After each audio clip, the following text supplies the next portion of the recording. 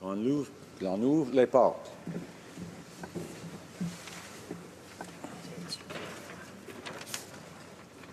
Thank you very much. Routine proceedings. Tabling of documents. I have the honor to lay upon the table, pursuant to subsection 23(5) of the Auditor General Act, the fall 2015 reports of the Commissioner of the Environment and Sustainable Development of the House to the House of Commons. These reports are permanently referred to the Standing Committee on Environment and Sustainable Development.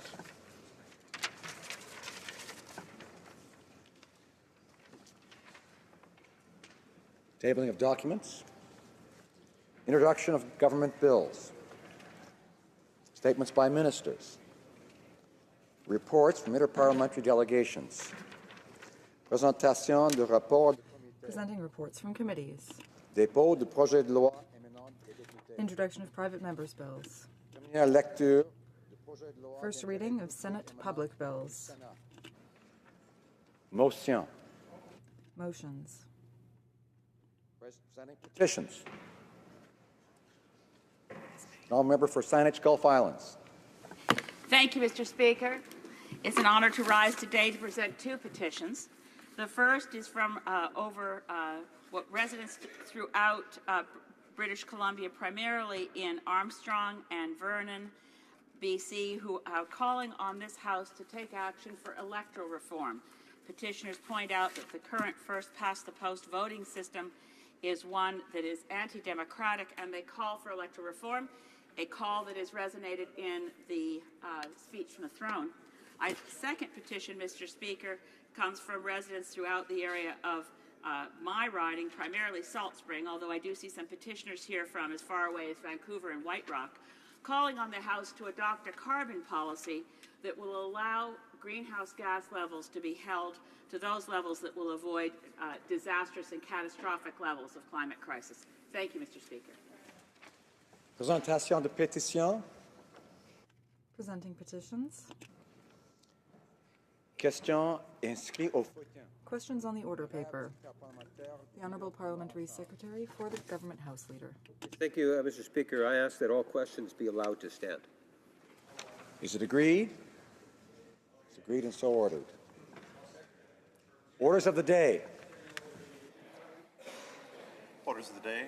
Address and reply to the speech from the throne. Resuming debate. On debate, the member for Central Okanagan, Similkameen, Nicola. Thank you, Mr. Speaker, and it's a great honor to respond to the speech from the throne on behalf of the citizens of the new riding of Central Okanagan, Similkameen, Nicola. I'd like to just inform you, Mr. Speaker, that I'll be sharing my time with the great member for Thornhill. Now, time is valuable in this place, and thus I'll get directly to adding a few comments that are of great concern to my riding. The largest single void in the speech from the throne is that there is zero mention on the need to prioritize a new Canada-United States softwood lumber agreement.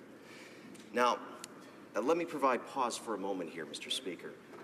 In Princeton, British Columbia, over the past few decades, a lumber mill has been the single largest private employer in that community. Now, the same goes for Merritt, British Columbia, BC, where there are a number of lumber mills. And I also have to say it's the same situation in my home community of West Kelowna. These mills drive local economies, and make no mistake, for every lumber mill there are many spin-off jobs and small businesses who also depend on the health of the BC forestry sector. Now, it is not just softwood lumber and the forestry industry that the throne speech is set on, Mr. Speaker. There's also no mention of mining. In Central Okanagan, Similkameen, Nicola, we are fortunate to have two major mining operations that provide hundreds of well-paying resource jobs. Now, right now, the mining sector is very nervous, as our Prime Minister recently slighted our former Prime Minister in Davos over the very subject of natural resources. Now, Mr. Speaker, I'm here to tell you clearly that natural resources and resource development is not a dirty word. And it may not fit into the new Prime Minister's narrative of sunny ways and selfies, but make no mistake, Communities in my riding very much depend on these well-paying jobs. Now, the Prime Minister should also know that, that the people that work in this industry are extremely resourceful, but also they are extremely technologically dependent. In fact, mining, Canada is known to be the leader in the development and utilization of robotic mining, Mr. Speaker. The mining sector itself uses as many computers, is only second to the use of computers in Canada to the federal government. Things I think that people should know. And in the forestry sector, innovation drives that sector because it is so dependent on productivity. In fact, robotics and new methods of global positioning, satellite work, are constantly being used to make that sector more and more productive. So to imply that resourcefulness is not involved in getting Canadian resources to international markets is an insult to those who work so hard to make our economies grow. Now, my other major concern in the speech from the throne, Mr. Speaker, is the lack of clarity around infrastructure. Now, the throne speech references transit spending, social infrastructure, and green infrastructure, but is silent largely on civic infrastructure. Now, let me explain why this lack of clarity is a major concern, not just in my riding, but throughout many parts of British Columbia. In British Columbia, the Prime Minister named only 3 members to his cabinet. However, none of these 3 have been named as the lead British Columbia regional minister. Now, this creates challenges for municipalities, Mr. Speaker. More so for municipalities located outside of the Lower Mainland, as these Liberal ministers all represent ridings within a short distance of one another. And now, I have concerns on the throne speech, but the final point I will raise is that it is also completely silent on the subject of pipelines. Now, why is that a concern?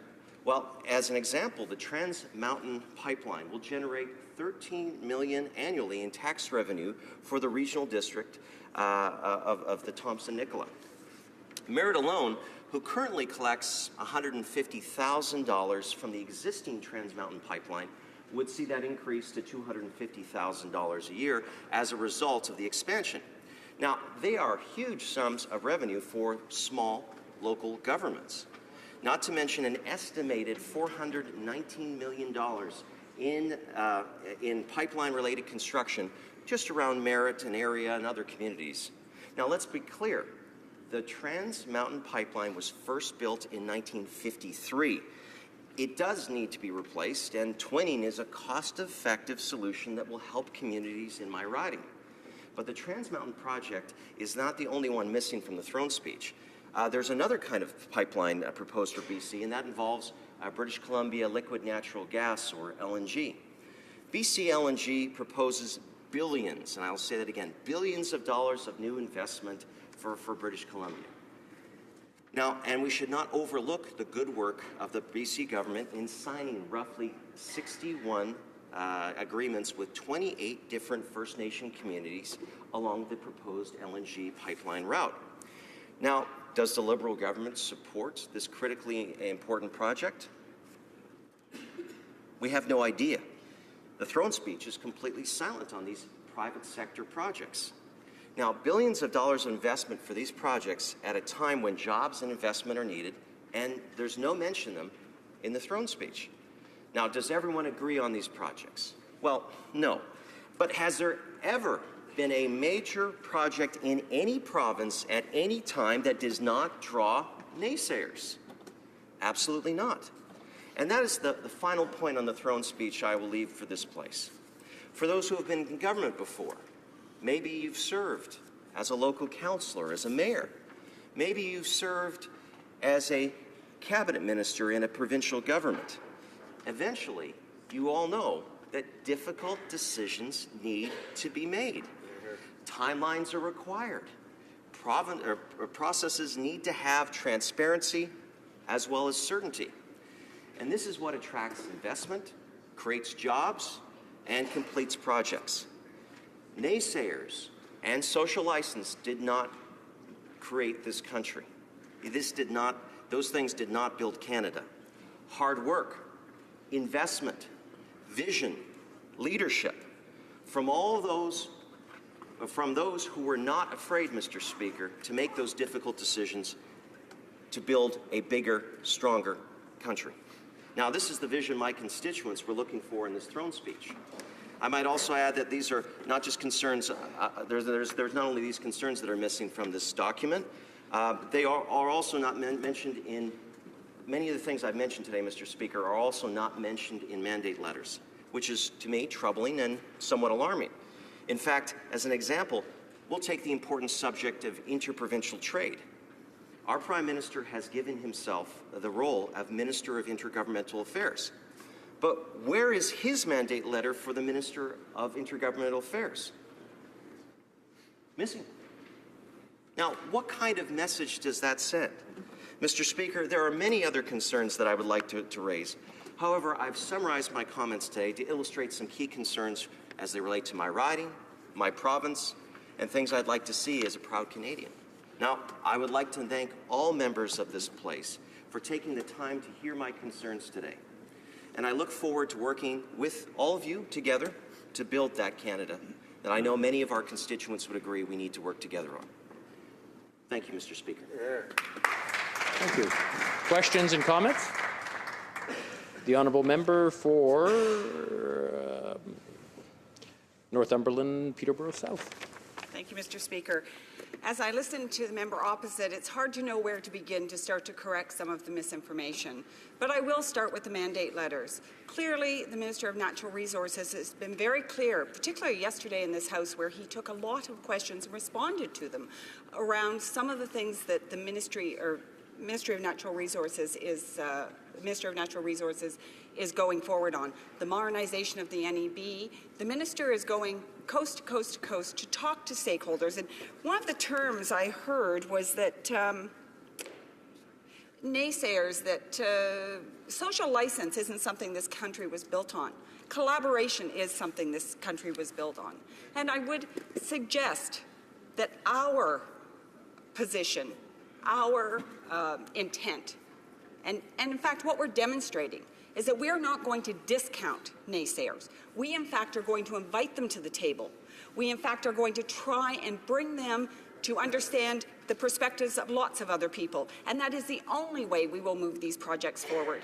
We have said clearly the modernization of the NEB, as the Minister said yesterday, as well as ensuring that we have an interim process for those plans already in process, will happen. And the only way it will happen is if Canadians can trust that as a government, we're making sure that they're taken care of. Thank you, Mr. Speaker. The honourable member for Central Okanagan. Thank you, Mr. Milkameen Speaker, and I Pulak. appreciate my honourable colleagues' comments. However, they seem to be a mini speech of their own.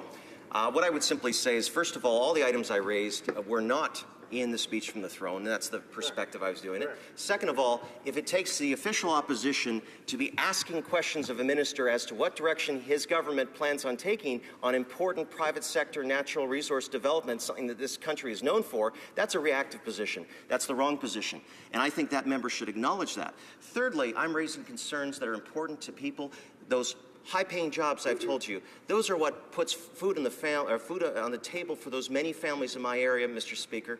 And you know what? Consensus building is what leaders do. I appreciated what the Prime Minister did this morning with the Mayor of Montreal, but we need to see more of this. When I was at the Natural Resource Forum in Prince George, British Columbia last week, I heard two words, Mr. Speaker: vague, uncertain. That's how the industry feels about this government. This government could do a lot more to drive consensus and certainty to bring the investment this country deserves. Thank you. The honourable member for Durham. Thank you very much, Mr. Speaker. And I'd like to thank my colleague from British Columbia for his passion and for his remarks here today in debate. And I was struck by a particular section of his speech where he talked about the vision previous governments have had to build a better country together. He talked about vision, Mr. Speaker, but this new government seems to be based on division, Mr. Speaker. The speech in Davos from the Prime Minister, where he was flippant about the role the resource economy plays in Canada, from BC, forestry, mining, oil and gas throughout the country, Mr. Speaker, potash. These resources help fuel the programs that Canadians enjoy, and to mock or play off one sector against another, Mr. Speaker, is not leadership. The other thing on division we see, Mr. Speaker, is division between the provinces. The seed's already being sowed. The Prime Minister had to go to Montreal this morning to ask his former parliamentary colleague, Denis Coderre, to stop halting the progress and opportunity for New Brunswick, for Western Canada, Mr. Speaker. So could the honourable member please talk about that role Vision plays, having all industries play a role from BC to Newfoundland in our economic success? For the comment and the question, Mr. Speaker. I would just point this out. I was a little disappointed, I'm sure many people were, that a government with a Prime Minister that said that he would try to unite Canadians would take to the world stage. Now, hey, I appreciate that a Prime Minister, as a leader, should take that stage to encourage and influence world opinion. But to actually come out and say, take a cheap jab at his predecessor on that world stage, a Prime Minister, he or her should be using that to put forward a position that all Canadians can get behind. Now, I have a burgeoning tech sector in Kelowna. We see how technology has innovated the forestry sector, made us more productive. But I think the Prime Minister should acknowledge that those things are happening. And I do believe the vision that he's talking about is something that can happen, but not, again, Mr. Speaker, if we continue to see from the Prime Minister more division, more splitting, and not coming together as a country. Thank you. Resuming debate, the honourable member for Thornhill. Well, thank you, Mr. Speaker, and I'm delighted to rise today as we continue debate on the speech from the throne. Given that Her Majesty's loyal opposition hopes that the Prime Minister and his cabinet have received adequate briefings over the past 2 months to reconsider and recognize some of the promises made during the election campaign that couldn't or shouldn't be kept. I will resist the temptation to say repeatedly, "We told you so," and I will offer, Mr. Speaker, constructive suggestions on some changes and improvements. I'd like to use my time today to touch on a number of issues referenced in generalities in the throne speech that are priorities in my riding of Thornhill, and I'm sure in ridings right across the country.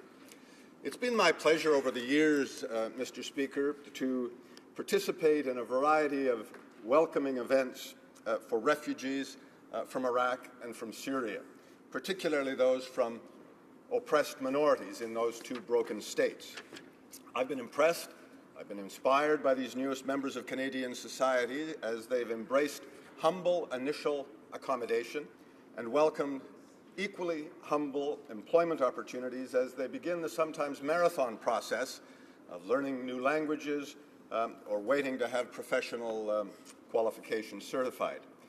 But, Mr. Speaker, notwithstanding Canada's traditional generosity in welcoming refugees from around the world, the government's rush to achieve targeted Syrian intake numbers has had a number of significant, although, to be fair, I believe, unintended consequences. Welcoming refugees is one thing, Mr. Speaker, but resettling them effectively and with care is quite another.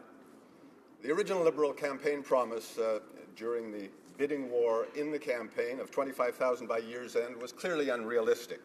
But in the accelerated process, for almost half of the 10,000 by January target were privately sponsored refugees, serious problems developed very quickly in the capacity of private sponsors and private sponsorship groups, religious organizations, community groups, to settle hundreds of new arrivals a week, finding accommodations, acquiring furniture and clothing, connecting new arrivals with schools and with services.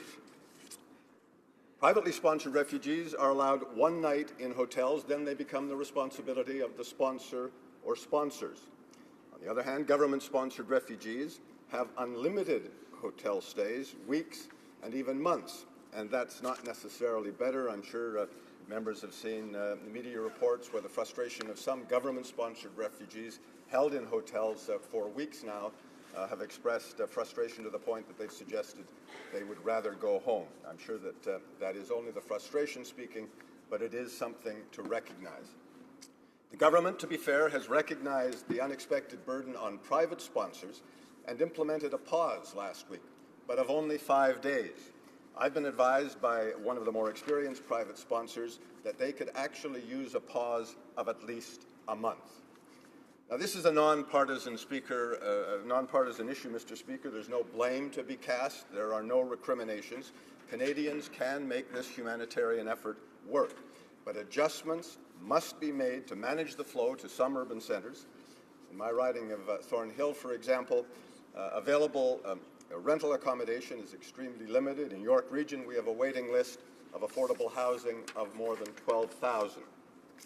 I believe the government should also reconsider the provision of one-night hotel accommodation to allow private sponsors and social agencies to give them greater time to locate appropriate housing. Now, the second matter I'd like to raise today, Mr. Speaker, has to do with the commitment in the throne speech to, quote, work with Canada's allies in the fight against terrorism. Well, Mr. Speaker, the government is still incredibly vague and incoherent in explaining its fixation on fight fade with regard to the CF-18 component of Operation Impact. It defies the wishes of our allies. It defies the effectiveness of the Royal Canadian Air Force. It defies logic. And, Mr. Speaker, it defies Canadian public opinion. Now is not the time for Canada to step back, to force our allies to take heavier burdens in the fight against Daesh, ISIS. Canadians have been magnificent, Mr. Speaker, in accepting tens of thousands of displaced victims from Syria and Iraq. But in all honesty, Mr. Speaker, they are the lucky few. That's because in the long run, the most important thing that democratic, peace-loving nations can deliver to the millions of suffering souls in the Levant is the restoration of peace and stability, allowing the displaced to eventually return to their devastated communities to begin to rebuild their lives in their homeland. Now, finally, Mr. Speaker, to the government's optimistic, I believe unrealistically optimistic intentions to establish diplomatic relations with some of the most dangerous individuals and groups around the world today. Now, I know that many of the honourable members opposite justify their policy positions with the simple statement, because it's 2016. Well, because it is 2016, I'd like to suggest that it's time to put aside some of the Liberal Party's dated concepts about diplomacy, about war and peace and peacekeeping, and about the solutions needed to address global challenges today. There's certainly a place for optimism and a place for hope and sunny ways, but certainly not for wishful thinking and simplistic solutions. When it comes to Iran, Mr. Speaker, it's time for a reality check on the government's plans to ease sanctions, to normalize diplomatic relations, to reopen Canada's embassy in Tehran, to allow the Iranian mission to reopen in Ottawa, and to encourage Canadian businesses to explore business opportunities with the regime in Iran. I was frankly disappointed by the indecent rush by some European nations to take advantage of trade opportunities that the lifting of sanctions against Iran's nuclear adventurism would allow. I'm equally disappointed that a minister of Canada's new government would voice the same commercial justification to consider delisting Iran as a state sponsor of terrorism, of reopening our Tehran embassy, putting our foreign service professionals at risk in the face of the Iranian regime's selective protection of diplomatic establishments, of attempting to engage with a regime that continues flagrant testing of ballistic missiles and that promises to spend billions of dollars in released sanctions funds to sponsor terrorist groups that are committed to the destruction of Israel. I sincerely hope, Mr. Speaker, in concluding, that our government doesn't allow sunny ways, cockeyed optimism to put Canadians at risk, or for that matter, to put any potential victims of Iranian-sponsored terrorism at risk in the months and the years ahead. Thank you. Thank you. Questions and comments? The honourable member for... There we go. Spadina, Fort York. Thank you very much. I listened with interest as we were encouraged to put aside our dated ideology and then listen to a list of deficiencies in the immigration system which are creating a challenge as we seek to settle not just 25,000 but as many Syrian refugees as possible. And I believe what I heard listed was that there's a shortage of affordable housing, in particular in the members' riding, that there is a capacity lacking inside the immigrant settlement services, largely as a result of cuts that the previous government made. The same can be said for housing. The cuts and the underfunding of the housing sector by the previous government are largely why there is not a housing program to absorb new arrivals, not just new arrivals, but Canadians who need housing. And so as the member encourages us to put aside a dated ideology, which I'm not sure is entirely an accurate statement, am I now hearing from the members opposite, in particular from the Conservative caucus, that they are going to put aside their principled and long-stated objection to investments in public housing and subsidies for public housing residents, that they are going to support the investments in immigrant resettlement services, and they're going to help develop a society which has the capacity now to absorb and encourage and employ new arrivals to this country? Are they going to put aside their cynical ideology, which has put this country in exactly the position that he says needs to change? The member for Thornhill. Mr. Speaker, I always enjoy to engage in dialogue with my colleague from Spadina, Fort York. First of all, with regards to dated liberal concepts of diplomacy, peacekeeping, war and peace, I think that Lester Pearson today would follow quite a different course than in the golden days of Pearsonian diplomacy, when the United Nations was a very different organization and when protagonists and antagonists around the world, warring parties, would eventually come to negotiated and reasonable settlements. We're dealing today with a new phenomenon where martyrdom is cherished over resolution, reasonable resolution of peaceful coexistence among differing groups around the world, not just in the Middle East. With regards to housing, Mr. Speaker, I'd like to gently contradict my colleague opposite. During our massive and historic injection of infrastructure fundings in 2009, 2010, and 2011, I myself had the honor and the pleasure of officiating at a number of new housing projects that were opened in 416 in downtown Toronto. With regards to York Region, we are working and have been working collaboratively with the municipalities who agree that they have in fact been negligent in the past in their city planning, in their bylaws, in not encouraging developers to, in building high-rises and condominiums, to also include, by planning by law, affordable housing, rental housing, and to change the provisions of bylaws in the 12 communities of York Region, which allow private homeowners to, in fact, open up accommodations in rental accommodations in their facilities. So I think there's much to be done here. I think CMHC, and I've encouraged in advice to the minister's call for response on infrastructure spending, I've suggested that we should revisit the original CMHC planning, which has gone sadly off the rails in recent years, and I believe is one way of addressing the housing problem in Canada today.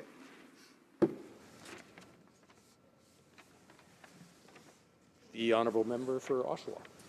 Thank you very much, Mr. Speaker, and I wanted to take this opportunity to thank my colleague for an excellent speech, pointing out some of the deficiencies in the speech from the throne. He mentioned the challenges that we're having with our refugees, and one of the things that's really important for a new government is to have a good vision, but also to put a plan forward. And one of the important things with refugees, of course, is jobs. In my community of Oshawa, jobs is the priority. And another deficiency in the speech from the throne and the platform of the current government was no plan for manufacturing, no specific plan for the auto sector. The Prime Minister, when he was campaigning, even said that he'd like to transition away from manufacturing. So I wanted to ask my colleague for some advice for the new government. It's great to have all these visions, but without a concrete plan and a way forward, what is the importance of having plans for certain sectors that create jobs like manufacturing versus a vision with no plan? For Thornhill, you have 30 seconds. It's a very short time. Sorry. Well, thank you very much, and I agree with the content of my colleague's question, and will only say that I have met with the new minister responsible for regional development across the country and urged him to continue what in Ontario at least was executed very effectively under FedDev Ontario in terms of funding for increased capacity of small and medium-sized enterprises and for the creation of jobs. Reprise du débat, l'honorable maire. Resuming debate, the honourable member for Pontiac.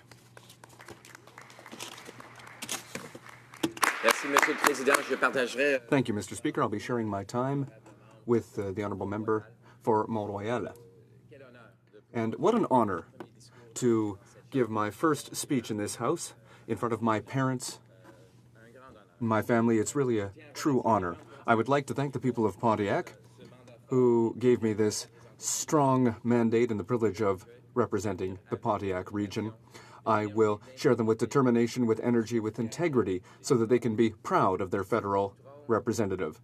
The speech from the throne clearly lays out the democratic vision of our Liberal government, which represents real change in the political identity of Canada. We have committed to listening and working with stakeholders and other jurisdictions, whether they be communities, municipalities, the provinces, or First Nations, for the benefit of our region in Western Quebec. And my challenge will be not only to represent the diversity of my riding in, for example, Aylmer and Gatineau, but also to give a voice to the rural regions of Pontiac, which have often been forgotten in the greater capital region.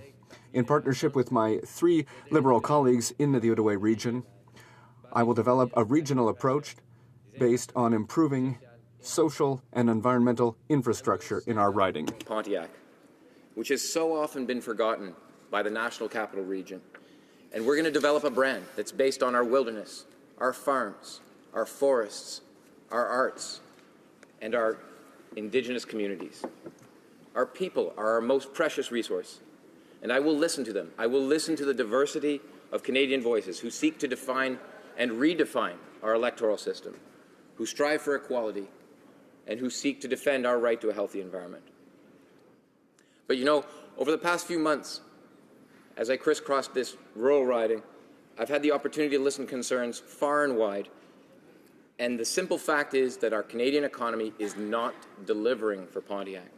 It seems to most people that I speak with out in the country that our economy is stacked in favor of those who already have the most resources and those who live in big cities. And a vision of the Pontiac has emerged as I've spoken with people. From Cantley to Chelsea, westwards along Highway 148, down through Shawville, Campbell's Bay, Fort Collonge, all the way out to Allumette Island and Rapide des Joachins. And that same vision is the one I hear when I go up the 105, all the way up past Low and Casabaswa, Gracefield and Maniwaki, the whole valley of Gatineau. People want economic stability. They want jobs. And it's my job and the job of my colleagues in the Outaouais to help deliver for small businesses and to bring forward this vision from our speech from the throne and deliver infrastructure projects and new job opportunities. The Pontiac is a place that's steeped in history. It's a place that was first inhabited by the Anishinaabe, the Algonquin people. This is a great Indigenous nation, and it has experienced many difficult changes. And it's now time to invite reconciliation with the Anishinaabe people, to address our colonial past and unceded territorial claims. Miigwech to the communities of Kitigan, Zibi, and Barrier Lake for working with me to achieve this reconciliation.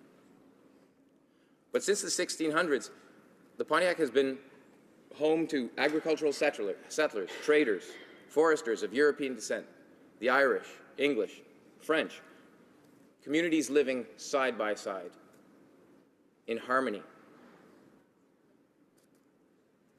And it is one of the most bilingual regions in this country. It's such a diverse community, and now It is home to some of the newest Syrian families in Canada. We're very proud of that. Standing behind a vision of Canadian unity, the Pontiac people have had strong federalist roots for many years. So many people in the Pontiac serve our entire country, working for the federal government in the civil service. Il y a des milliers de fonctionnaires fédéraux. There are thousands of federal public servants who are dedicated to supporting the efforts of the federal government to build a better Canada. Pontiac is a great recreational area with the Coulanges Falls, rafting on the Ottawa River. There is huge potential for a new national park. There's the Gatineau Valley with many cabins and cottages. It's world-renowned. Forests and lakes and rivers that provides a livelihood for so many residents and an abundant opportunity for recreational activities. It's a land of agriculture. It's a land of forests. Le Pontiac a une fière tradition. Pontiac has a proud tradition of agriculture, from small to big producers who sell their wares in Montreal, Ottawa, and beyond. Our best restaurants can be found just 20 minutes from downtown Ottawa. We have great regional food, local food. La société canadienne. Canadian society is less egalitarian as in the past. The differences in income is getting worse and worse. That is why we have addressed this clearly in the speech from the throne. I am very saddened to see the economic situation in Pontiac. It is not fair that certain areas of my riding and certain areas in my region have the highest levels of poverty. In my region of Quebec, our regions have for too long now been forgotten. Since the closure of the wood mills, the rate of unemployment has gone up. Our fixed income seniors and young people are in a dire situation. Let us not also mention the significant cuts to the federal public service. So many directions, and so are their budget. Out-of-pocket costs keep rising, and they're rising faster than wages. And I hear this everywhere I go. A single mom in Shawville talking about juggling a job and raising 3 kids. If only her child assistance payments were increased, it would just ease that situation. Our government will be there to help. The grandmother in La Pêche, who works around the clock providing childcare to her 3 grandchildren. She's proud of her work, but the pay is barely enough to pay the rent. She needs affordable seniors housing. Our government will deliver. Young entrepreneurs who dream of opening a small business, but they're hampered by substandard internet connectivity and cell phone access. Our government will help. All of these trends are real and they're not going away, but they don't determine our destiny. The choices that we make for our nation and for Pontiac matter. And the choices we make for the next 4 years will set the stage for the middle class and those who aspire to join it in Western Quebec. Notre région de l'Outaouais a besoin. Our Ottawa region needs a boost, and that is why it chose a liberal MPs and a government that will be able to increase the employment rate. It will re-establish respect for the public service and respect for our seniors and our workers. I commit myself to work with the people of Pontiac so that together we can help them to work our natural resources in a responsible and viable way. For our lakes, our rivers, our arable land, that are a source of well-being and prosperity, and that guarantee our identity. I'd like to conclude by saying that I look forward to hosting an economic summit, bringing together all of the MRC, the municipal regional governments of our riding. I look forward to bringing together all of these small businesses and all of the communities who want to work together to build a better Pontiac. Je vous remercie. Thank you very much. And I hope that the next 4 years will be the best for Pontiac. Questions et commentaires? Questions and comments? The honourable member for Durham. Thank you very much, Mr. Speaker, and I'd like to congratulate the member on a very effective maiden speech in the Parliament. He's a natural politician. I think he named every town in his riding in the course of that speech, so very, very well done. One thing that I would like him to comment on, Mr. Speaker, because I listened to his remarks about how some people in the Pontiac feel that cities have been getting ahead, but not parts of rural Canada or suburban Canada. I said this to one of my colleagues who spoke earlier about the problem of pitting one industry and one future against another. So saying Canada is moving past manufacturing and resources and will only rely on high-tech or IT in the information economy, representing a riding that has a mixture of rural parts. Could the member comment on how we can build a plan so that both rural Canada, urban Canada respect the various industries and move forward together? The honourable member for Pontiac. Thank the honourable member for a great question, and it's one that's asked of me many times. Pontiac's a challenging riding because there are so many people now living in Gatineau who are represented in this riding, but also so many small towns and towns that have been decreasing in their population and who are looking for a new industry and a boost to their existing economies around agriculture and forestry. Honestly, I can tell you that what we need is indeed the capacity to accept there are certain aspects of our past economy that we will have to strengthen, be it agriculture, forestry. We must help them. We must reduce barriers in interprovincial trade for our agricultural goods. We must help the development and the transformation or the processing of forestry products, especially in the Outaouais region. We must not forget these aspects of our economy. Of the situation in Pontiac is such that we need to look both to the economy of the past and the economy of the future and marry them together. There is no one solution. And the greatest assets that we have in the Pontiac are our natural capital. We are bounded by the Ottawa River and the Gatineau River. So many lakes, so many areas to go canoeing, fishing, and camping. We need to build the Pontiac brand. And if we can achieve a brand around wilderness and agriculture and forestry and marry that to high tech and marry that to connectivity through the internet, we can build small businesses that will help us succeed. Thank you. The honourable member for Edmonton Strathcona. Speaker, I'd like to congratulate the member for Pontiac for his election. We've known each other for quite some time, and I can presume that the honourable member will share the concern of his former colleagues at EcoJustice for the calls and support for a transitional process for the NEB process, for the reinstatement of the protections of navigable rivers, which was legislation, which was the key driver for federal assessment, and that his members support instigating federal protections for the participation, access to information, and effective enforcement under Environmental Bill of Rights. Will the member for Pontiac be an advocate for these issues, which are of concern to the public, in his caucus? Honourable member for Pontiac. I thank the member from Edmonton Strathcona for the question, and indeed this is an issue that's near and dear to my heart, and I appreciate that it is near and dear to yours as well. I look forward to working with you over the coming months and years on these important matters. And yes, we have so much ground to catch up on. Our environmental governance regime at a federal level has been stripped to the bare bones. The scientific capacity reduced tremendously.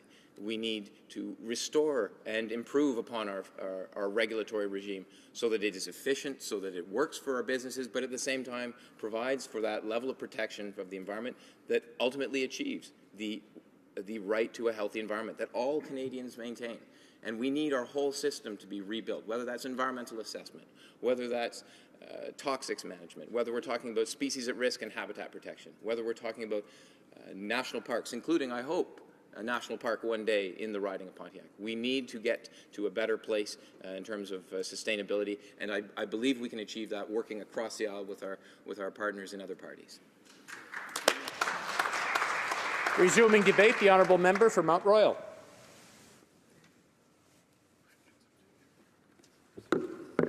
Merci, Monsieur le Président. Thank you, Mr. Speaker. It's a great honour to rise here today to talk to the speech from the throne. Throne speech, and when you look at the throne speech, you look at it from the background you come from. I look at it from my professional background. I was the general counsel of a multinational company with operations around the world. And I understand the frustrations of Canadian businesses that are trying to do business abroad, and the frustrations in the R&D sector when we look at what monies companies are entitled to through R&D tax credits or otherwise. I look at it through the perspective of having been an elected official at the municipal level for 21 years, 11 years as a city councillor, and 10 years as a mayor. So I fully understand why we want to look at the fact that municipalities are truly one of the levels of government that need to be represented at the table. And finally, Mr. Speaker, you look at it from the riding you come from. Everyone in this room thinks that, in this chamber, believes that their riding is the best riding in Canada, and of course I feel the same. My riding encompasses the town of Mount Royal, the city of Côte-Saint-Luc, the town of Hampstead, and Côte-des-Neiges-NDG, which is a borough of the city of Montreal. And it's an incredibly diverse riding. But we've also been a riding that has been represented by great men and women. The Right Honourable Pierre Elliott Trudeau represented this riding in this place. So did Sheila Feinstone, and so did Irwin Cotler. And I have quite a legacy to carry on. I promise you, Mr. Speaker, that I will be a member from Quebec who fights for a united Canada dans ce place et ailleurs. In here and elsewhere.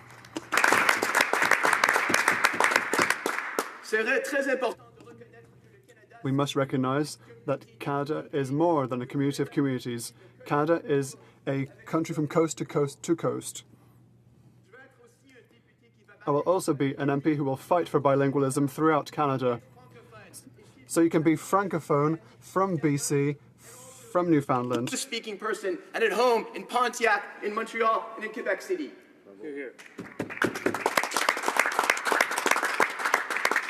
I will fight for a strong charter of rights and the respect of individual liberties. And I will fight for a country that recognizes our multicultural heritage and the fact that people coming from whatever countries in the world that come to Canada bring us richness and diversity. Et aussi, Monsieur le Président. And what's more, Mr. Speaker, in the footsteps of my predecessor, Irwin Cotler, I will be an MP who respects all parties of the House. We need to get along in a nonpartisan way. And I was so pleased that the speech from the throne talked about a new tone in government. A tone in government that will also empower MPs with stronger committees, with no more omnibus bills that bundle different issues and make people vote in different ways that they don't want to vote. And most importantly, with more free votes for members in this House of Commons, in this place, so that we all have a chance to pronounce ourselves according to the will of our riding and our own principles. I was also very pleased, Mr. Speaker, in the throne speech that we talked about infrastructure and the biggest infrastructure program that has ever come to Canada. Because those of us that come from municipal backgrounds in cities and towns across this great country, in Alberta, in Saskatchewan, in Manitoba, in New Brunswick, we know that we need money for hard infrastructure like roads, like aqueducts, like sewers. We need more money for public transit in our great metropolises, particularly at Montréal, on a besoin d'argent pour les... Especially in Montreal, where we need money for the STL. And in my riding, there is one project that is especially important, the prolongation of the Cavendish Boulevard. The missing piece of the Montreal Island Road Network. We've talked about it for 50 years. It still hasn't happened. All of the cities in the agglomeration of Montreal, which is our regional government, strongly support the Cavendish extension.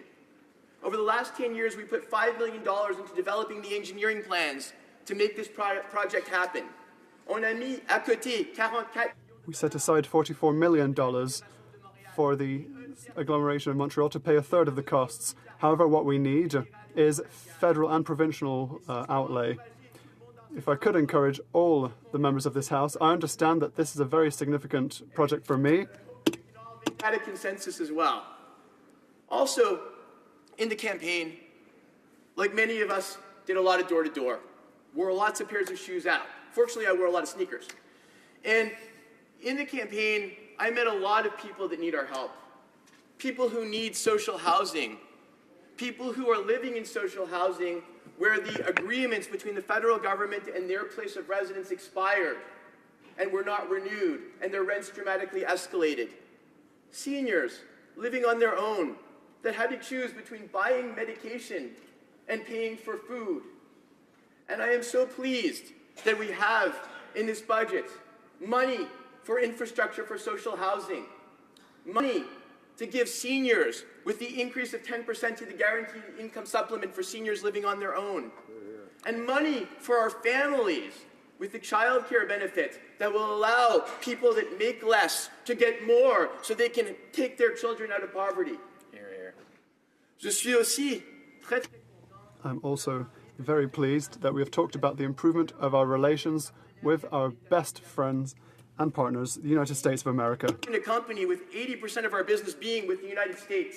I know how important that relationship is, and I was very, very pleased that it was singled out in the throne speech as being something of paramount importance for us to achieve.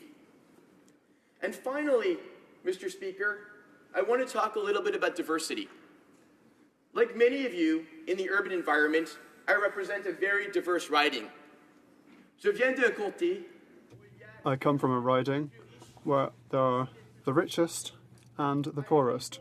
That have come from different communities from all over the globe, over 100 nations, speaking over 100 languages, just in my riding in Mount Royal. And nous avons un côté qui... We have a unique side of things over in Quebec, where most people speak a riding where most people speak English. This is a very rare thing.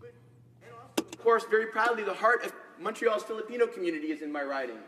But despite our differences, despite our linguistic differences, our religious differences, our cultural differences, we get along like gangbusters. And that, to me, is the diversity of Canada.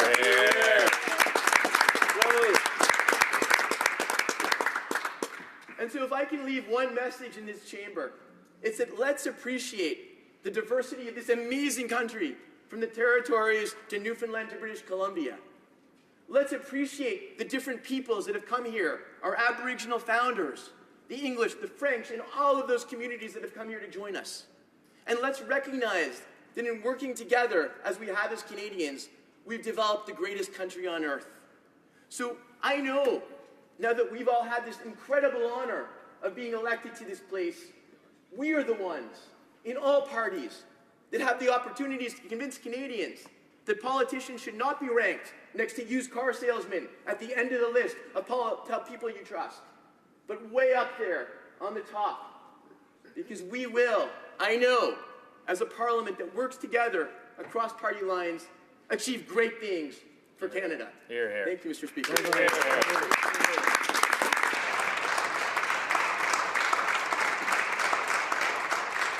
The honourable member for Calgary Forest Lawn. Speaker. Mr. Speaker, let me first start by congratulating the member on his electoral victory to this House of Commons. He's absolutely right. This is a great country with diversity. And over the years that I've been here for 18 years, we have worked towards achieving that goal that he's talking about. And I've enjoyed my journeys to Quebec and all around the country. So I have a question for him. At this current time, the mayor of Montreal, where he comes from, has said that he is not going to support one of the most important projects that will unify this country. And I'm asking him if he is going to go and talk to my good old friend, and I should say old friend because he was here in this chamber sitting exactly where you are sitting as the former Minister of Immigration, and he was a friend. Well, he'll go down to Denis Coderre and tell him what he just said here, that this is a unified, the unity is required, this is East and West, we should not pit with each other, and he should give this thing. He should be selling that out there. Is he going to do that, Mr. Speaker? From Mont Royal.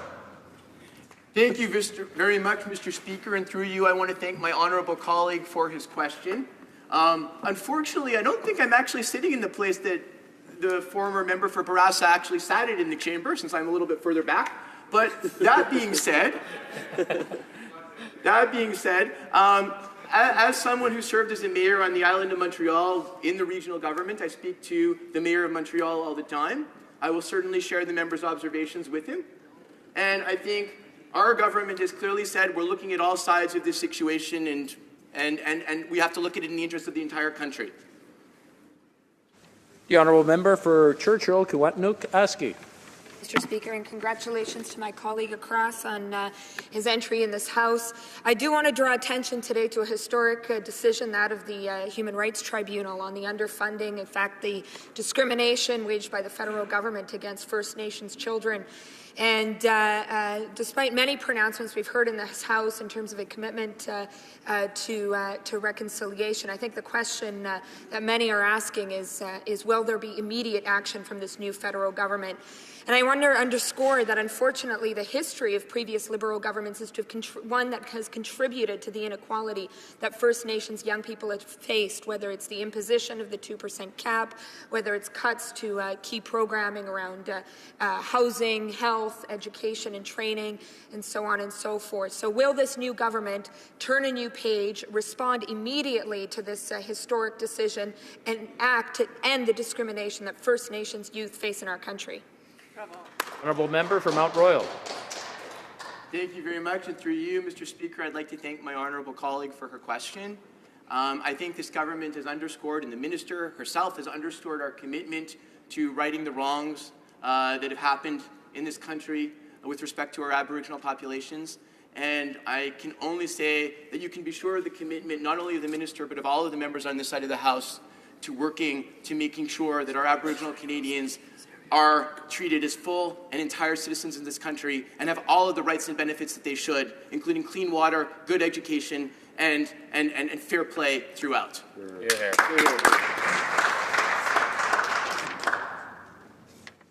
I'm looking at the time, and we'll make it a very short one. The honourable member for Thornhill. Well, thank you, Mr. Speaker, and I'd like to welcome my new colleague from Mount Royal. He has large shoes to fill. His predecessor was a champion of in the fight against terrorism and spoke out openly about it. I'm just wondering how he feels about the Minister of Foreign Affairs' refusal to explicitly condemn the incitement to kill Israelis by the Palestinian leadership. Brief answer. Thank you very much. Mr. Speaker, through you, I'd like to thank the member for Thornhill for his question.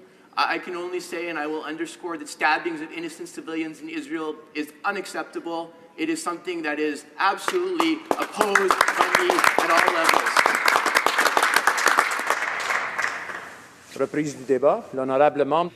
Resuming debate, the honourable member for Gatineau.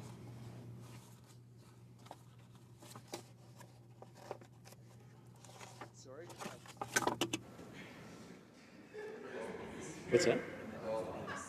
Should I go to the next one? Okay. Seeing that we're new here, we'll...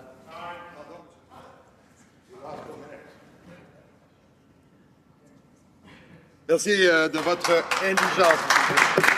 Thank you for your indulgence, Mr. Speaker. Monsieur le Président.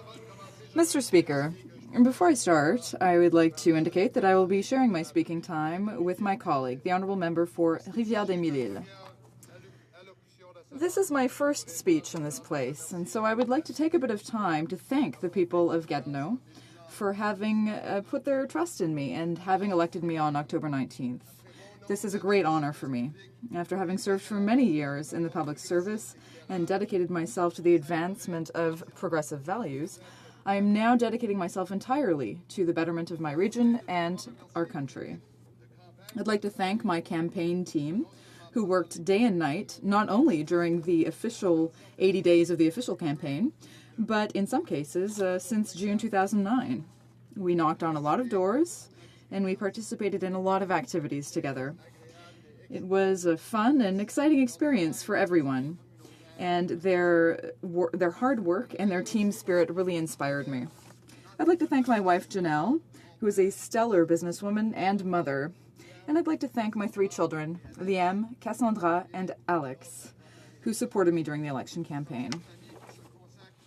Like any family that embarks on such an adventure, they had to make many sacrifices, and they had to lend their father and husband to the people of Gatineau. Over the course of my time in public service, my colleague from Egmont remembers our first experience on behalf of the late Joseph Giz. I also thank my first boss, Frank McKenna, who remains the best mentor one could have and one of Canada's great promoters and philanthropists. Finally, I want to acknowledge the Right Honourable Paul Martin, who asked me to play a small role in national politics and who I will always be proud to call a friend. J'ai l'honneur de représenter une... I have the honor of representing a very dynamic riding, but I also feel great humility before this challenge. I'm proud to be a citizen of Gatineau, proud to be raising a family there, and proud to be living in such a spectacular region, along with my colleague from Pontiac. Through our dynamic business people, our history, our cultural and athletic exploits, our workers, and our tradition of public service, the people of Gatineau have helped build the Canada that we know today. The citizens of Gatineau are proud to be both Quebecois and Canadian.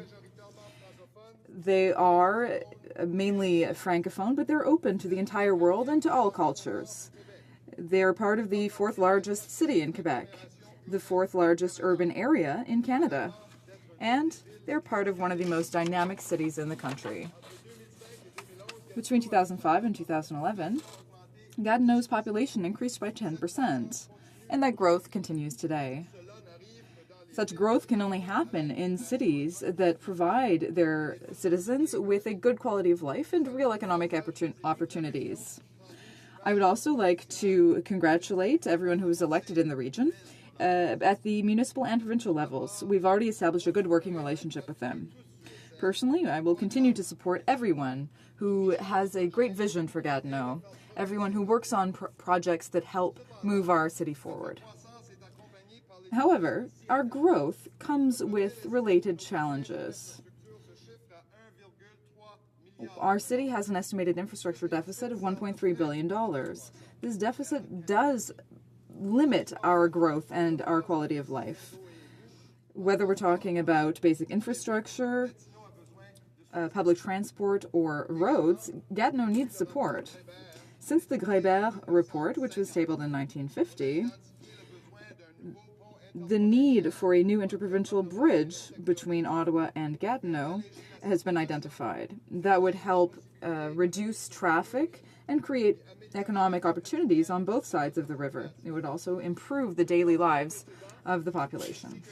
The previous government, as well as the cities of Ottawa and Gatineau and the provinces of Ontario and Quebec, agreed that this report, tabled in 2013, should form the basis of a decision to move forward with this much-anticipated project. I remain optimistic that this will happen. So I'm particularly happy to know that our government has committed to invest in infrastructure in the speech from the throne. These investments will bring great benefits for the people of Gatineau. They will create jobs and stimulate the economy. The people of Gatineau also want to see economic diversification in the region. During pre-budget consultations with my colleagues last week, we discussed this. We said that Gatineau has a lot of potential, and there are a lot of possibilities to attract industry and businesses. We have an airport, we have post-secondary institutions like the UQO, and we have business people who are ready to invest in the region, and I will continue to work to support that diversification. Members from the Outaouais region are aware of the needs in terms of the public service. I am the son of two public servants, and I understand why people are proud to work for Canadians. But over the past 10 years, under the previous government, many public servants became discouraged. They were disappointed by the lack of respect for the public service. And we have promised to bring back that respect and to really put it back at the heart of the public service. I, for one, am happy to see the new atmosphere that now reigns in the area. Public servants are also concerned by the use of French in the public service. In its report from March 2014, the Commissioner of Official Languages, Graham Fraser, said the following, and I quote, there has been a subtle erosion of bilingualism in the federal public service through neglect and the unintended consequences of budget cuts. Mr. Speaker, I have noted our government's commitment in the speech from the throne and in the mandate letters saying that the government wants to make the official languages really at the heart of the public service again. I'm sure that our government will move ahead with this situation and deal with this question of the use of French. When French can flourish, the entire country benefits. Canada is stronger when Quebec and Quebecers have a strong presence in federal institutions. In terms of the economy, families and seniors in Gatineau are experiencing the same pressures as they do elsewhere in the country. They have a hard time making ends meet. Sometimes their job opportunities are limited. They need real help in terms of health and social advancement. I am proud to be part of a government that supports the advancement of the middle class. We've already lowered taxes for the middle class, and we have committed to helping families who need it by creating the New Canada Child Benefit. We have improved future prospects for young Canadians by working with the provinces to make post-secondary education more affordable and by creating jobs for students. Prices. The anemic record of economic growth that this government has inherited from the previous government, and the lack of progress in creating an economy of innovation over the last decade, this government will have to work hard to create economic opportunity for Canadians, and I know that my colleagues join me in saying that that's exactly what we intend to do. Nous l'avons vécu au Québec. We experience this in Quebec in the forestry and mining sectors. That work will have to be done through all of our industries to help create a 21st century economy, a tax system that favors investment, both foreign and domestic, and to help get our products to market safely and sustainably. I am confident that this government will create a means by which consensus can be reached on creating this future prosperity. It is unhelpful to participate in this economic debate by exacerbating regional tensions in Canada. I believe that when one region wins, we all win. For my part, I will work with anyone in this House who wishes to roll up their sleeves and present real economic solutions for Canadians. Monsieur le Président, Mr. Speaker, I am convinced that the Liberal government's priorities reflect the aspirations of the people of Gatineau. We want the economy to be more prosperous and more diversified. We want respect for the public service and for the French language. We want investments in infrastructure. We want Quebec to retake its place at the heart of Canada and at the heart of the government of Canada. To conclude, I'm happy to be part of a team that wants to work with all Canadians to kickstart our country once again. We want more prosperity, more progressive values.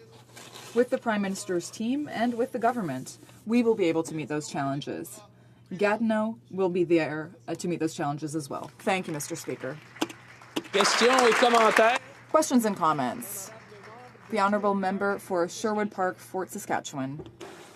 I thank the member for his remarks. He talked a little bit about the middle class, and I want to ask a specific question about that. This government significantly cut back on the amount that an individual can contribute to their tax-free savings accounts, in spite of the fact that all the data shows that those in the middle and those at the low end are in fact more likely to use tax-free savings accounts. Over half of those who max out their tax-free savings accounts are making less than $60,000 a year. Meanwhile, the new tax changes the government brought in provide absolutely no tax relief for those earning less than $45,000 a year. So they're concerned for the middle class. You already have to be doing better than that in order to be considered. Meanwhile, there are many low-income people who were using tax-free savings accounts who are now worse off under the government's plan. So how does the member square those economic realities with the comments he's made about the middle class? I was very proud, Mr. Speaker. J'étais très fier.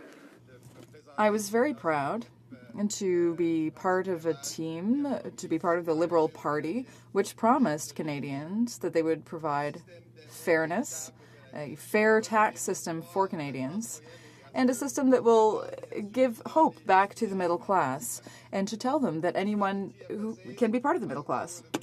the honourable member is getting his statistics, but I don't know that 60,000 people who make $60,000 a year have $10,000 of after-tax income to deposit into a TFSA account. What we have done is put money right back in the pockets of those making $60,000 a year so that they can look after their kids and wait until the next budget, honourable member. We will not only do that, but we will deliver fairness for parents across this country. 9 out of 10 Canadian families, hundreds of thousands of children who will leave poverty because of the very initiatives promised by this government that will be delivered. The honourable member for Courtenay Alberni. Mr. Speaker, I want to congratulate the honourable member from Gatineau on his election and on his speech. And I appreciate the member bringing forward concerns for seniors and families struggling to make ends meet. In fact, the latest Bank of Canada report shows the record low price of oil that has rocked Canada's economy hasn't been matched by changes to prices at the pumps. And last week in my community in Oceanside, the price of gas at the pump was $1.16 a litre. It was the highest in the country, more than the Northwest Territories. The previous government didn't do anything to protect consumers at the pump, to create more fairness for citizens, for seniors, for small business owners.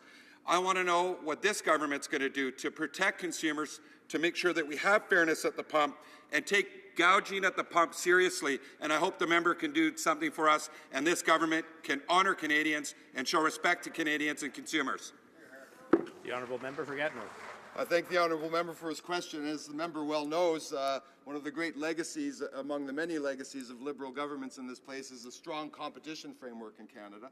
And the Competition Bureau, I know, which works at arm's length from the government, will work very hard and keep their eye riveted on gas prices across the country, and I know that they will continue to look into this. The key thing, and the member mentions fairness for seniors, for our middle class, and for children. The key thing, and I reiterate, is that this government and this party has committed to Canadians and will deliver to Canadians tax relief for families who need it. 9 out of 10 families who will benefit from our new prestation canadienne pour les enfants, pour la famille. Canada Child Benefit. Thousands of children that will get out of poverty and an economy that will be stimulated by record investments in infrastructure. That's what's going to create hope for the members' community, for my community, and communities represented by all the members in this House. Thank you, Mr. Speaker. Merci beaucoup. Reprise. Thank you very much. Resuming debate, the honourable member for Rivière-des-Mille-Îles. Thank you, Mr. Speaker. Dear colleagues, dear Canadians, first of all, I would like to wish you a very happy 2016. I hope that this year will be full of happiness, peace, and prosperity. Mr. Speaker, 2015 was a very eventful year in many respects. I would like to congratulate everyone in this place who was elected. I would also like to thank from the bottom of my heart the citizens of Rivière-des-Mille-Îles for placing their trust in me on October 19th. It's a real privilege for me. And I can tell you that I will work very hard to deal with the files that are active in my riding and to represent the citizens of Rivière-des-Mille-Îles with great dignity. Mr. Speaker, without the invaluable support of the voters and of the volunteers on my team, it would not have been possible for me to be speaking here today and to be addressing a reply to the speech from the throne. Straight off, I would like to take advantage of the few minutes that I have to talk about my great care for my riding, which was the place that I grew up and the place where I formed my ambitions. Mr. Speaker, Rivière-des-Mille-Îles is situated on the north shore of Montreal. It's made up of 4 municipalities and 2 rural municipalities, which have very diverse characteristics. These differences are really at the heart of the wealth of Rivière-des-Mille-Îles, which is the entry point of the Laurentian region. Based on examples from my writing. Premièrement, first of all, there is the municipality of De Montagne, which was previously called Saint-Eustache-sur-le-Lac. This is a mainly residential city, which is a wonderful place for families to live.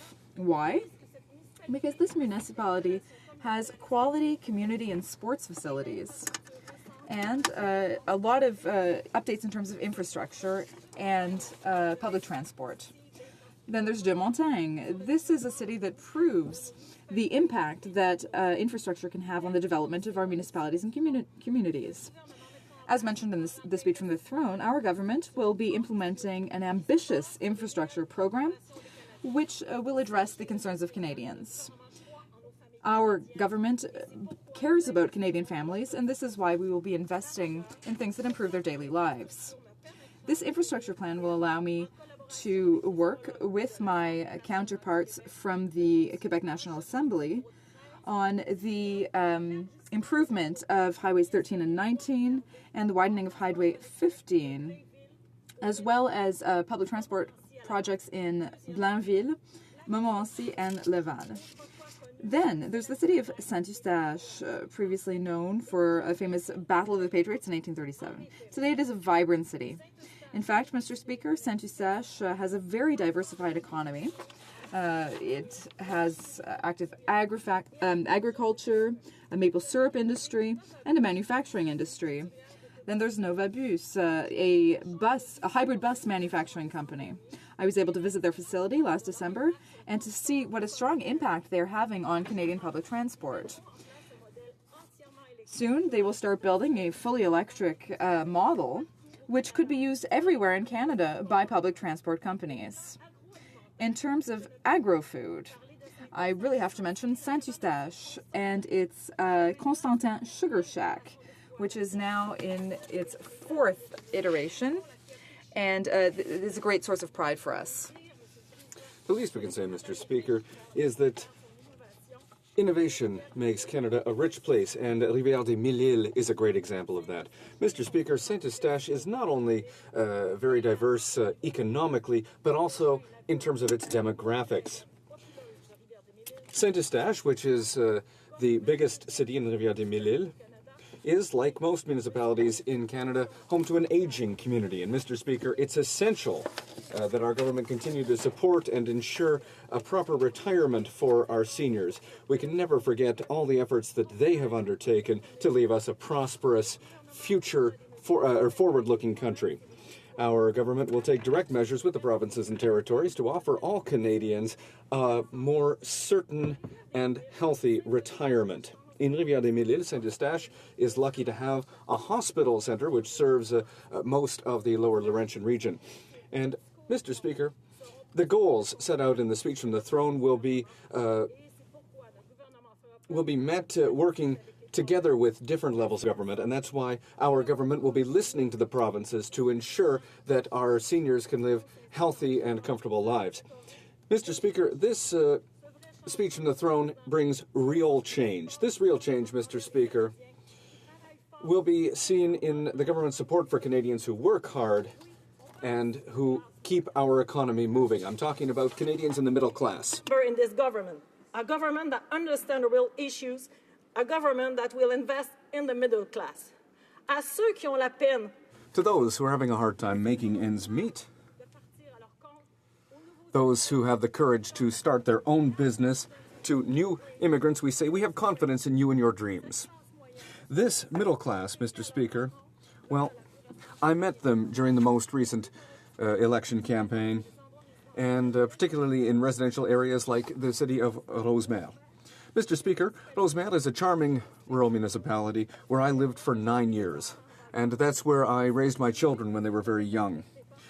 It's a city where the economic sector depends directly on middle-class households. As mentioned in the speech from the throne, we will be lowering taxes for the middle class, which will benefit not only Canadian households, but also Canadian businesses.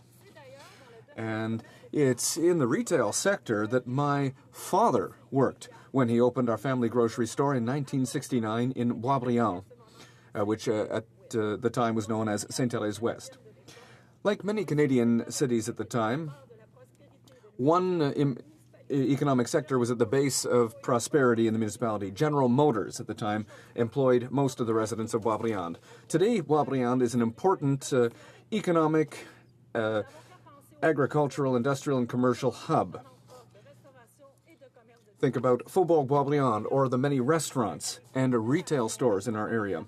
Boisbriand is a municipality where innovation and entrepreneurship have made me very proud over the years, and I've been happy to live there for 18 years now, Mr. Speaker. Mr. Speaker, over the last 2 decades, technology has changed many things. And Mr. Speaker, new sectors have been born and have really taken off.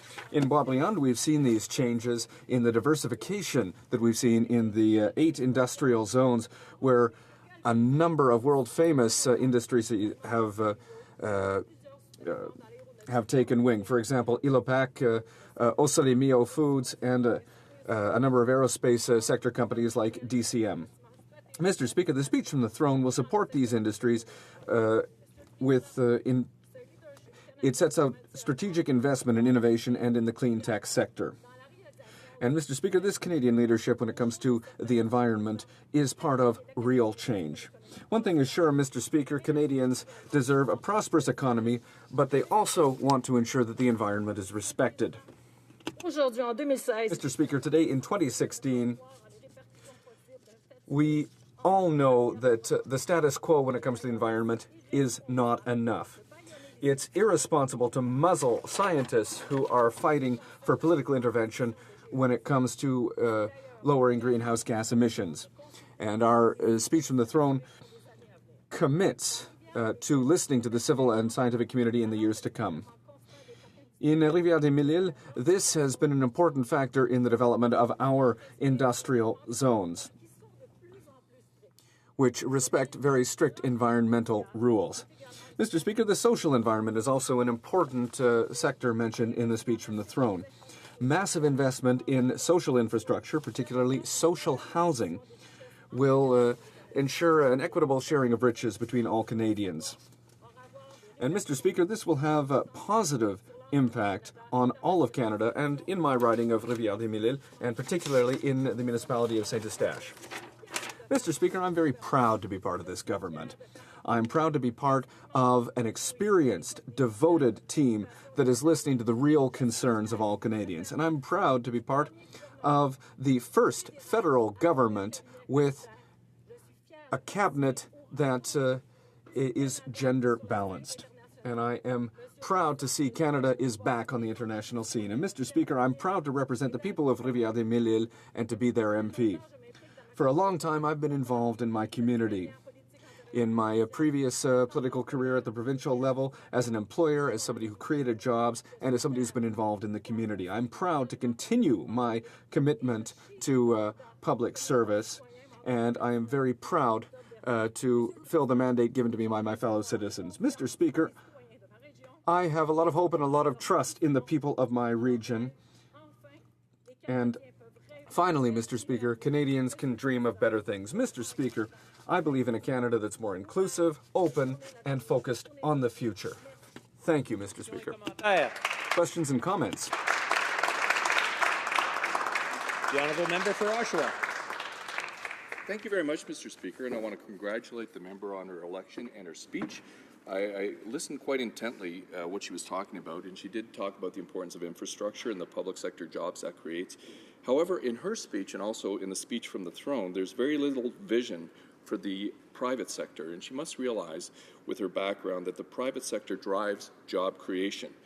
In Oshawa, we manufacture and assemble automobiles. Actually, 8% of our GDP is the manufacturing sector contributes 8% of the GDP. However, in the Liberal platform, there's absolutely no plan for the manufacturing automotive sector. In the speech from the throne, absolutely no plan. She mentioned in her writing there's a bus manufacturer. There's no plan for them. The aerospace sector, no plan, no mention in the speech from the throne. So this year is a contract year for the automotive assemblers, and our government had an automotive action plan that really did support research and development and investment in the auto sector. So my question for her, I know it's very important for her, the auto sector, manufacturing sector, simply will she push her government to come up with a plan for the auto sector, and when will that plan be coming forward? Honourable member for Rivière-des-Mille-Îles. Well, Mr. Speaker, I'd like to thank my colleague for his question, and I congratulate him on his election.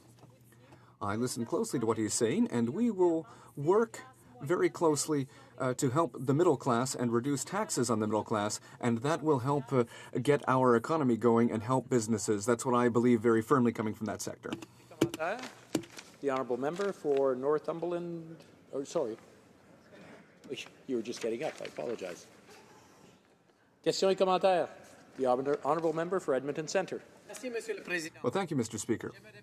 I'd like to congratulate my very honourable colleague on her election and for her speech. And I would like to ask a question on how this government will help improve the quality of life for all Canadians and how working with all regions will help national unity. The honourable member for Rivière-des-Mille-Îles.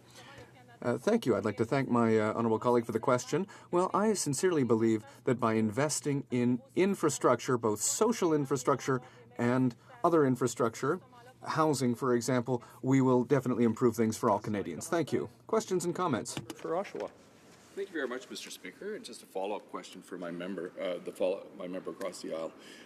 The manufacturing sector is very competitive internationally, and it is wonderful that the government has committed to investing in further infrastructure, but the reality is there needs to be a plan, there needs to be a vision, there needs to be a way that Canada can compete.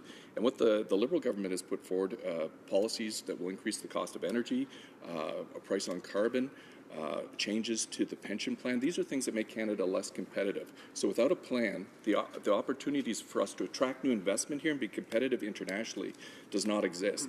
So my question to her is, this is a contract year. We need to have a plan. We need to have a way that these auto manufacturers can work with the government, to partner with the government to attract new investment here. There's no mention in the speech from the throne.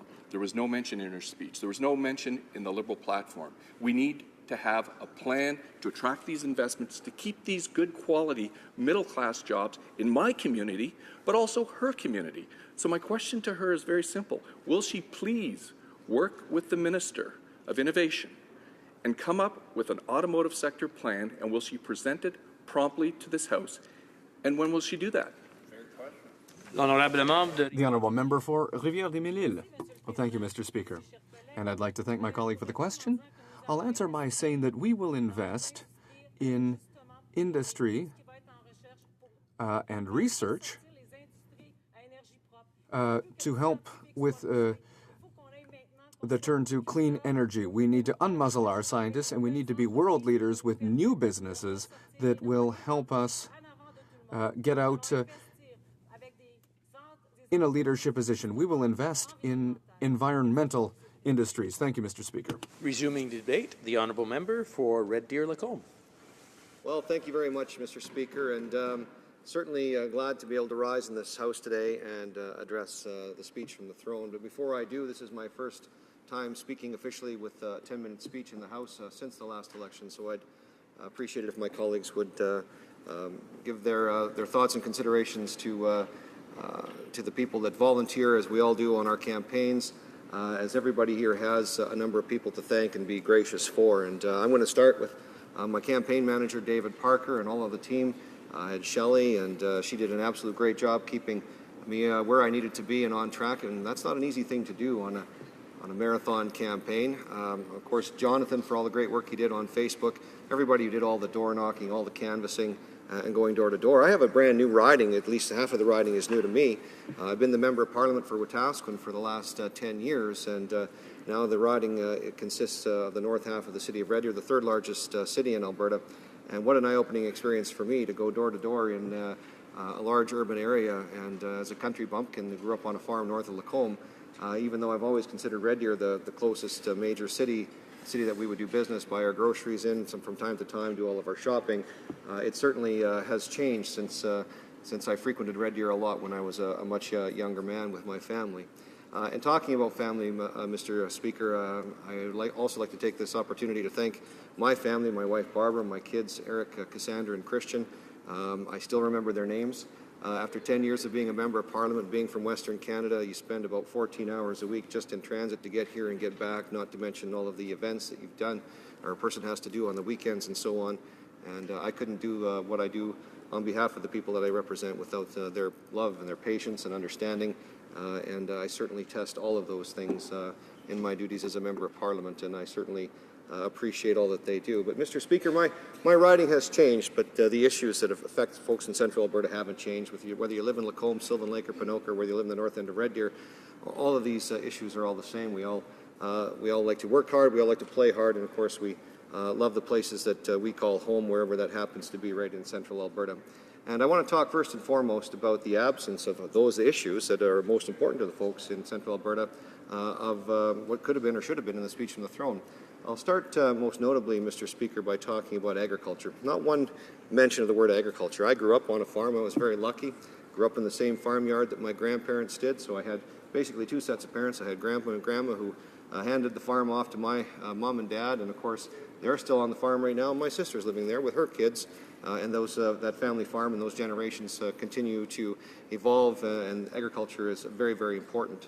But Mr. Speaker, not one mention, not one signal of hope for the over 2.2 million Canadians. That's 2.2 million Canadians that are either directly employed or work in the agricultural sector, whether they're farmers or producers. There's some 90,000 farms across Canada, or whether they're working in the value-added sector, working at places like Canadian Premium Meats in Lacombe, which does custom slaughter of various animals, most notably cattle. And they're the only EU-certified slaughter facility actually in Canada at the time.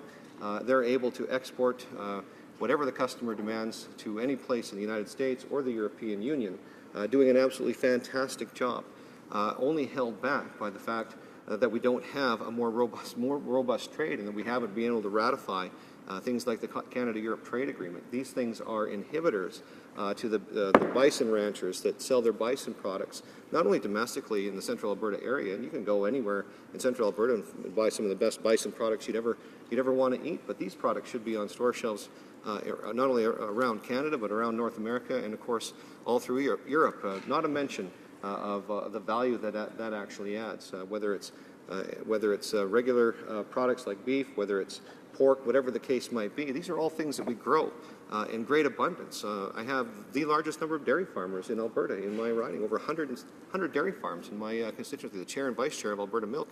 I call them Albert and Heine. They live just down the road. These are my friends. These are the people that I've grown up with. These are the people that work hard every day and deserve to have those kinds of mentions, at least about their products that they grow and the services that they provide and the value that they add to our economy. Nary a mention about it, and it's very, very frustrating. Nothing about market access, nothing about market diversification, nothing about product diversification or research and technology and advancements in the agricultural sector to keep it a more viable sector than it already is. Mr. Speaker, where I live in Central Alberta, the growing season is only a couple of months of the year. If it wasn't for advancements in research and technology in the agricultural sector, we wouldn't be as competitive. We can't turn our cattle out and raise them on grass 12 months of the year like you can in Brazil and Argentina and other places around the world. We have to depend on these products or on these technologies in order to be competitive. And before I go any further and I start going on my rant and my litany about the energy sector, I will remind, or I'd like to ask the Speaker, remind the Speaker that I'll be sharing my time with my colleague from Souris Moose Mountain. I forgot to mention that at the start. Maybe I wanted the whole 20 minutes, I don't know. But we'll, if you'll indulge me with that, Mr. Speaker, we'll go on with that. So I'm very frustrated on behalf of all the farmers and producers, ranchers in Central Alberta who I would meet at the coffee shop in Pinoke or wherever I'd happen to be, that tell me that they're very concerned about the ability. We've had some good years the last several years, and we just have no signal from the current Liberal government at all about these things being a priority, and that causes a lot of concern for the people that I represent. Now, let me get to the energy sector, Mr. Speaker. I'll just make this a bit personal, if you'll indulge me. I've got I'm very fortunate. I've had a very lucky to have the background that I have. Like I said, I grew up on a farm, so I kind of got some common sense. I'm a bit of a mechanic. I'm a bit of a welder. I'm a bit of an electrician. I'm a bit of a carpenter. The reality is I just know how to actually work, think with my head and work with my hands. And that value is easily translated into the energy sector work, which is why you find so many people in the energy sector in Alberta. If you walk into any place that does service rigs or drilling rigs or whatever, and you say you're a farm boy, you don't even have to hand in a resume. They just say, when can you start? Because they know what they're probably going to get. They're going to get somebody with common sense, somebody who knows how to get up early in the morning, go out and work hard, work all day, and expect an honest return for that and go back home. So these are the things that I was able to do. I remember when I was working, I would work in the summertime for parks. I enjoy the outdoors. I enjoy that very much. But in the wintertime, rather than going on unemployment insurance or whatever I could have done, I decided, well, it doesn't make any sense for a farm boy to do that. I went out and worked in the service rigs, and I worked for TriMet Well Servicing. I worked for Roland Oilfield. I worked for North Star Energy doing directional drilling. because I had these kinds of skills. And I'm not just talking about me. This isn't about me. But there are tens of thousands of me's in central Alberta right now that are desperate. Desperate because, not just because of the low commodity prices. We cannot blame all of this on low commodity prices. Yes, that's a factor. And I understand that there's certain things that are beyond any government's particular control. But you don't take a situation that's bad and make it so much more worse. And right now, Albertans in the energy sector are feeling the pinch. They might not have believed us years ago when we said if you elect a provincial NDP premier and you elect a federal Liberal government, things are going to be bad for you. Do you not remember the 80s? Do you not remember walking away from your home? Anybody in central Alberta right now that's worked in the energy sector that's got a 10% equity position in their house is in trouble. Big trouble. The keys are going to come into the desks at the mortgage lenders in a matter of months if things aren't turned around. And you don't solve this problem by leaving a vacuum in leadership to the point where mayors in little municipalities or big cities across this country are making decisions, or at least pretending to make decisions, about things like pipelines that should be uniting this country from coast to coast. This is absolutely atrocious. It's beyond comprehension that these kinds of conversations are even happening. Unless you get around Canada on a bicycle that you whittled with a bone knife made out of wood, you're a hypocrite because you use energy. If we took everything out of this room that's made with a petrochemical product, we wouldn't even be able to record the information that's here. So let's get realistic about what the petrochemical and the energy industry actually does. And let's start having a serious conversation because people's lives are at stake here. Their well-being, their welfare, their ability to look after themselves. And that's what a government's job is, to let people who can take care of themselves and use the vast tax base left over from that to look after those who can't. That's the role of government. And that's where this speech from the throne fails epically.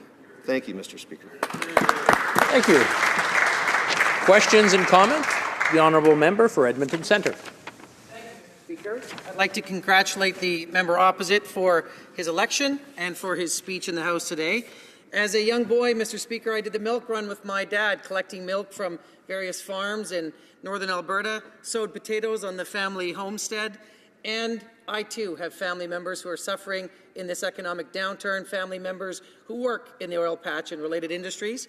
And my question to the member opposite, actually, before my question, I'm sure the member opposite and his colleagues will be happy to know that our government prevailed on country of origin labeling and that Canada has been chosen victorious in such a matter. And my question to the member opposite, as it relates to getting market access, is how do you and your government plan to work with, how do you and your caucus members plan to work with us constructively to achieve in months what you and your colleagues in government failed to achieve in 10 years, which is getting market access to Tidewater? Before we go back to the honourable member from Red Deer, I'd like to remind the members that they speak through the chair and not directly to the other members. The honourable member from Red Deer-Lacombe. Well, thank you very much, Mr. Speaker. Let me use this opportunity to edify my clearly unedified colleague across the way.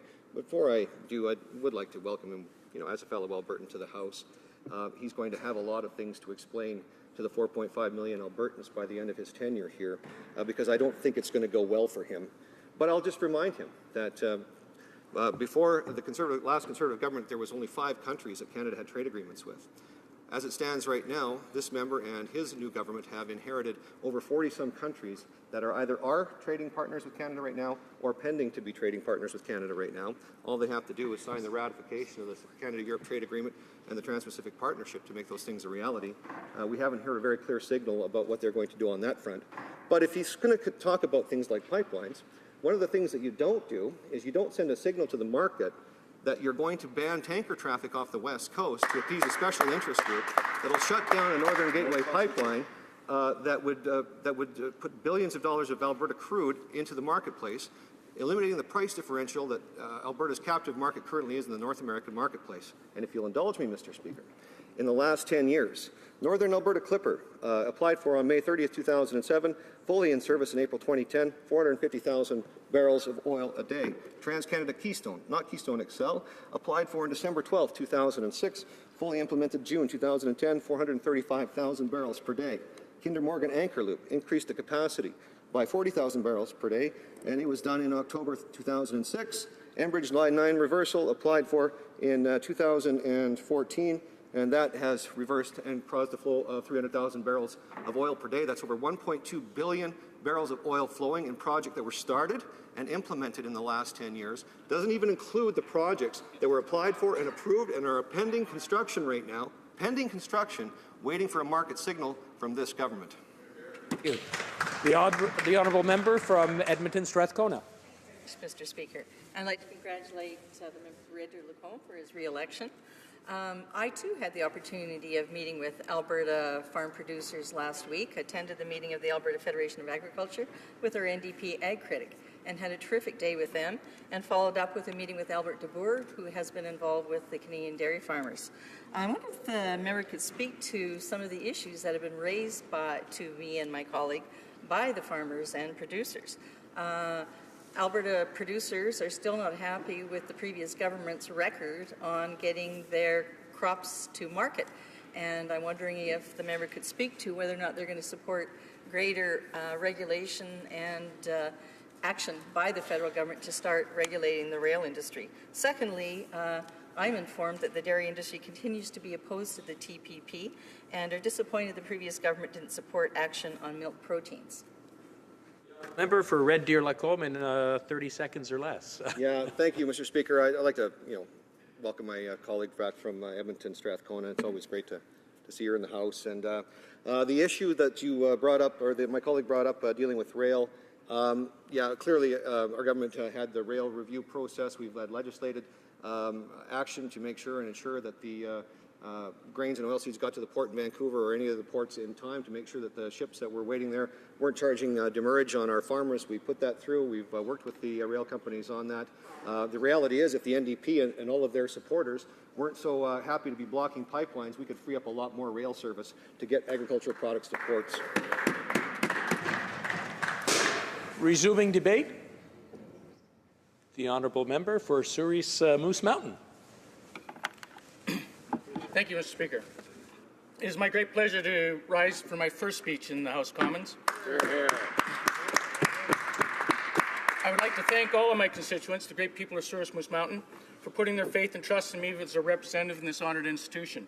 I've always believed and said that this seat belongs to the constituents of Souris Moose Mountain, and I will be their voice here in the House. Hear, hear. It takes many people and their hard work to get each member elected to these seats, and I wish to thank all of those volunteers who gave tirelessly of their time and their efforts. An unfettered appreciation and humble thank you goes to my campaign team and my EDA. In addition, I would not be here today if it was not for the guidance, education, and love of my family, friends, educators. My parents, who taught me to believe in four things: my country, my family, my God, and my Queen. For this, I am extremely grateful.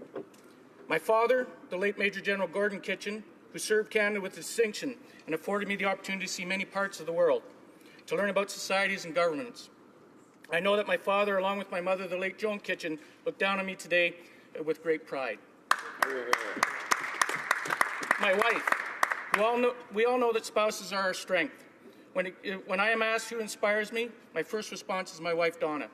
For 32 years, she has stood beside me and supported me in all my career decisions. She has raised 3 fantastic children to become productive members of society. She is caring, compassionate as a mother and a registered nurse.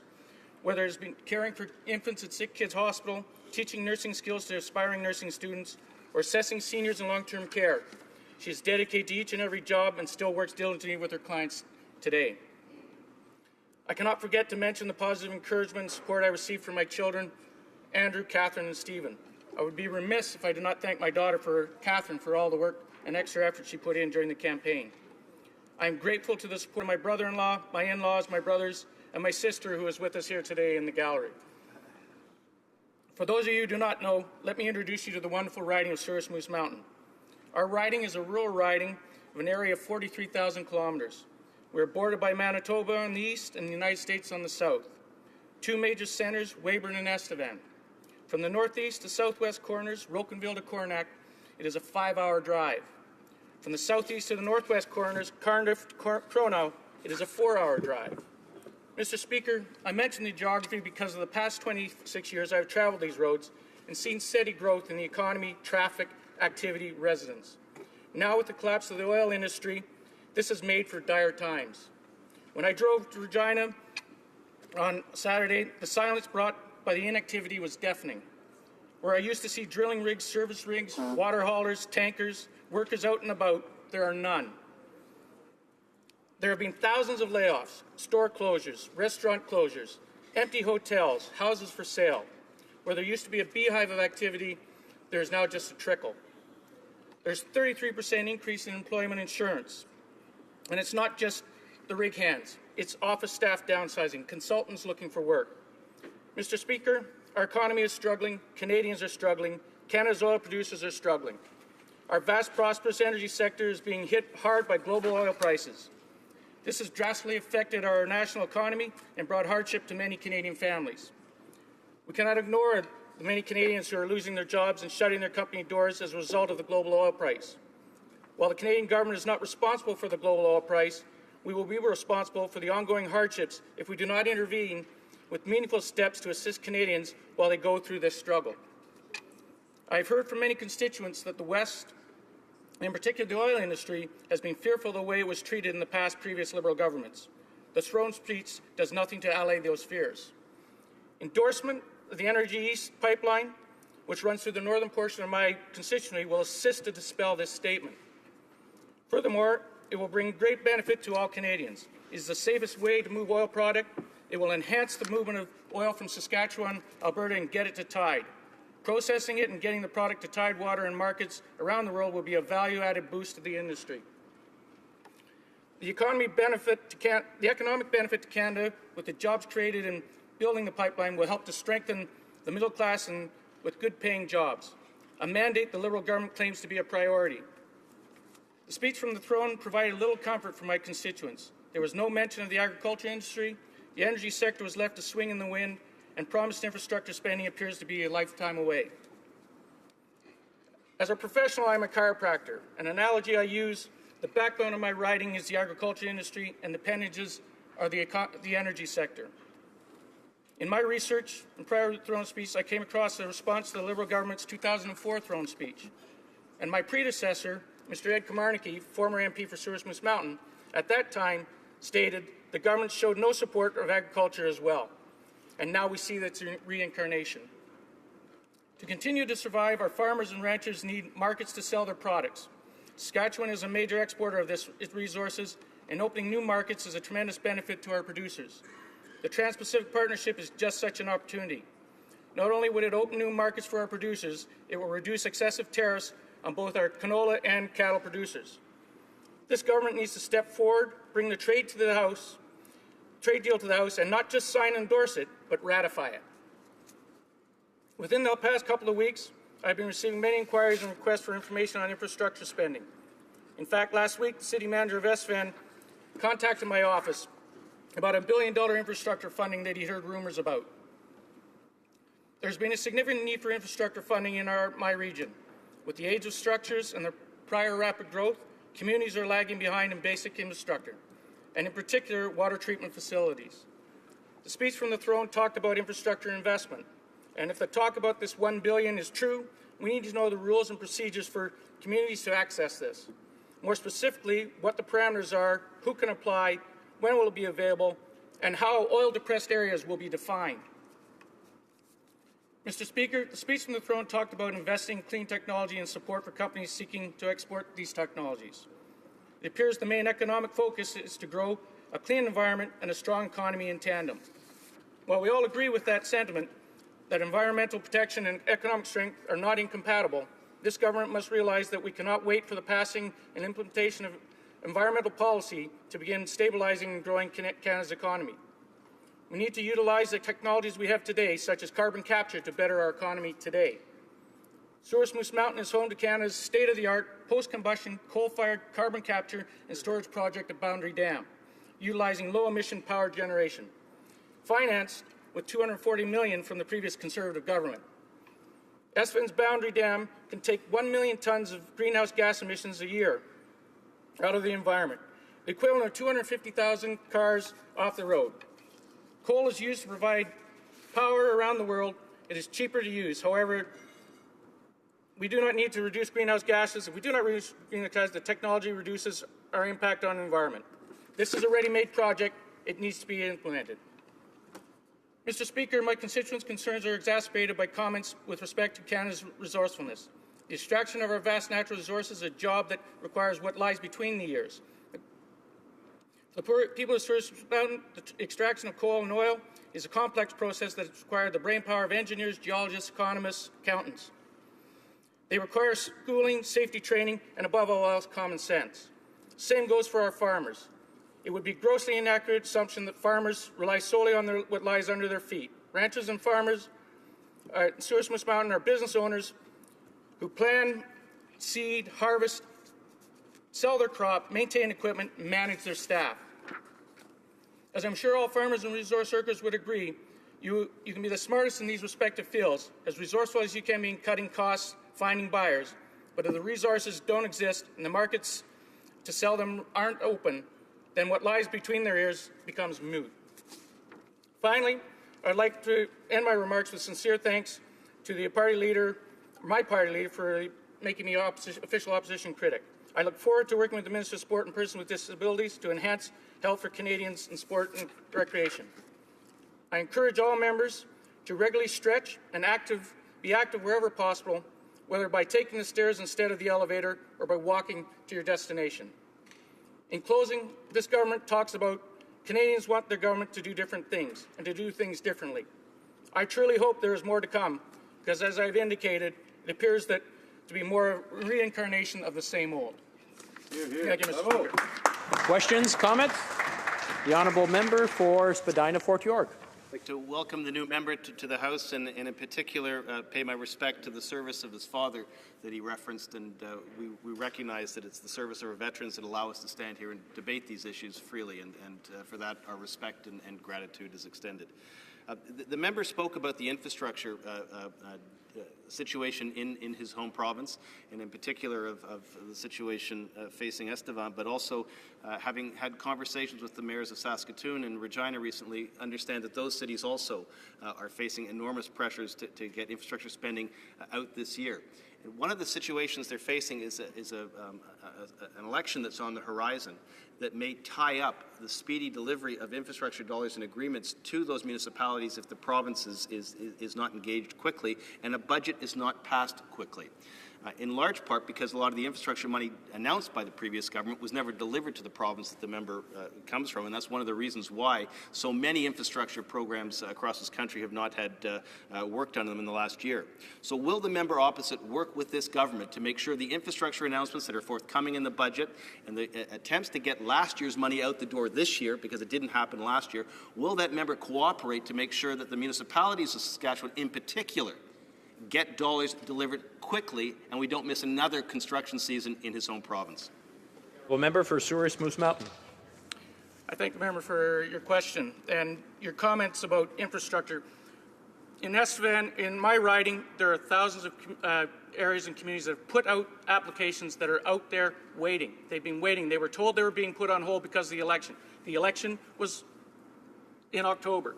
There's time enough for people to turn around and say, what's been approved, what is out there, get it out there so they can get those things going. These communities have shovel-ready projects already set up, Mr. Speaker, ready to do those things, and it's just a question of you giving them the government giving them the okay.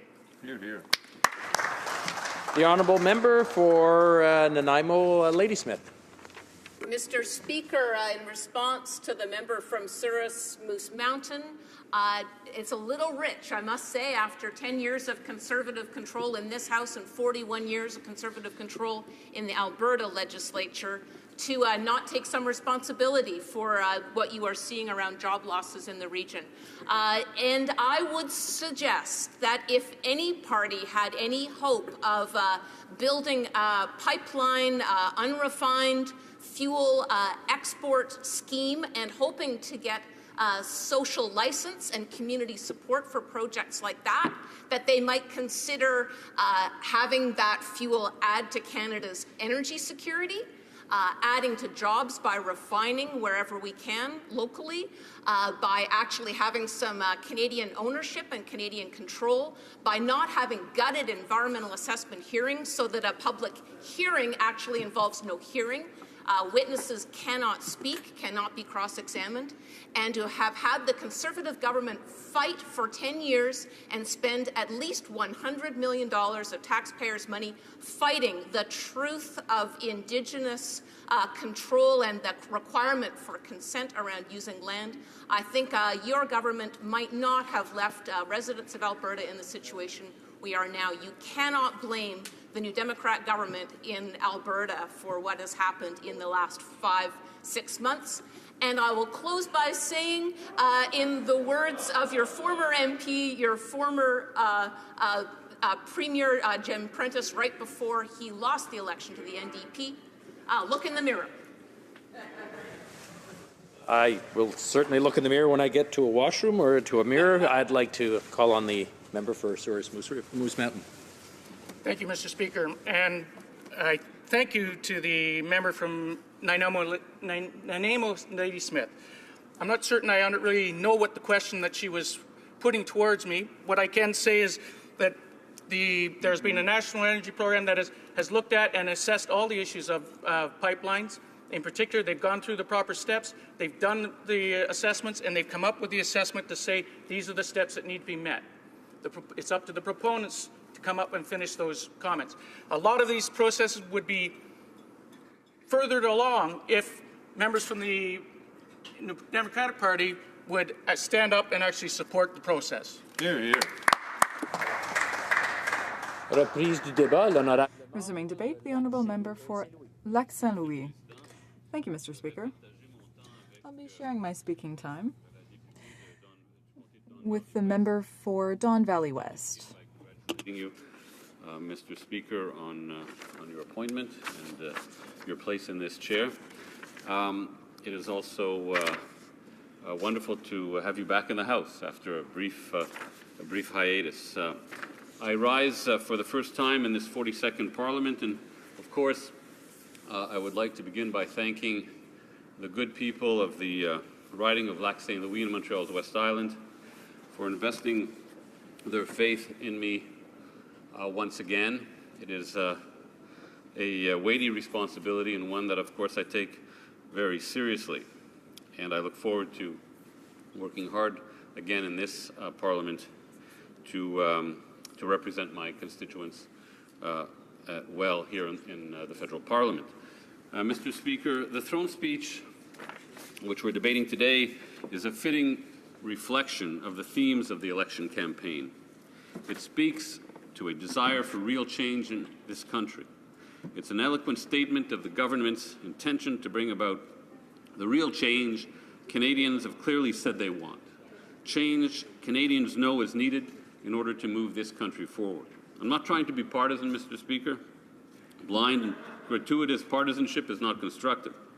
It's not an avenue that leads to sound public policy. In any event, it's not what my own constituents like or want. But I think it's fair to say that there was a sense expressed across this land, from the Atlantic provinces through Quebec, Ontario, the Prairies, and Alberta to British Columbia, that a new impetus was required to deal with the steady accumulation of challenges, including, most importantly, on the economic front, that the previous government was no longer able to effectively address with its ongoing approach to governance and policy.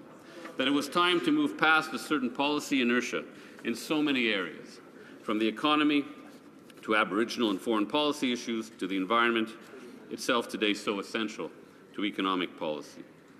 On October 19th, Canadians responded in the affirmative to the view that new ideas and the will to implement these were needed for Canada's future prosperity in a fast-moving, highly competitive and complex world, and that new ideas were also the key to our cultural and social progress.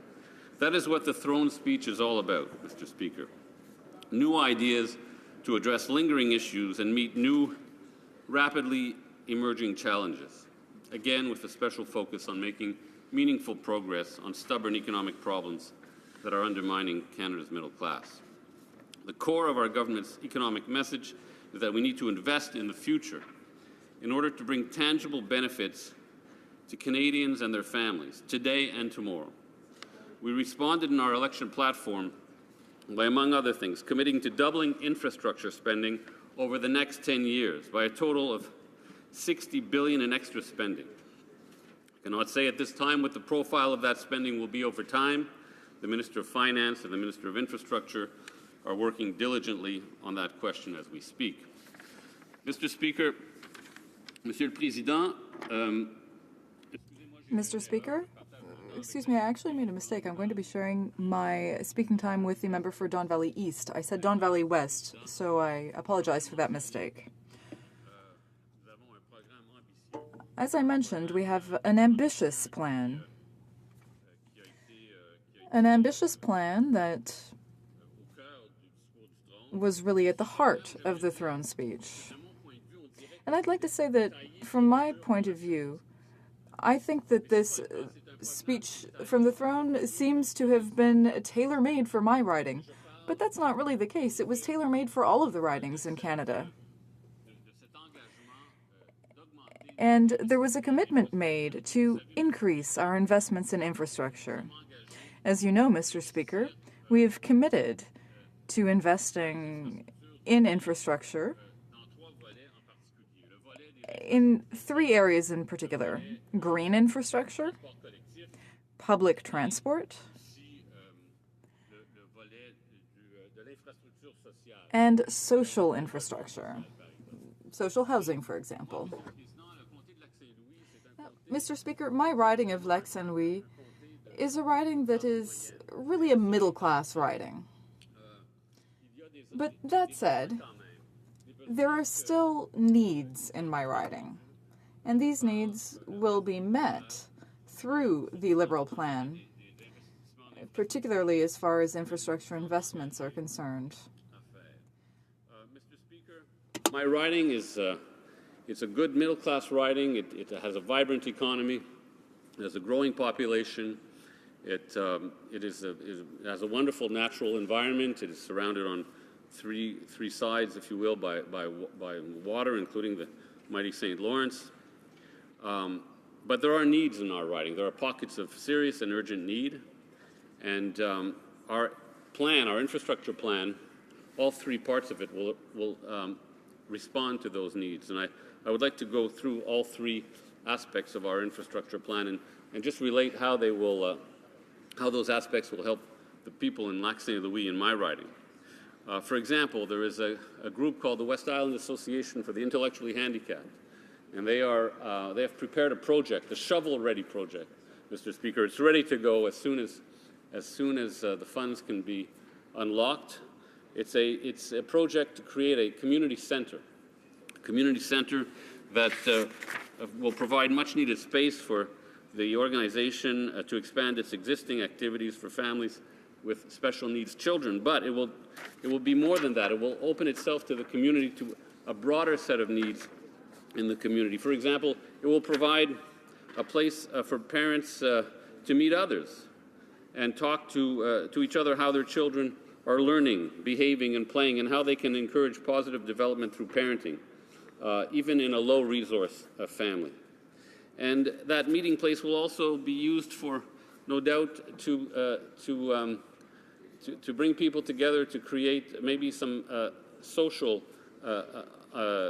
enterprises, some businesses that are run to, for example, to raise revenues to finance a more social mandate. So, Mr. Speaker, our infrastructure plan will hopefully help an organization like the West Island Association for the Intellectually Handicapped to bring this dream to fruition. Secondly, Mr. Speaker, our funds for public transit are welcome, will be welcome. There is a project on the table called the Train de l'Ouest. It has been in the works for about 15 years. It was the idea of my predecessor, Clifford Lincoln, who represented my riding for 10 years before I was elected. It started as a germ of an idea. And today it's ready to go. It's again shovel ready. We are awaiting a decision by the Caisse de dépôt et de placement in Quebec as to their financing for the project.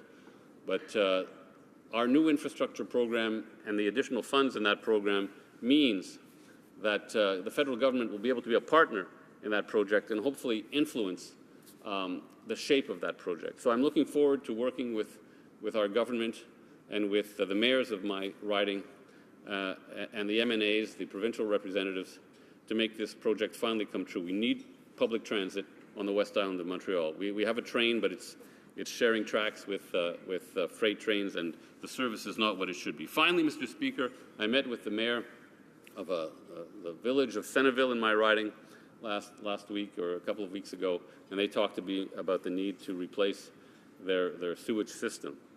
And of course, that's just the kind of project that will fit well with that aspect of our infrastructure plan, which we call investing in green projects. So, Mr. Speaker, I look forward to working with my colleagues and with other stakeholders and making sure that our plan fills the important needs of my community, as I know it will fill the important needs of communities across this country. Thank you, Mr. Speaker.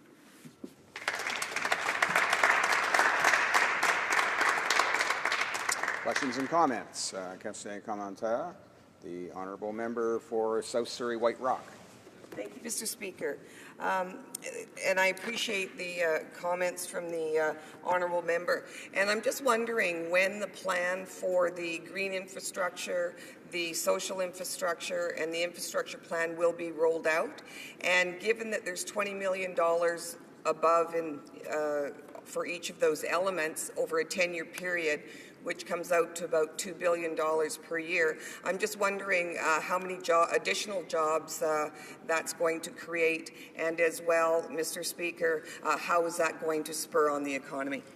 The honourable member for Lac-Saint-Louis. Member to this House, I congratulate her on her election. As you know, we have annual budgets in this House, and it's through the annual budgets that details are given in regards to initiatives like the ones we are talking about today, or that I was speaking about in my speech. In terms of the number of jobs, it will depend on the mix of spending. Some projects will create more jobs than others, but the point of the infrastructure spending is, yes, to bring tangible benefits to Canadians today, but it's to prepare the ground for economic recovery in the future. If we have an economic recovery, but we can't get people from point A to point B from their homes to the jobs that are opening up, that economic recovery will hit a ceiling. So we are investing for today, for benefit for today, but really we're looking towards the future. This is a future-oriented government, and that is why we are making those investments. Questions and comments? Question and commentaire. The honourable member, the honourable parliamentary secretary to the Prime Minister. Thank you. I note with interest the way in which you populated the needs of your riding as the members' riding, as they related to a social infrastructure, which is part of a larger envelope of spending, which includes housing. There have been criticisms, and we certainly heard them in the election, that social infrastructure that wasn't dedicated entirely to housing, certainly by the third party, was deficient, that we should only be doing housing and housing alone, and the other add-ons should come from other ministries. Could you please talk about the importance of integrating social infrastructure and housing simultaneously to build complete and successful communities, and why it's so critically important that we don't just do housing and housing alone, that we integrate the arrival of social services, house those social services as we build new communities and house Canadians?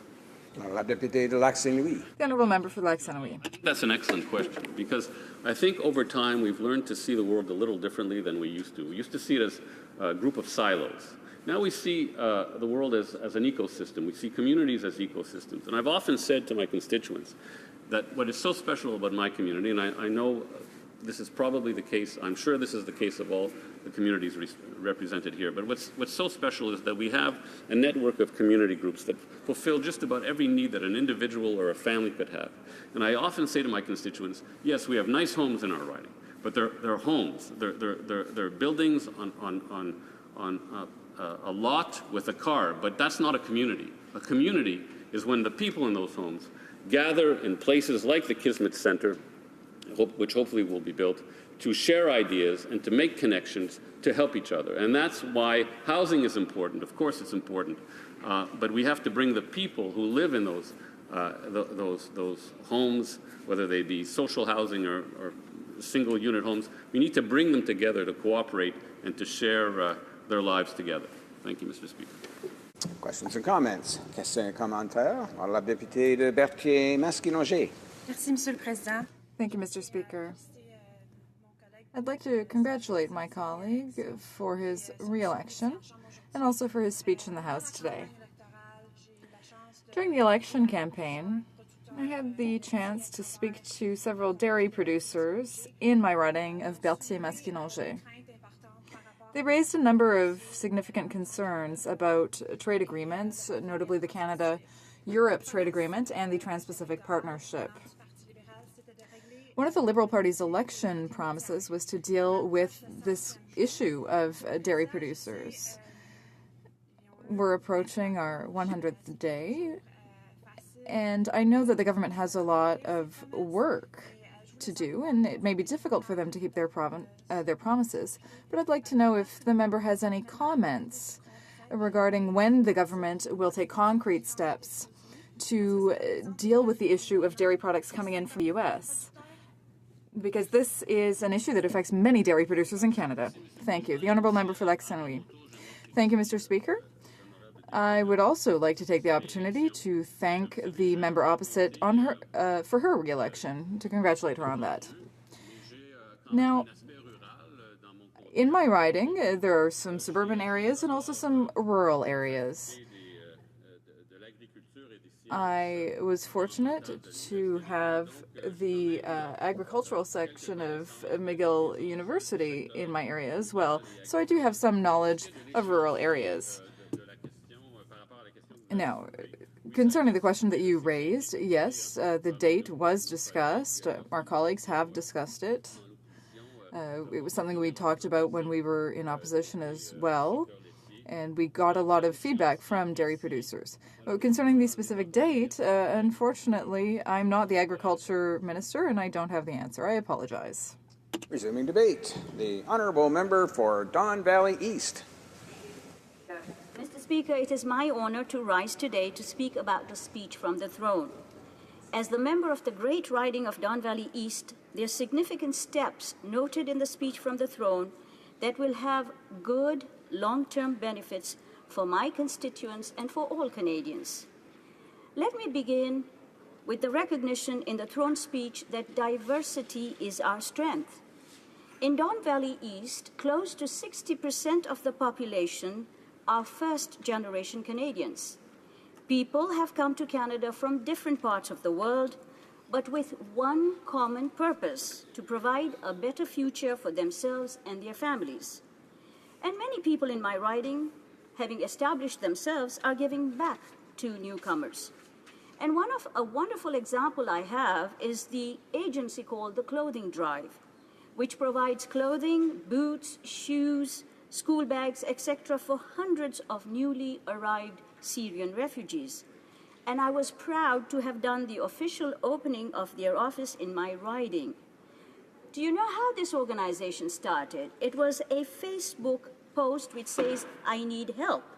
And within 4 weeks, it grew to hundreds and thousands of volunteers. And the volunteers come from all different backgrounds and cultures. And their one main purpose was to help. This is the Canadian spirit. Working together, we are a phenomenal force for change and for the betterment of society. The past 10 years have been years of divisiveness, and people got tired of that type of nastiness. And they want to take back their Canada. And this generosity and caring came very well in the riding when our Prime Minister set the example and set the tones for all Canadians. And thanks to his leadership, that we are utilizing this caring nature. And Mr. Speaker, 2 weeks ago, I welcomed 300 refugees in my riding, and I was overwhelmed with the generosity of faith groups, civil society, and individuals who have come forward and offered their assistance. To give one such example, a church group in my riding raised $3.6 million. It is fantastic, and they want to sponsor 17 Syrian refugees, 17 families. And I think that is wonderful. And they would like to relieve the government of those 17 families. I've got synagogues and mosques who have already sponsored 4 and 5 families each. And a touching example was when I held a town hall meeting on the Syrian refugees. One member from a church group had just picked up his family from the airport and was looking for suitable accommodations. And lo and behold, a generous Canadian offered his basement there and then. He remodeled his house for the family's needs. And I'm happy to say that an Iraqi Christian family is well settled in a Muslim house. That is the type of pluralism that we should work for. And I'm glad to say that with this government, Canada is back. Our government committed to growing the middle class. The first order of business for our government was to reduce the tax rate for those earning between $45,000 and $90,000. This tax break is beneficial to 90% of the population. In my riding, almost half of the residents earn less than $50,000. They are hardworking people who contribute to the Canadian economy. Our government's tax break is important, as it will put money back into their pockets of 90% of Canadians, and with this extra disposable income, they will help to grow the economy. Mr. Speaker, I'm sure there are many honourable members in this House who are dealing with high rates of unemployment in their riding. In Don Valley East, for example, the unemployment rate is 11%, much higher than the national average. And why is that? It is because we have not, over the past 10 years, invested in the right form of economy. For our youth, the unemployment rate is even higher. Investing in the middle class means that people who need help will receive it. This includes people who are struggling to make ends meet and who want to improve their standard of living. The government understands that investing in people and our future generation is important. How we invest is as critical as in whom we invest. Our Canada Child Benefit is a strong pillar in helping to grow the economy and the middle class. Raising a child is expensive. There are parents who work at 2 to 3 jobs just to make ends meet. These are survival economies. Therefore, our targeted Canada Child Care Benefit will help those people who need it the most. The third pillar in growing the economy is to invest in infrastructure, both social and physical, like roads, transit signals, etc. In a place like Toronto or Vancouver, the prices of housing is unattainable for those earning between $45,000 and $50,000. Therefore, investing in social infrastructure is important. I had the opportunity, together with my other colleagues, to meet with the Mayor of Toronto, the Honourable John Tory. The Mayor and his team of councillors understand the importance of this investment and are ready to partner with the government. They're excited that the federal government is back in business, that the government is communicating with them and treating them with respect by allowing them to choose projects that will have the maximum return on investment, both from a social justice perspective and from a job creation perspective. The Mayor was particularly pleased with investments in transit as well. Canada's productivity, as you know, has fallen over the past 10 years. Intelligent investments in transit in a large city like Toronto is important. It helps move people faster, helps in reducing commute times, and helps in reducing stress times, and thereby increasing the overall productivity. In my riding, a large number of people rely on public transit to take them to work or school or help them to volunteer. Therefore, our investment in public transit makes it possible for them to be more efficient and effective and productive. To grow the economy, therefore, you need a cohesive strategy, and that is exactly what our government has done. Cutting taxes for the middle-income people, investing in our future through our Canada Child Care Benefit, investing in infrastructure, including social housing, transit, etc., and investing in post-secondary way. This is a sure way to boost the economy. But the sustainability of the economy relies on a clean environment. For the past 10 years, the previous government had denied the effects of climate change and was not willing to diversify its resources. Had it done so, we would not be in the situation we are in today. We would have had a cleaner, more prosperous economic environment. Through the previous government's inability or negligence, we lost 74% of the clean energy market. Our government, therefore, is taking the bold step of engaging with the provinces and territories in ensuring we have the best scientists, engineers, good researchers, and that we regain the market share as we move forward. We have committed to investing in green technology and the jobs of the future. In Don Valley East, we have a very well-educated population.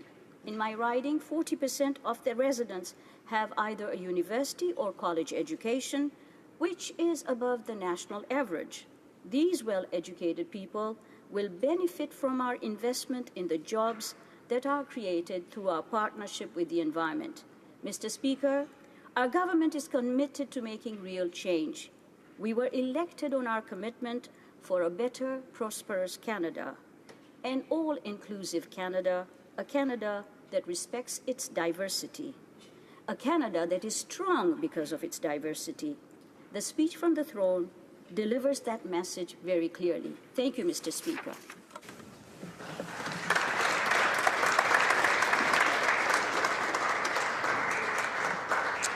Questions and comments?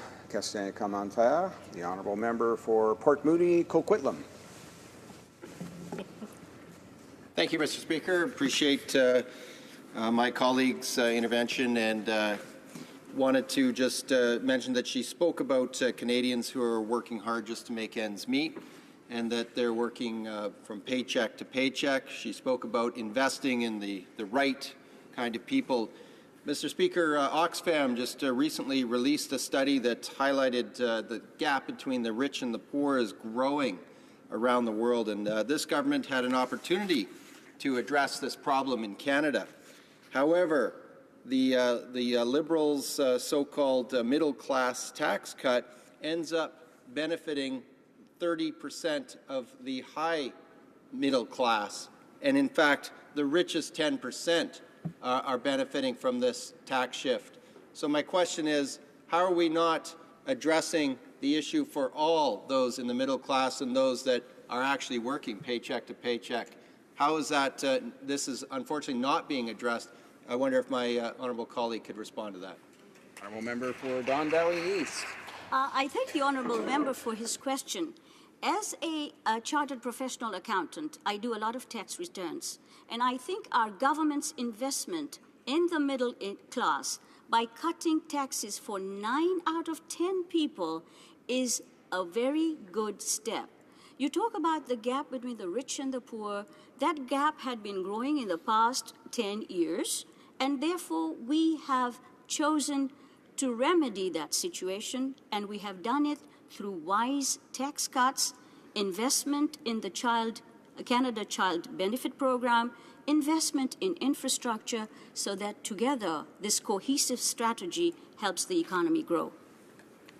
Question and commentaire. Questions and comments. The honourable member for Parliamentary Secretary, rather, to the Minister for Transport, Natural Resources. Pardon me. Thank you, Mr. Speaker, and I thank my honourable colleague for her impassioned speech.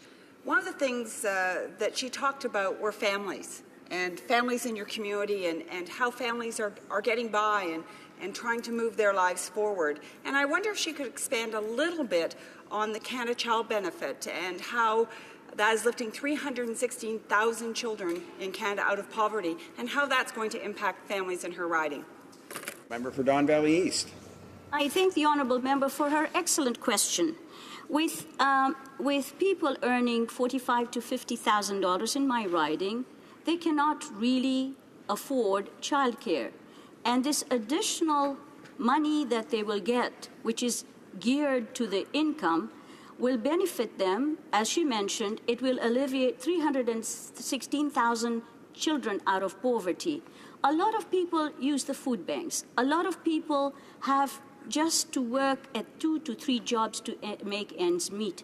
This will put more money in their pocket to help them alleviate that poverty level. Questions et commentaires. Questions and comments. The honourable member for South Surrey White Rock. Thank you very much, Mr. Speaker.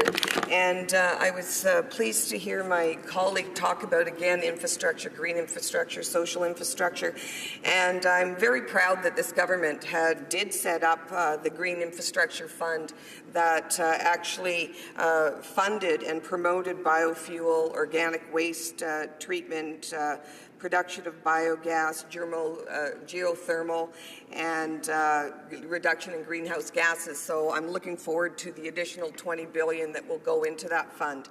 But also, too, I want to just talk a little bit about the social infrastructure and the influx of the 25,000 refugees. Now, in the city that I was the former mayor of, the city of Surrey, 95 languages are spoken, and we have the largest influx of government-assisted refugees in the province. And what we're expecting is about 900 during this next influx, and 60% are under the age of 18. And we have an overburdened school district as it currently looks like. We need up to 425 long-term housing for the refugees, as well as school expansion. And also, there's a potential of a closing of a welcome centre and laying off of settlement workers. So I'm just wondering if the honourable member could answer the question in terms of how they are going to accommodate the influx, and will that fall under the social infrastructure program? The honourable member for Don Valley East. I thank the honourable member for her question. And I would like to address, she had asked a lot of other things as well. So number one, in terms of green technology, we are committed to investing $20 billion in green technology. The previous government had no clue about climate change, so we are regaining our strength. I'll hurry up. And in terms of the Syrian refugees, you know, this is the first time that different levels of government are being consulted. The previous Prime Minister had no consultation, no meetings with the first ministers, no meetings with any territorial governments. We are back in business by engaging them. And like I mentioned, there are creative ways within my riding that people have come together and are offering assistance to take over those government-assisted refugees so that they, as part of the Canadian mentality, engage others and participate. Resuming debate. Reprise de débat. The honourable member for Nanaimo, Ladysmith.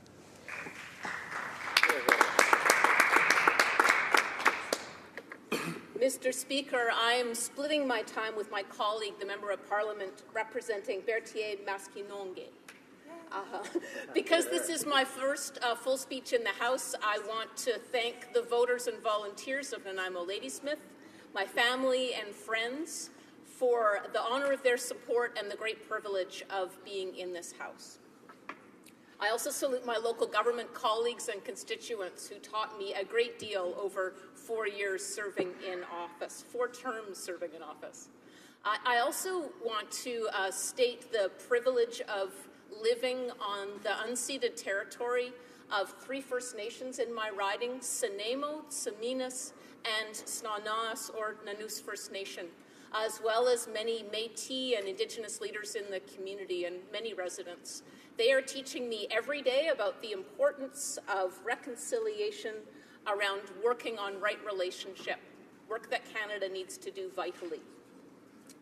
And holding an inquiry into the murdered and missing Indigenous women, implementing the United Nations Declaration on the Rights of Indigenous People, implementing recommendations of the Truth and Reconciliation Commission, moving forward in a true nation-to-nation relationship. Those were all common cause commitments between the Liberals and New Democrats through the election campaign. But in the throne speech, there were no details, no commitments, and so that makes it hard to pin good intentions down. For concrete action that might build goodwill, I would have loved to have seen the Liberal government commit to dedicated investments and a clear plan around their commitment to eliminate boil water advisories on reserve. This is too important for our country to build hopes high and then not to have them implemented. I'm going to flag a few other hits and misses in the throne speech. I'm very relieved to see the government reiterate its commitment to infrastructure investments, but we want detail on how much and how they will be distributed. Interregional public transit is an example of a win-win-win investment. It's good for economy, community, and environment. Our riding, Nanaimo-Ladysmith, has a transit gap between its two communities. You cannot take public transit between Nanaimo and Ladysmith, and they're only 20 minutes apart. That makes it hard to get a job outside your immediate community. It's bad for business. It's bad for the environment. Better yet, supporting interregional transit between my colleague for Member of Parliament for Cowichan-Malahat-Langford.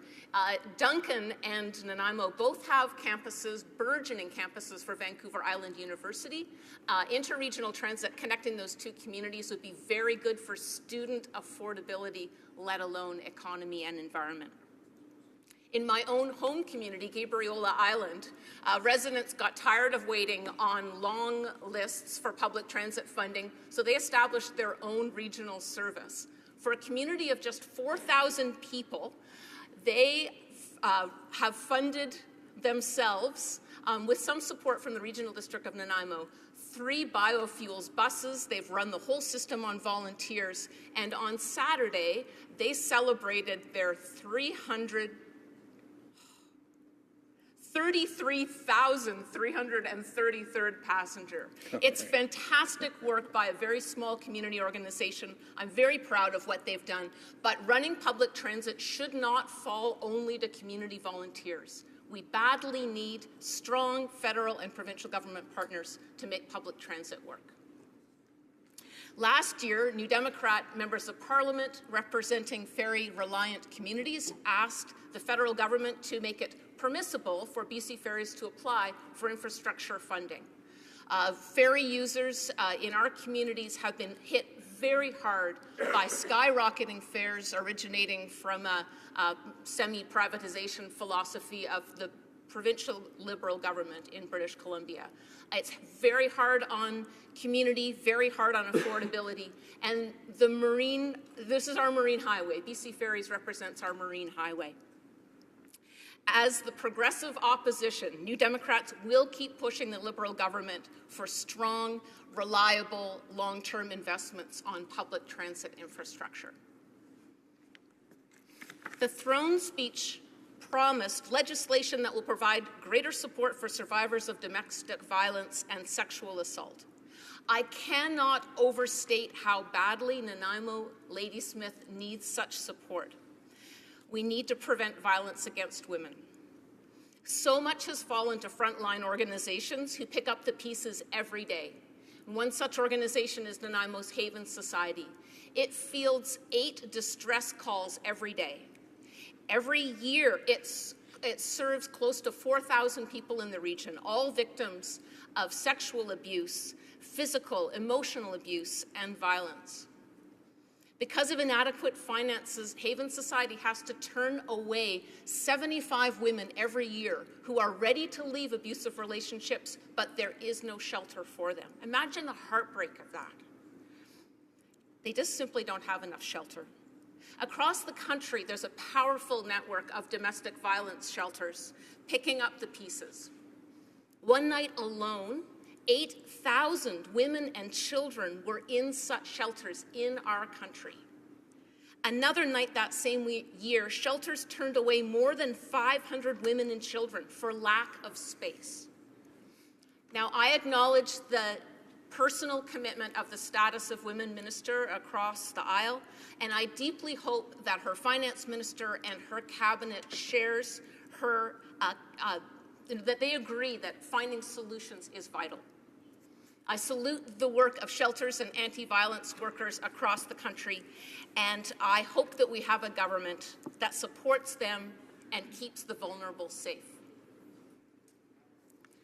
Climate change is the challenge and the threat of our time. I see it right at home with salmon struggling to spawn in drying and warming streams like the Cowichan and Nanaimo rivers. And I see farmers in Cedar and Lanceville, just at the time that we need to have more resiliency and food security, struggling with drought in a rainforest. So like many Canadians, I'm very glad that this government believes in the science of climate change. But good grief, that we would even be celebrating that is a testament to this dark decade that we have just experienced. But despite that commitment from the government, the throne speech only said the government will provide leadership. There's no concrete action plan. There's no commitment to reducing emissions. There's no commitment to making the government accountable in law for setting targets and for meeting them. Now, New Democrats 3 times have brought to this House just such legislation, and the Liberals, I believe, have supported us, almost every Liberal, every time, when they were the second or the third party. So why not now? Also, climate change should be included in environmental assessment and National Energy Board reviews. But that wasn't in the throne speech either. The Liberals on campaign promised to strengthen pipeline reviews, but so far they're letting Kinder Morgan carry through with its pipeline and its tanker traffic expansion carrying through under Harper government's rules. They must live up to their commitment. It's long past time for a review process that includes climate change, that allows full cross-examination, full public participation, that takes into account local communities and Indigenous people. And climate change. Here. Nanaimo Ladysmith is a center for healthcare. We have many patients, families, and frontline workers that we hear from all the time. And all through the campaign, we heard how much they are under pressure and how much the public healthcare system is under pressure. I'm very glad the Liberal throne speech acknowledged a commitment to reinvest in a new health accord, which the Conservative government had abandoned. But again, nothing concrete. So my favorite piece I'd love to see is a commitment from the Liberal government to do everything it can to provide a family doctor for the 5 million Canadians who do not have one. And a quick fix I'd love to see is fixing the foreign credentials program. I heard from a family in Nanaimo whose son, born and raised in Nanaimo, went to the States to get his medical degree. He wants to come home to Nanaimo and be a family doctor here, and Canada does not recognize his foreign credentials. How frustrating is that?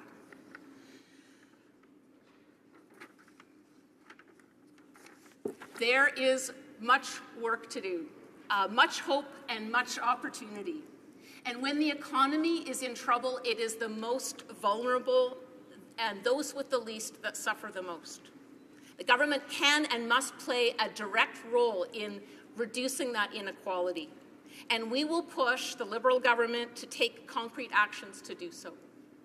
Tom Mulcair and our NDP team will be standing up for such action every day in this House. Thank you very much.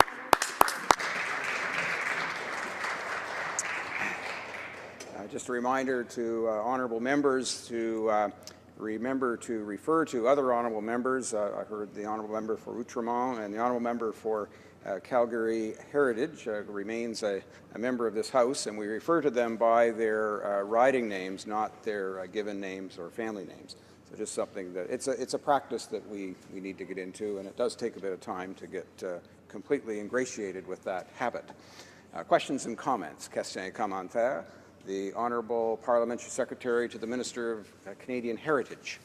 Thank you, Mr. Speaker. I would like to congratulate the member opposite for her election and for her comments in the House today. My question is, how does the member opposite and her colleagues intend to work with the government to increase the quality of life of Canadians and to make sure that we provide for all Canadians? Member for Nanaimo, Ladysmith. Thank you. I recognize that Canadians want to see us work together and cooperate, and New Democrats absolutely will. We campaigned on most of the same things, and I've just given you a great list of things that I believe your members believe in also. All implementable, all doable things, all pieces that would benefit our communities across the country, would benefit the environment, would benefit the economy. We New Democrats and Liberals have a strong tradition of working together.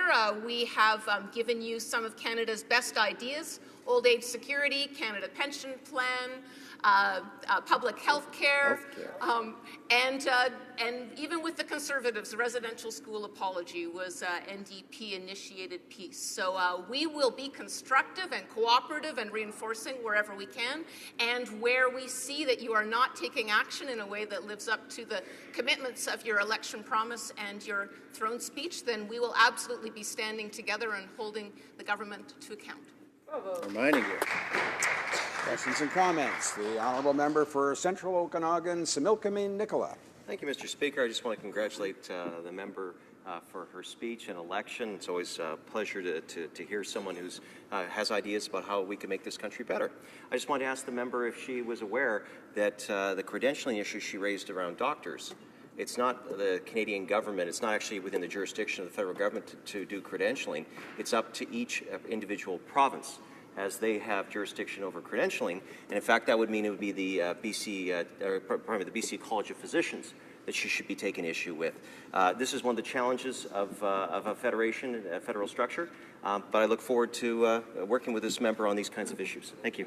Honourable Member for Nanaimo, Ladysmith. With thanks for the question, this is a question of leadership that we have not seen the federal government take in the area of healthcare for a decade.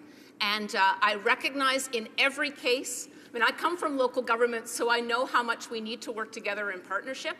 But if you have got a federal government that is setting standards, that is taking lead, that is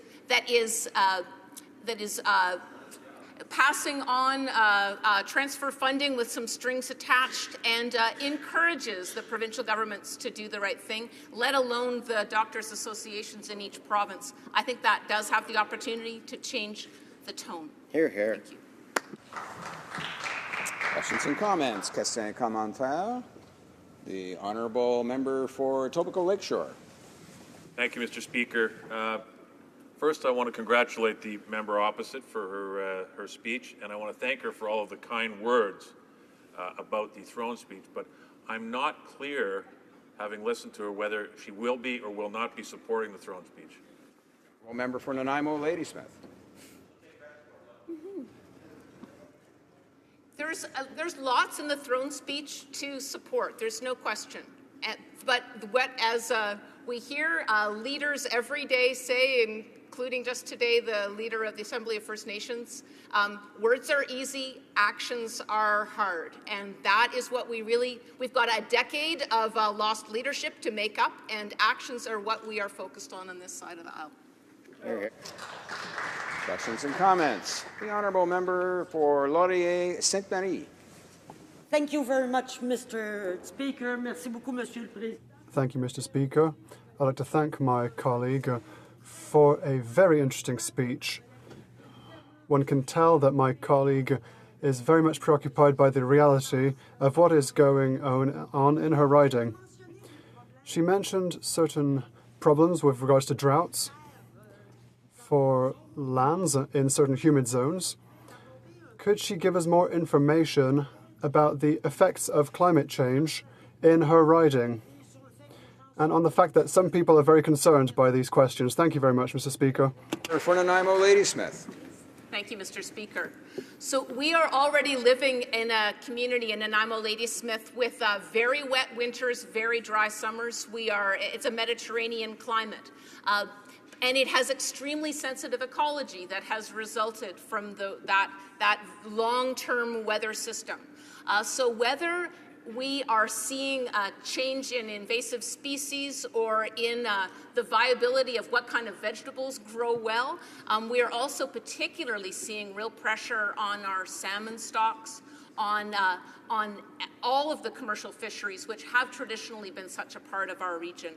We also have been very reliant on forestry, and the threat of forest fires and the pressure on firefighters in our region is extreme.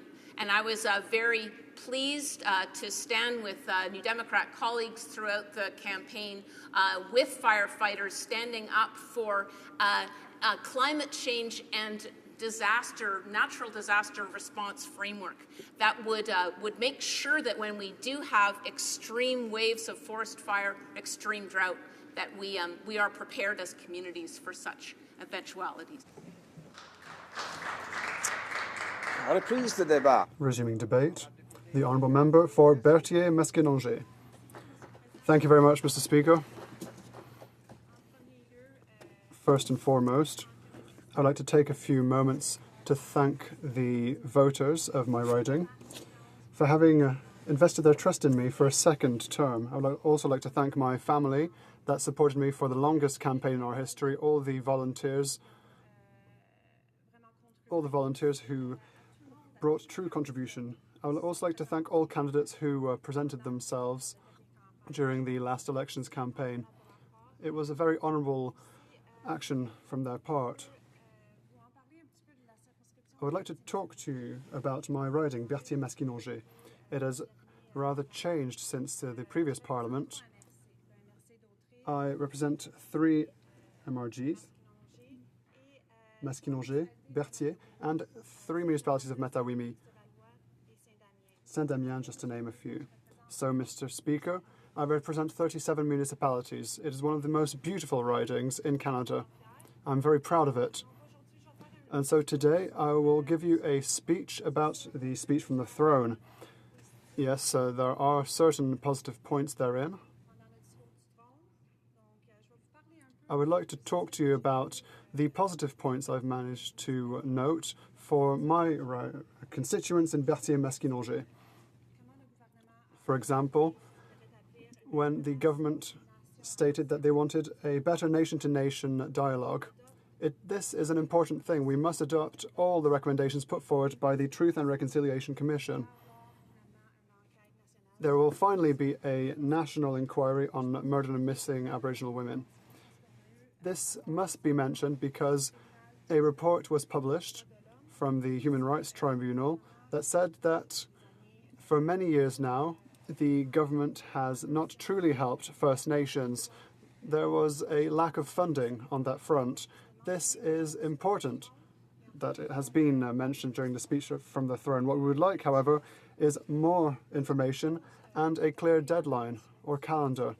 Another subject that was put forward during the speech from the throne is the pension regime that we have. What we must do is strengthen our pension plan here in Canada. For many years, there was no action whatsoever from the Conservatives. Honestly speaking, Mr. Speaker, we're impatiently waiting for the guaranteed income supplement in order to help 200,000 seniors to escape from poverty. We're also happy to hear that we will have a new long-form census to better understand the socio-economic status of everyone. They also talked about infrastructure development. Once again, Mr. Speaker, no concrete plan has been put forward. There was a change of tone from the government, which must be noted. Openness, transparency, a spirit of working together. Once again, they must show actions and not only words. Employment insurance was also mentioned during the speech from the throne. Once again, we don't exactly know what the government will do on that front. We must reform our employment insurance system to make sure that all workers who have paid into the system will be able to access this insurance within a reasonable time frame. There were some negative or absent points from the speech from the throne. It was a rather short speech, first and foremost. It was more of a vision, no deadlines and no tangible measures. However, I remain positive in examining what is on its way. For my riding of Berthier-Mesquin-Angers, for my region, we must speak about the regions, and regions were not mentioned in the speech from the throne. We must also help seniors and those who do not have much. I had the honor, I am now the critic for agriculture and agri-food, and this subject was not mentioned in the speech from the throne. Nothing was said about agriculture in the speech from the throne. I look forward to working with the new Minister for Agriculture and Agri-Food and his parliamentary secretary, as well as the opposition from the Conservatives. You know well that 80% of jobs in Canada were created because of small and medium-sized companies. Companies, or our regions, are healthy thanks to our SMEs. We must therefore improve our infrastructure. What was often mentioned during the campaign and during the 4 past years has been access to high-speed internet. In the regions, this is also an important issue. Some municipalities do not have access to high-speed internet. This is important for SMEs. To develop them, independent workers also need it. It helps to also attract young people and other people towards our regions. I would have liked to have seen this in the speech from the throne. Canada Post, house-to-house deliveries. Promises have been made by the government, but once again, we do not know if they will be allowing a deliverance of letters straight to one's door. This is important, especially for our seniors. This is a question that I have. I would like to raise awareness. During the previous parliament, and my colleague for Trois-Rivières worked hard to raise awareness with regards to the victims of pyrrhotite in the Mauricie region. Unfortunately, we did not get help or funding for these victims from the Conservative government. However, we hope that we will get support from the current government. Pyrrhotite is a mineral that can be found in concrete. About 2,000 houses in the Mauricie region have been affected by the pyrrhotite. The concrete cracks, and the value of the house goes down by 40%. These people, therefore, have to raise their house in order to put new foundations. On the 30th of May 2015, we conducted a March of Solidarity where 3,000 people turned up. It was an apolitical event in order to ask the government to provide funds. Michel Comtois and Denis Polivière live in the region, and they said that the federal government has the funds available, and they do have to help us. They explained to us more about this. They explained to us about this issue, an issue that can end in cancer. The provincial fund has offered a certain amount of monies. However, the federal government has not acted. We have received ideas from our constituents. A constituent from Saint-Étienne-des-Crennes says that there could be a tax credit. Oh God, time goes by far too quickly. I have many ideas. I have a lot of hope in my work with the Liberal government in order to obtain help for the victims of pyrrhotite.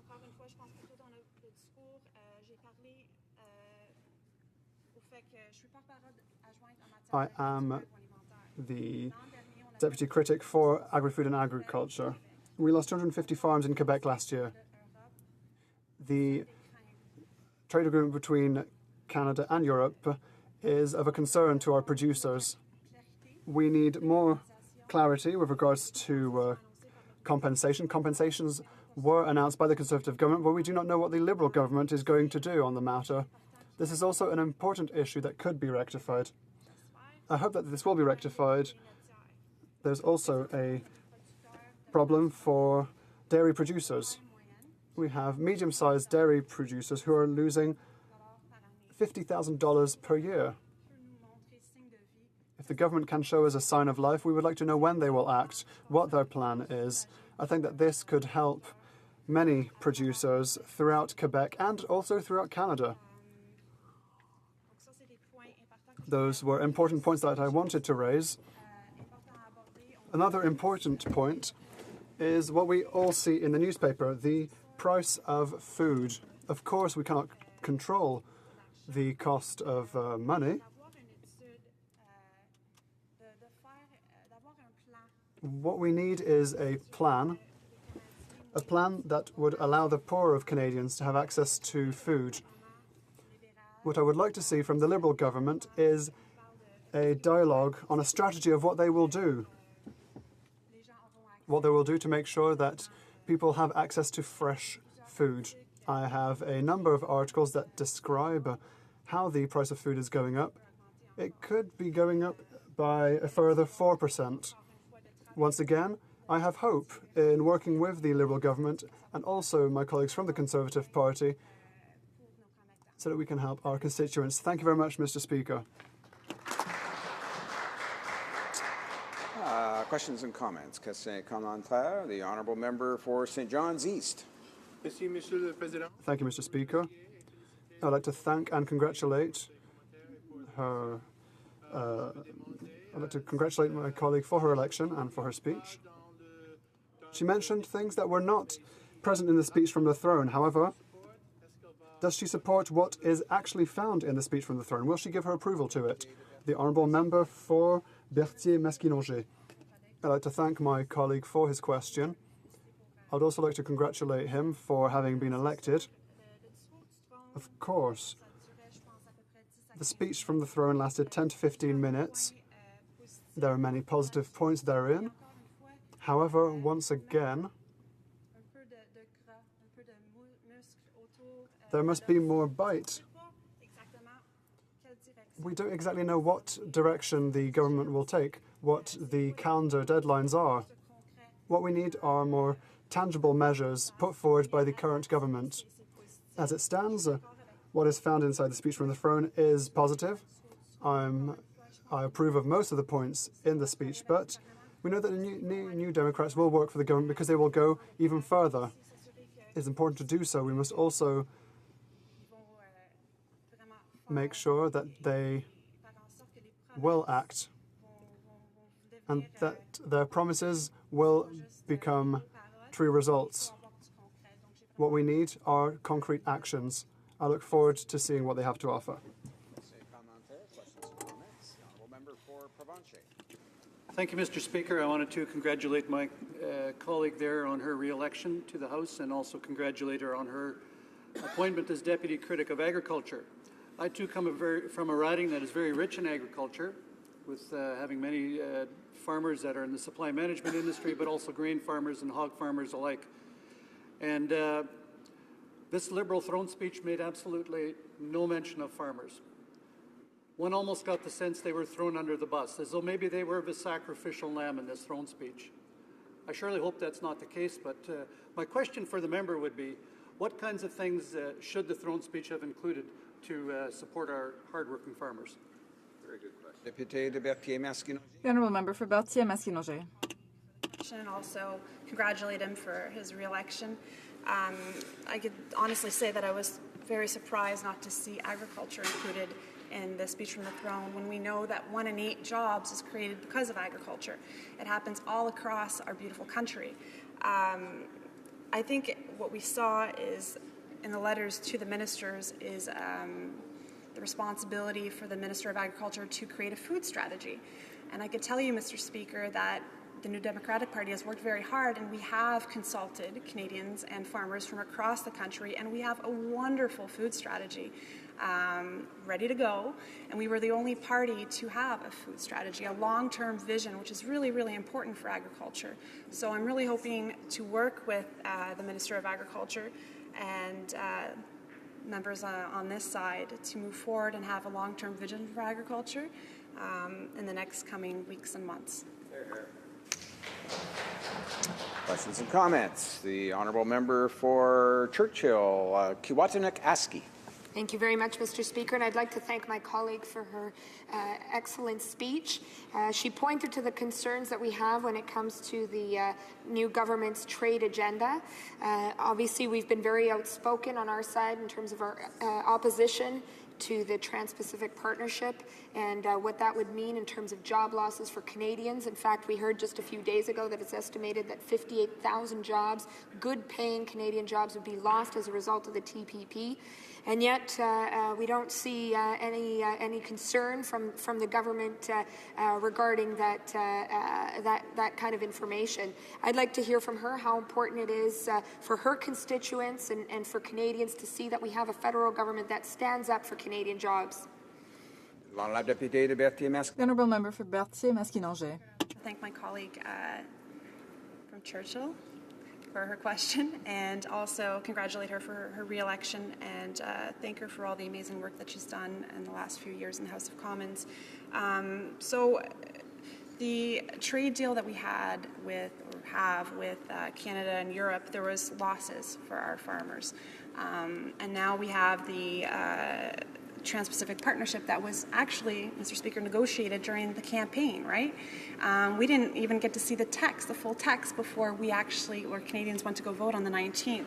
And now we know more of the job losses, potential job losses in manufacturing.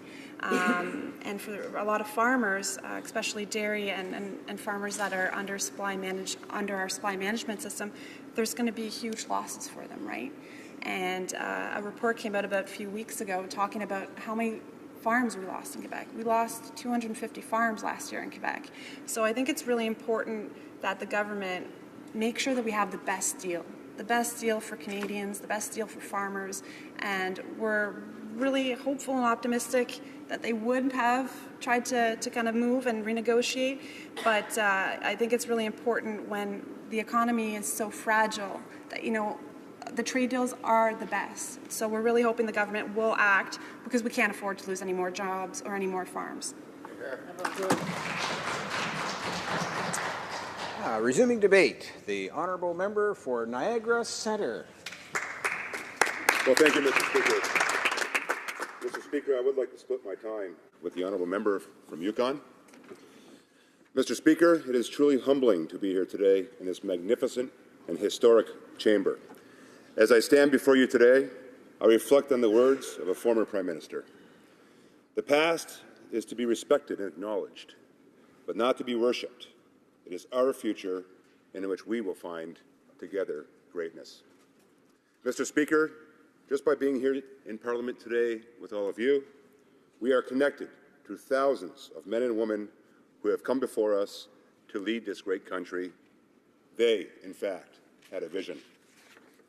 People from every region of the globe have chosen to make Canada their home, and almost 500,000 people have chosen Niagara as a place to raise their family, to start their business, to develop new technologies, a new medicine, or to discover more about our galaxy. And that, Mr. Speaker, that diversity in Canada is reflected throughout this Parliament today.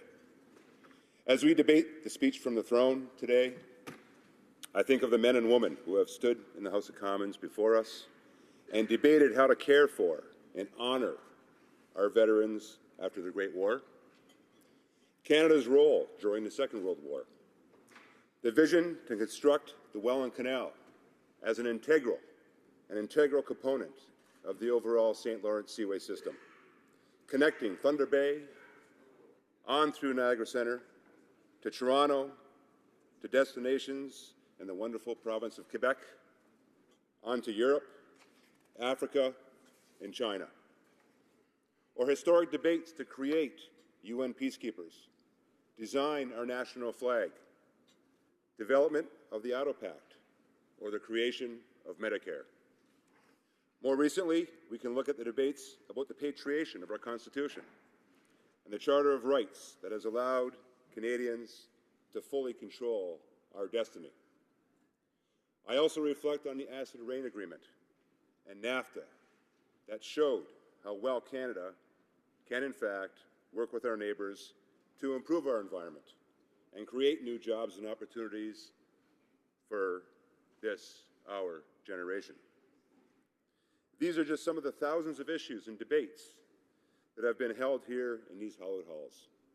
And it is now up to all of us, on both sides of the floor, who have the honour of being elected by our fellow Canadians for the 42nd Parliament, to pick up the torch that has been handed to us and hold it high.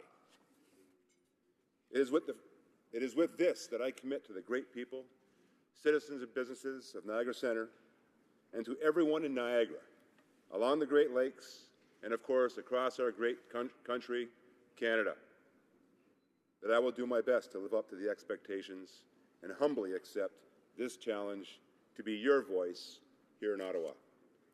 I extend my sincere appreciation to our constituents within the Niagara Centre riding for placing their trust in me and allowing me to continue a tradition of public service at this, the federal level of government. Niagara Centre is, in fact, Canada's Canal Corridor riding. The Welland Canal goes through the riding and connects Lake Ontario, the St. Lawrence, to Lake Erie, and the other Great Lakes. This feat of international cooperation and engineering is within a one-day's drive of over 44% of North America's annual income and connects us, we as a country, to markets around the world. With over 164 metric tons traveling through the seaway, Niagara Centre is at the international heart, enabling transportation to take full advantage of an international multimodal transportation system. As we debate the speech from the throne, I ask my fellow members what we as a team here in the House will leave for our grandchildren. In the early to mid-1900s, our predecessors stood here in this chamber and decided to build the St. Lawrence Seaway. It opened to navigation in 1959. 60 years later, that investment is responsible for over 100,000 Canadian jobs and injects almost $2 billion in annual taxes to municipalities, the provincial and federal governments. That, Mr. Speaker, was vision. As Canada looks to reduce our economic dependence on carbon transportation, the Welland Canal within the Niagara region, within Niagara Centre, offers an alternative way to move goods throughout central North America. Shipping on the water, reducing our dependence on trucks for long-distance transportations, would result in 5 times less greenhouse gas emissions, carrying the same goods, the same distance as shipping on our Great Lakes. Not only would placing an emphasis on a strengthened multimodal network help Canada reach our COP21 goals, it can also help address Canada's infrastructure needs. Today, Great Lakes shipping removes 7.1 million trucks from our roads and highways and saves an estimated $4.6 billion in highway maintenance. Imagine what more we can do to grow our economy and protect our environment with smart and deliberate investments like a strengthened multimodal network. Once again, Mr. Speaker, vision. And members of this House, now it's our turn. Mr. Speaker, what will be this generation's contribution? What will this generation's contribution be that will benefit the next generations 60 years from now? Canada's Canal Corridor and Niagara Centre are ready to help Canada reach its environmental goals while growing our economy. And just as Canada is diverse and has faced together, we as a country, challenging times with optimism and innovation, the people of Niagara Centre are ready to face every obstacle with an inspiring determination to succeed. We are Niagara. We will help strengthen our nation's vision that will ensure Canada is a country where everyone belongs. Most importantly, we will in fact work hard with you to contribute to making it happen. Once again, Mr. Speaker, I am forever thankful to the people of Niagara Centre for asking me to be their voice here in Ottawa. I want to assure them as economic development, infrastructure, public safety, training and education, trade and exports are debated here in this House. In this House of Commons, I will ensure that your voice is heard. Mr. Speaker, whether it is advocating for a free trade zone to compete with the American free trade zone just across our border, just across the border from Niagara Centre, additional infrastructure to get people to work today, in turn, ensuring our vision contributes to a better Canada tomorrow, enhanced employment, retraining to help everyone adjust to the changing work reality, reduction of interprovincial and international barriers to Niagara wine. As I start, Mr. Speaker, as I start this adventure of advocating for Niagara Centre in Ottawa, I have to thank my loving family for their continued support and their love. My wife, Lisa, daughters Logan and Jordan, to my mother and father, Claudette and George, I thank you as well for your support and your love. And to my siblings and their families, and to my friends, your continued support is very much appreciated. Mr. Speaker, in conclusion, as we debate the speech from the throne, may we ensure we look through the lens of a triple bottom line mindset: social, environment, and economy, ensuring our efforts contribute to a clean environment, a strong economy for our middle class.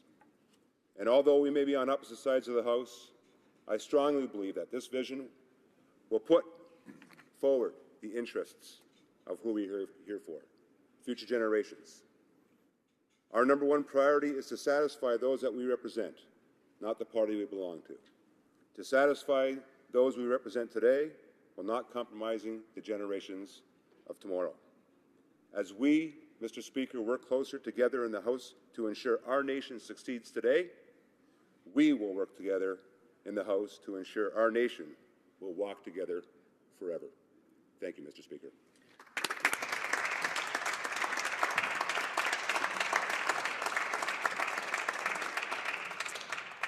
Questions and comments. The Honourable Member for Durham. Thank you very much, Mr. Speaker, and it's good to see you back in the chair working for this Parliament in 2016. And I'd like to congratulate the new member for Niagara Centre on his election to Parliament and on his speech, which he focused heavily on the economy, which certainly in the Niagara region is very critical and reliant on trade. So I'm going to ask him, Mr. Speaker, in light of his Pierre Trudeau quote on the past to be respected and acknowledged, I agree. Those trade linkages, particularly in the Niagara region to the U.S., both with U.S. and NAFTA free trade from a conservative government of the past, then our European trade agreements, South Korea and the TPP, Mr. Speaker, are very, very important to a trading nation like Canada and our manufacturers, our wine growers, all of those jobs in Southern Ontario attributed to that, Mr. Speaker. So would he stand in this House and acknowledge that his government will build on these new and important markets that Conservative governments have opened up to them as part of their economic plan going forward? Member for Niagara Centre. Well, thank you, Mr. Speaker, and I thank the member for his question. It's a great question, and it's something, quite frankly, that we've been discussing with our constituents throughout Niagara Centre, those from different sectors, the auto sector, for example, the trade unions, and, of course, the retail and commercial sectors. And yes, we are going to take into consideration these issues and ensure that our folks, our constituents, our business communities, not just in Niagara Centre, but throughout the entire province and, of course, our country, once again, are heard, responded to, and in an according fashion to ensure that we as a country open up global markets for them to trade in, and, of course, making our business community and our development of our economy that much more robust well into the future. Questions and comments? Question commentaire. The Honourable Parliamentary Secretary to the Minister of International Trade. Thank you, Mr. Speaker. I congratulate the honourable member from Niagara Centre on his first election to this House of Commons and on his very excellent maiden speech. I would like to ask him, in his role as the spokesperson for his constituents in Niagara Centre, if he would be willing to participate and team up with other honourable members, including the honourable member for St. Catharines and myself in my role as Parliamentary Secretary for International Trade, to fight against non-tariff barriers along the St. Lawrence Seaway, which include the dumping of wastewater in the seaway. Member for Niagara Centre. Well, thank you, Mr. Speaker, and it's a great question. I thank the member for it. It's something that we have on our docket right now, something that we have on our agenda right now with respect to ensuring that we work with our neighbours to the south, and to this extent with the Great Lakes being the east, to ensure that both state and federal jurisdictions on the American side do understand the barriers that are being placed currently right now with, in particular, ballast water and the treatment of ballast water. We do, here in the House, not on just this side of the floor, but on both sides of the floor, have to heavily advocate our American partners to ensure that we're on a level playing field, that the regulations that currently exist here in our country are consistent with those that consist of those regulations on the American side and all throughout the Great Lakes, and to ensure that our business, our companies that are trading through their transits through those areas of jurisdiction, that in fact those regulations are consistent on a level playing field, and of course ballast water being of a main focus right now at this time, and of course with others coming up before us, that we in fact take into consideration the need to constantly be on a level playing field and to be consistent throughout the entire industry. We have time for one more question and response. Questions and comments. The Honourable Member for Central Okanagan, Similkameen, Nicola. Thank you, Mr. Speaker, and I appreciate the member's suggestion that we all need to work together on things like interprovincial trade barriers. One example is right now, wine producers in Ontario can send their product into British Columbia, but not the other way around. Will this member support us in able to see that all Canadians can benefit from the wine industry, whether they're from Niagara, whether they're from Nova Scotia, or from British Columbia, or other aspiring wine regions? The Honourable Member for Niagara Centre. Thank you, Mr. Speaker, and I thank the member for the question opposite. Absolutely. There's no question that we would consider any economy that can be built throughout the country, and I would ask you that you give me some more information on that so I can actually help you advocate for that very cause. But again, if you can give me some information on that so I can make a decision and help you along with that, I'd be much appreciated, much obliged. Resuming debate, the Honourable Member for Yukon. I was told at a meeting recently that throne speech was a good opportunity for new MPs to get up and speak in the House and have their maiden speech. So I thought I'd take advantage of that opportunity. And it's a great honor and privilege to represent the great riding of Yukon. I'm really moved by the honor when you're elected by your peers. And particularly in my riding, it's a very diverse and eclectic politically, and it was really moving for me, gratifying to have the support of the people of the Yukon. And I have to commend we had the second highest turnout of any riding in the country, and I have to commend particularly the First Nations people and the youth of the Yukon who came out in record numbers to show their commitment to democracy. And of course, we go without saying for all of us, I think, that we have to thank our families. I thank my wife, Melissa, such a empathetic, understanding, and supportive spouse. To thank my 7-year-old daughter, Aurora, very sensitive and creative and bilingual, and on top of that speaks a little bit of Spanish and from Dora, and Southern Shoshone, a First Nation language from the Yukon, and my dynamic 4-year-old son, Dawson. So today, a number of things we could speak about in the throne speech, but I'd just like to speak about the vulnerable. And I think it's because it's often said you grade a country, the success, the effectiveness of the country on how it treats its most vulnerable. And if we're not concentrating on that, it's always been a high priority for me in politics. One of the main reasons I'm in politics is to help those that really need it. And if it's not to help those, then why else are we really here? Because the people that can deal with government on their own are not really our first priority. So who are the vulnerable? Well, I think it's all of us at any time in our life cycle could be one of those vulnerable. And so this is all Canadians at a particular time, a particular situation in their lives. And I just want to talk to a few of those and how we're proposing to help out. First of all, let's talk about the seniors or the elders. I'm very happy that we're lending support. I just can't imagine when you look at the size of their pensions and you look at the cost of things today that have so gone up exponentially. I don't know how they survive, and many of you must know seniors that have to make a choice between food, nutritional food, and turning the heat on in their place. And it's not a decision that any of us like that they have to make, and it's a bit hard for us to understand that in the House when that's not a decision we have to make. But please think about those people as we make decisions in the House. So I'm glad we will index the old age security and the supplement and increase the supplement. And the indexing will be based on a package of goods that seniors use more often than the average person because they have particular items. So it'll be more sensitive indexing. Also to, of course, increase the CPP. That's the desire of the government because it has to be worked out with the provinces and territories. That's not an easy task, and I actually commend any that, if it doesn't go ahead, that go ahead on their own to somehow make it better for seniors so that they have a livable income in their final years.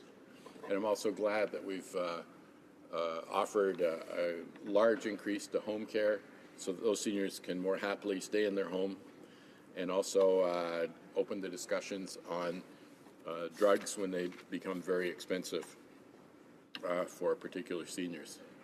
Another group of the vulnerable are immigrants. You can imagine in recent years, there's been sort of a gradual creep in the time it takes to bring in certain categories of immigrants, spouses, grandparents. I think you know how much important grandparents are in your families to work with the kids, to be friends with the kids. Can you imagine if you didn't have them for 5 years? And even worse, can you imagine if tomorrow someone took your spouse out of your house, your spouse away, and said you could have them back in 2 years? This is some of the timing that immigrants have to face. And it's very tough. It's that we don't have to face those types of things, but we have to try and put ourselves in their moccasins. Of course, health care. People can be very vulnerable in the health care, needing health care. And so I'm delighted that discussions have started with the provinces to come up with ways of ameliorating that system. EI is another area. It's hard to imagine if you had to go home tonight and wonder if you had to move because you didn't have enough income to pay the rent or the mortgage, or you didn't have enough to pay the groceries and you had to tell your children that because of this flux in your life, you're going to have to move somewhere and you didn't even know where. That'd be very difficult for any of us. And once again, think of those people. So it's why I'm glad that EI changes are coming up. One's particularly important for my riding because we have such a short building and working season that's very limited on sometimes the hours a person can get in. Of course, I think we're all sympathetic to the veterans that fought for the freedoms that we have today and would want them treated in the best way possible. So if many of them have been injured physically or mentally, and of course we should do everything possible. And I think I'm excited that we're promised to increase the service standards. Some of the long waits I've heard over the years just for service that they deserve are just unacceptable, and I think people in the House would definitely agree with that. Another group of the vulnerable these days is the average Canadian, which everyone here was before a couple of months ago, and you know how expensive things are getting, and especially those with families. The cost of just getting by is very difficult for some average Canadians, so I'm glad we have provisions for that. And also, of course, for the poor around the world, I'm glad we're looking at that again, because there are, as you all know, some incredibly horrific situations around the world that people actually are barely surviving in, if surviving. Another area in my particular riding is the people of the rural areas. Often employment's much harder, very distances to services, including medical services, dental services. A lot of services are not in those rural communities. So the great rural communities of the Yukon, Dawson, Carmacks, Ross River, Teslin, Faro, Watson Lake, Haines Junction, Mayo, Carcross, Old Crow, Mount Lorne, Ibex Valley, Pelly Crossing, Burwash Landing, Beaver Creek, Marsh Lake, Tagish, Stewart Crossing, Elsa Rancheria, West Dawson, and Keno with its 11 residents, to say a few. Is that 1 minute? Okay, thank you. I'm almost finished. And of course, Aboriginal people are very vulnerable. Their qualities of life, the determinants of those qualities, serious qualities, are of course much lower than other Canadians. I'm delighted at a whole number of items that we've promised in that respect that I'll have to go on to in another speech. And of course, our youth, the provisions to help youth, obviously very vulnerable, especially financially. And finally, my last point, just in the time the speaker is allowing me, but the most important point I saved to last is the money we've put in for families, especially low-income families, that will take hundreds of thousands of children off the poverty level. And if there's anything else that I want to accomplish in this government, in this term of my parliament, that would be it. Thank you, Mr. Speaker.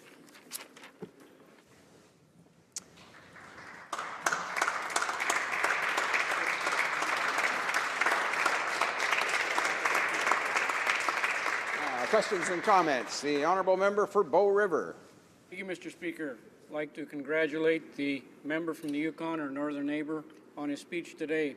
He identified many areas of concern and one with health, and I wondered if he had an opinion on palliative care, as he's talked about many aspects of health. Does he have an opinion and willing to work on the issue of palliative care? Thank you. Yukon. Yes, thank you for the question, an excellent question. I've certainly been supportive in my private life in situations related to palliative care, and of course with the passing of my parents as well. I'm also, as I mentioned, glad that we also, in a related field, are increasing on home care, and I'm certainly willing to talk to the member if he has some concrete proposals that I could put forward. I think that is very important. And also for relief for people taking care of people in those situations. Questions and comments? Question and commentaire. The honourable member for Port Moody, Coquitlam. Thank you, Mr. Speaker, and congratulations to the honourable member from the Yukon on his election back into this House, and welcome him back, and appreciate his comments and also his concern for those that he touched on in communities across the country that don't get the support or attention that they need or deserve. And certainly talked about child poverty, and we in British Columbia have the unfortunate distinction of having incredibly high child poverty rates, so I share the concern to work to alleviate poverty across the country. But my question is, he does share on, as a coastal community, the concern about having a strong and resilient Coast Guard. And we have a number of stations that have been closed on both coasts, including the West Coast. And I'm wondering if he can speak about the reopening or the intention to reopen closed bases and stations. I'm thinking of Comox, I'm thinking of Ucluelet, and other stations, even in Vancouver. The Marine Communication and Traffic Service Centers have been closed, and they intend to be closed. Does this government, through this budget, pending budget, and obviously in this throne speech, is there the intention to focus on reopening and putting the resources needed into our Coast Guard? For Yukon.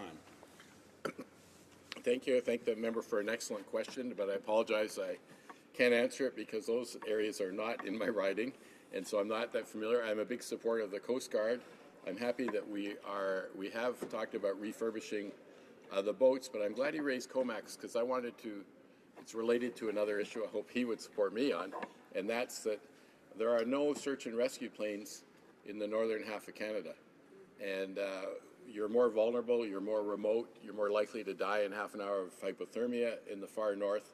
So why would we not move it from, say, Comox, not all of it, but a little bit, to the north where people could be very vulnerable in emergency situations and need search and rescue. And it's been a long time priority for me. Questions and comments. The Honourable Member for Saanich Gulf Islands.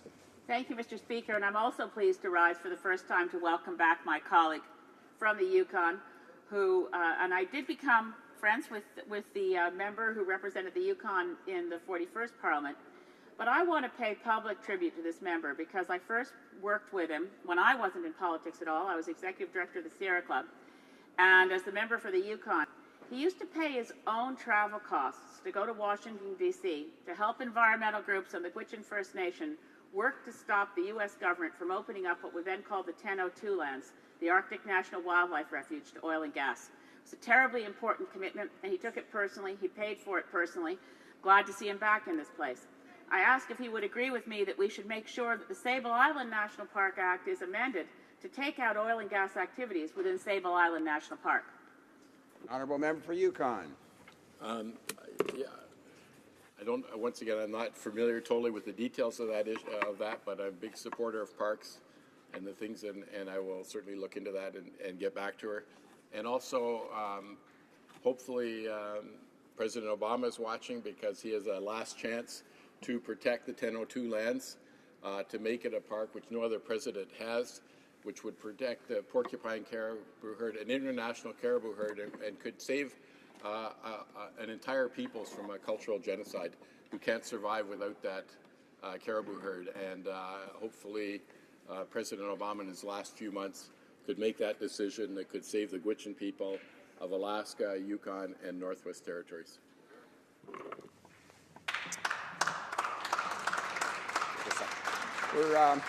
We're going to go to resuming debate, but before we do, just another reminder, a subtle one for the help of all honourable members. From time to time, and this is by no mean to point any specifics to a particular speech we've heard in the last couple hours, many good maiden speeches in this last little bit, but from time to time, members, of course, in the usual discussion, we use the first person. We use the you word, second person, I should say. In the course of the speech that we have in the chamber, we're entrusted to use the third person in our usual language. That is he, she, they, and that's done for a reason, and that is that and at the same time, when you're using that language, you're addressing your remarks to the chair. What that does is help to make sure that the speech is addressed to the chair and not to persons across the aisle or to other specific members. One way to catch yourself getting into that habit and wanting to switch back away from it is watch for your use of the word you. When you see that your speech or remarks begins to inflect the word you in the course of your remarks, it could be that you're slipping into that style of speech. And just think to sort of switch back to the third person. It's just a gentle reminder. It helps keep the speech less personal, more exact, and in the correct decorum that the Chamber supports. So I urge that to honourable members. Again, it's not a criticism of honourable members, but a habit that one can start to get into. And now we'll go to to resuming debate, and the honourable member for Kitchener-Conestoga. Well, thank you, Mr. Speaker. And congratulations on your appointment to the chair again. Mr. Speaker, I'll be splitting my time with the honourable member for Richmond Centre. Today, it's once again such a great honour for me to be able to rise in this House to participate in our democratic process on behalf of those who elected me from the greatest riding in all of Canada, Kitchener-Conestoga. And it's with my constituents' best interest in mind that I speak to the government's speech from the throne. As the MP for an urban-rural riding, I am concerned about the glaring omission of any mention of agriculture. Yes, agriculture is important to my rural communities in my riding, but it's also very important to the urban communities that I represent as well. Mr. Speaker, farmers do feed cities. In my riding, there are over 1,200 farms, approximately 1,400 in all of the region of Waterloo, accounting for $473 million in gross receipts in 2010. Farmers are professionals. They want to meet their social obligations in protecting the environment, protecting the health and welfare of animals, and providing the best quality food and products for their families, for their communities, and for the world. The family farm is the foundation of the Canada we love today. Products have evolved and technology has advanced, but one thing remains constant. From before sunrise to long after it goes down, Canadian farmers do the hard work that feeds our country. The Canadian agriculture and agri-food sectors account for more than $100 billion in economic activity every year and employ more than 2 million Canadians. The importance of agriculture to our national interest simply cannot be overstated. In fact, Mr. Speaker, 1 in 8 Canadian jobs depend on agriculture. Those in primary agriculture, food processing, horticulture, farm markets, and more.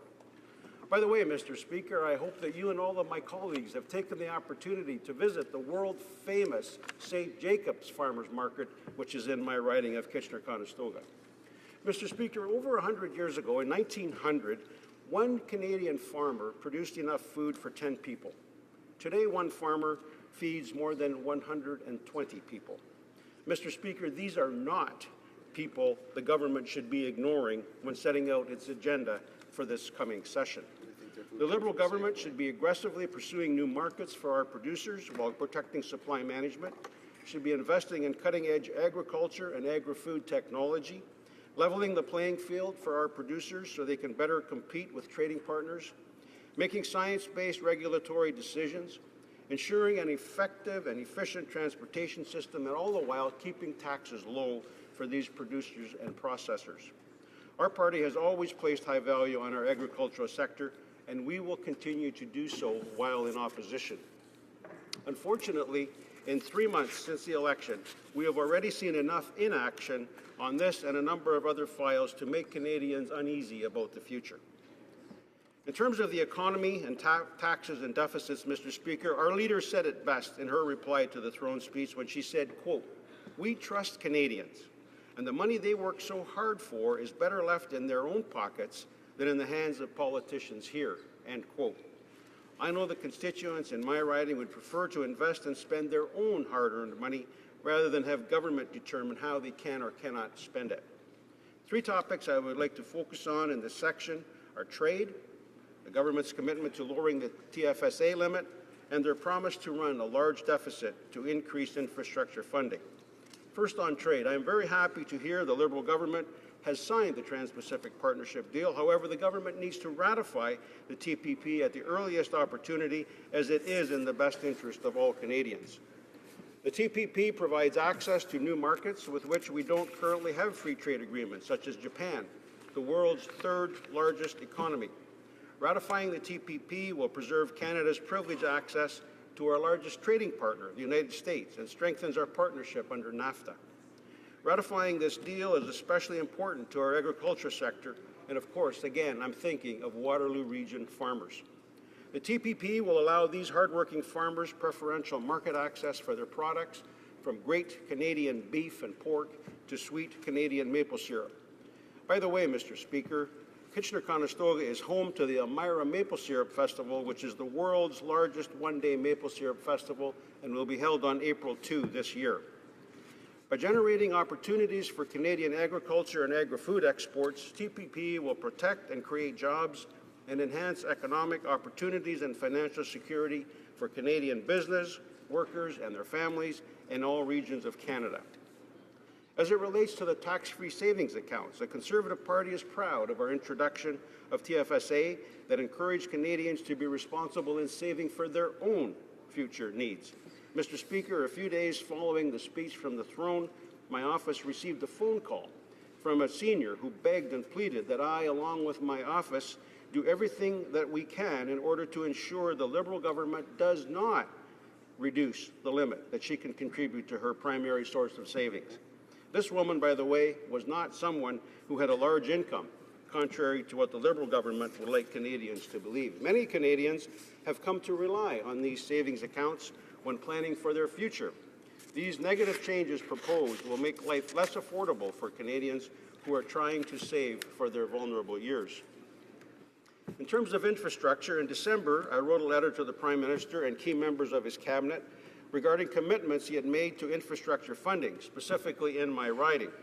During the campaign, our current Prime Minister assured them that an elected Liberal government would fund two-way, all-day rail link to Toronto so that commuters can travel to and from the region throughout the entire day.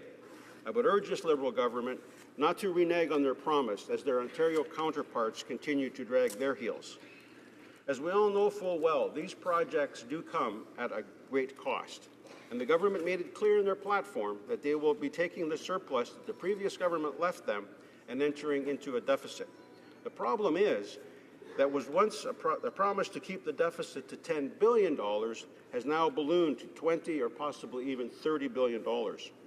Every week we hear of more holes in the Liberal costing of their platform. More recently, a report from the Parliamentary Budget Officer contradicts the Liberals' claim of a cost-neutral tax increase to Canadians. Instead, the PBO has found that it will cost the government upwards of $100 million per year to fund this so-called tax-neutral measure. It's clear to Canadians that there's only one party that will always look out for hardworking taxpayers, and that is our Conservative Party. Last, Mr. Speaker, we heard in the speech from the throne a commitment to keep Canadians safe and to strengthen relationships with our allies. Conservatives have said that in order to stand shoulder to shoulder with our allies, Canada must maintain our commitment to the air combat mission against ISIS and leave our CF-18s in the fight. The Prime Minister has still not explained how pulling CF-18s fighter jets out of the fight against ISIS is helpful to our coalition partners. If Canada truly wants to strengthen our relationship with its allies, this is not the time to be withdrawing our CF-18s. We should be standing side by side with our allies. The Canadian Armed Forces and the Royal Canadian Air Force have been carrying out both training and airstrikes successfully in the region for almost a year.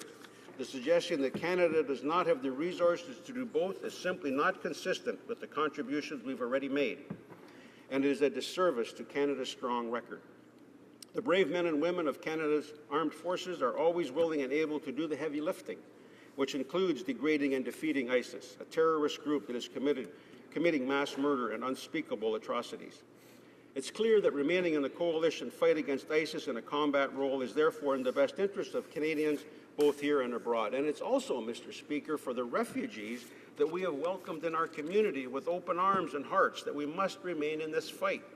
For many of them, a safe and stable homeland remains their ultimate desire, and it's our job to provide that for them, so that if they wish, they may return to their country of origin and live free from oppression and fear of death. Mr. Speaker, the constituents of my riding are expecting this government to work hard for all sectors of the economy. They must address what they plan to do for our farming communities. Furthermore, they expect this government to steer our Canadian economy in a time when global markets are fragile, while stewarding their hard-earned tax dollars well and maintaining the principle that you should not spend money you do not have on things you cannot afford. And last, as many of our closest friends around the world ramp up their contribution to the fight against this barbaric group, ISIS, Canadians expect that we will stand alongside with our friends. Unfortunately, These have not been addressed in the speech from the throne. It's my hope, Mr. Speaker, that the Liberal government will see the error of their ways and take action on behalf of our global friends, on behalf of our small and medium-sized business and expanding trade opportunities, and especially on behalf of our vital agriculture sector to ensure that family farms can succeed and that Canadians continue to have access to the very highest quality food in the world. Thank you, Mr. Speaker.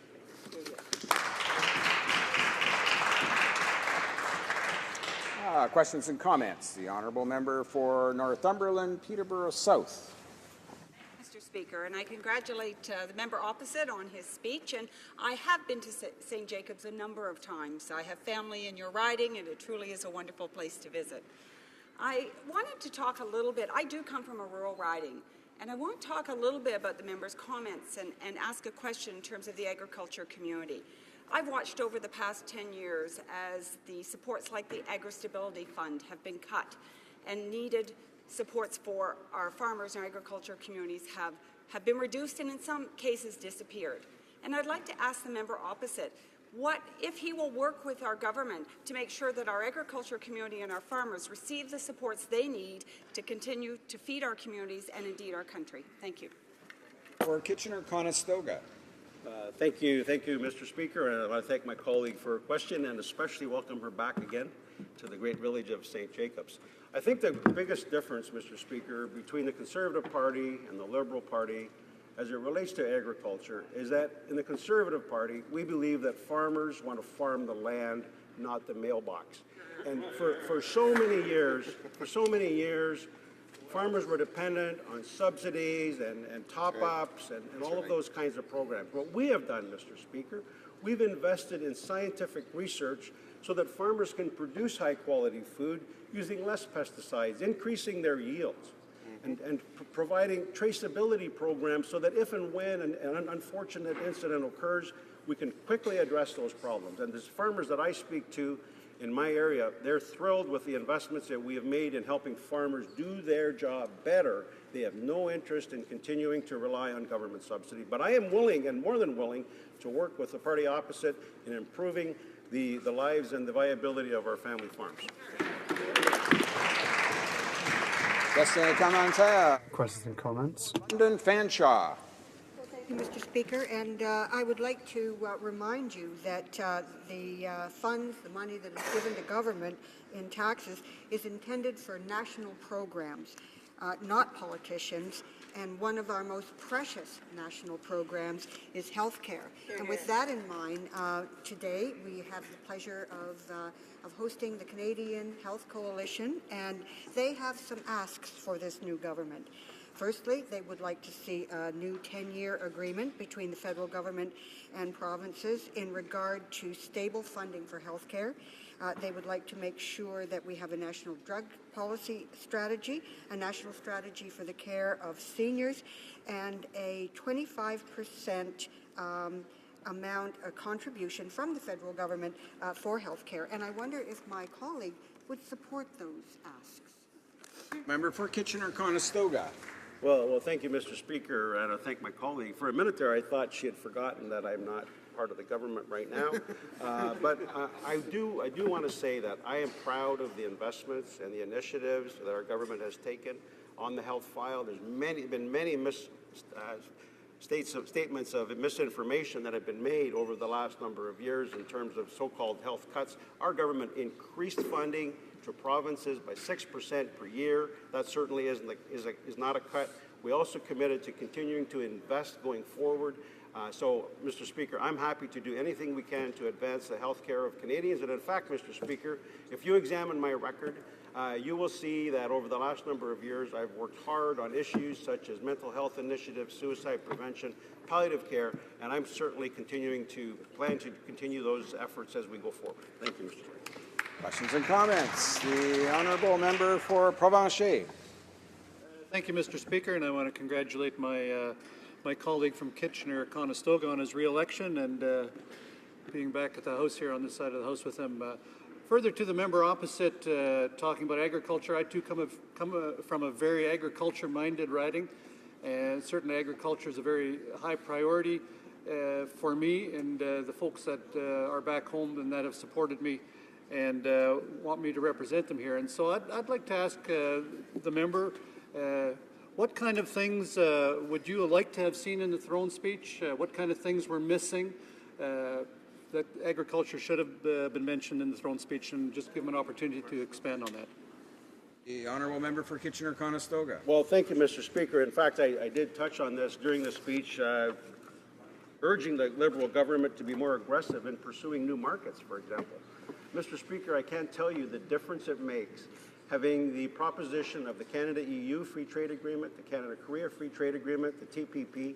When it comes to exporting agricultural products like pork and beef and the high tariffs that are currently on those products, that's the kind of fight that we need to see from the Liberal government in terms of standing up for our farmers to be able to access new markets. As it comes to scientific research, Mr. Speaker, I alluded to this earlier in my response to my colleague across the way. We have to give farmers the research tools to help them develop the new quality, higher quality of their products, whether it's livestock or field crops. And our government has done that, and many of our farmers are contacting me to let me know that they've been happy with that initiative, as I said earlier, rather than having them rely on government subsidies and top-ups that are not helpful in the long run. Thank you, Mr. Speaker. So we're going to resuming debate. I'll let the honourable member for Richmond Centre, who is going to be up in a moment, let her know that there's only about 6 minutes left before we go to statements by members. So I'll interrupt her at that point. Of course, she'll have the remaining time for her 10-minute remarks when the House resumes business and so on. The honourable member for Richmond Centre.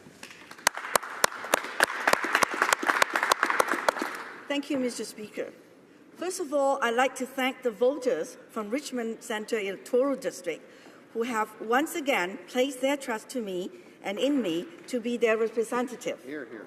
This is the third time that I have been fortunate to be elected, and it is always a privilege to be speaking on behalf of my constituents, previously for Richmond Electoral District and today for Richmond Centre. I would also like to take this opportunity to thank my supporters and volunteers in Richmond, and most importantly, my husband, Enoch.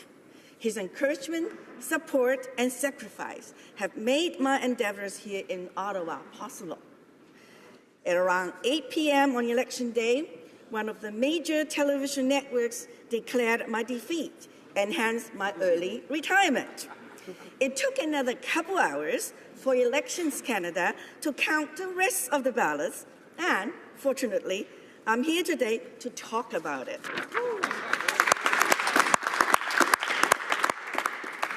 That very evening, one of my constituents sent me a line from a famous author, Mark Twain, and I quote, that this report of my death was an exaggeration.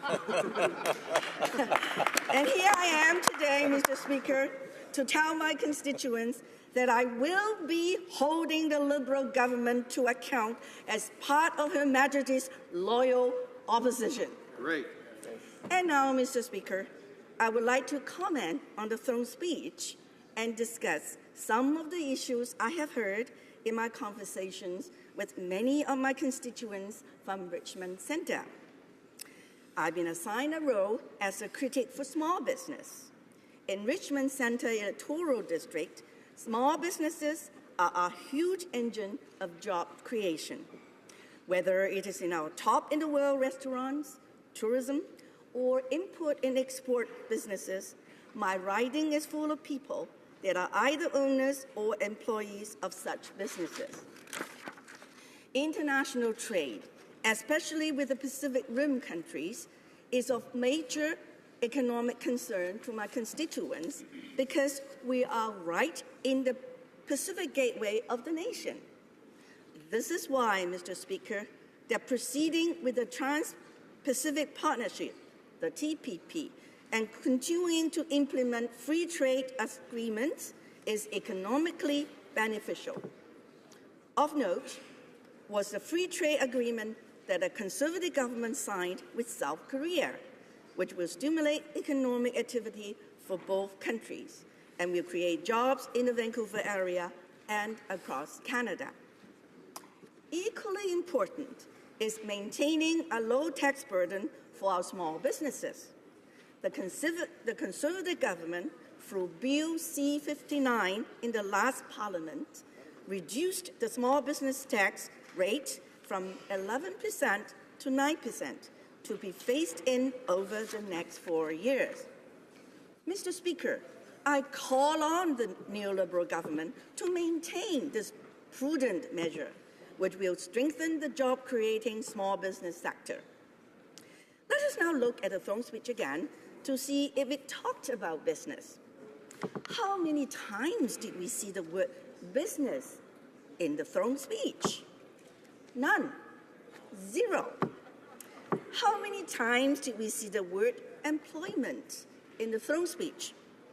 Only once. In reference to the employment insurance system, where you receive benefits for not working, whether it is losing your job, sickness benefits, or maternity leave. There's hope. Speaking of employment insurance, Mr. Speaker, we will also be watching very carefully the impact of increased payroll taxes on small businesses that create jobs. Increased payroll taxes represent a real cost to businesses.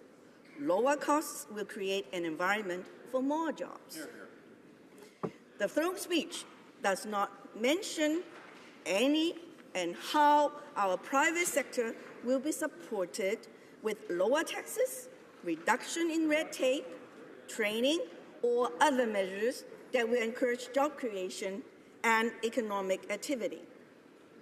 Indeed, it is disturbing to see the government going in the exact opposite direction, where large governments will be causing large deficits accumulate large debts, and large debts will increase the interest expenses the government will have to pay. We all know who pays the government's bills. It is the taxpayer that will be paying for these upcoming liberal deficits. This upsets a lot of people. Order. Order. Okay. The honourable member for Richmond Centre will have 4.5 minutes. There's more to come. 4.5 minutes when the House next resumes business on this particular question. Now we're going to statements by members. Déclaration de député. The honourable member for Scarborough Centre. Mr. Speaker, I would like to draw the attention of the House to the great work being done in Scarborough Centre and across Toronto by Project Engagement. Project Engagement is a volunteer-based, not-for-profit organization founded in 2004 by our local city councillor, Michael Thompson, and businessman Vince Gasparo. Their goal was to create an organization that would provide food, clothing, and other household necessities to families in need in Scarborough and across Toronto. I'm pleased to say, Mr. Speaker, that they have succeeded in making a real difference. This past Christmas, I was pleased to join more than 600 community volunteers preparing food hampers to help ensure more than 400 families had a better Christmas, including a warm meal and toys for the children. Mr. Speaker, Project Engagement is making a real difference in the lives of families in need. We need more projects like these across Canada. Thank you. The honourable member for Barrie-Innisfil. Thank you, Mr. Speaker. I rise today to recognize Mr. Bruce McGregor. Bruce is the past president of our local Conservative EDA, and after an unprecedented 5 terms at the helm of our local riding association, Bruce turned over the reins to Mrs. Ann Kell at our AGM held over the weekend. Bruce has been a proud resident of Barrie for 45 years, and his dedication to the EDA is only surpassed by his unwavering commitment to the greater Conservative movement. Barrie-Innisfil can be very proud of Bruce's service to the community, and we thank him from the bottom of our hearts and wish him all the best in the future.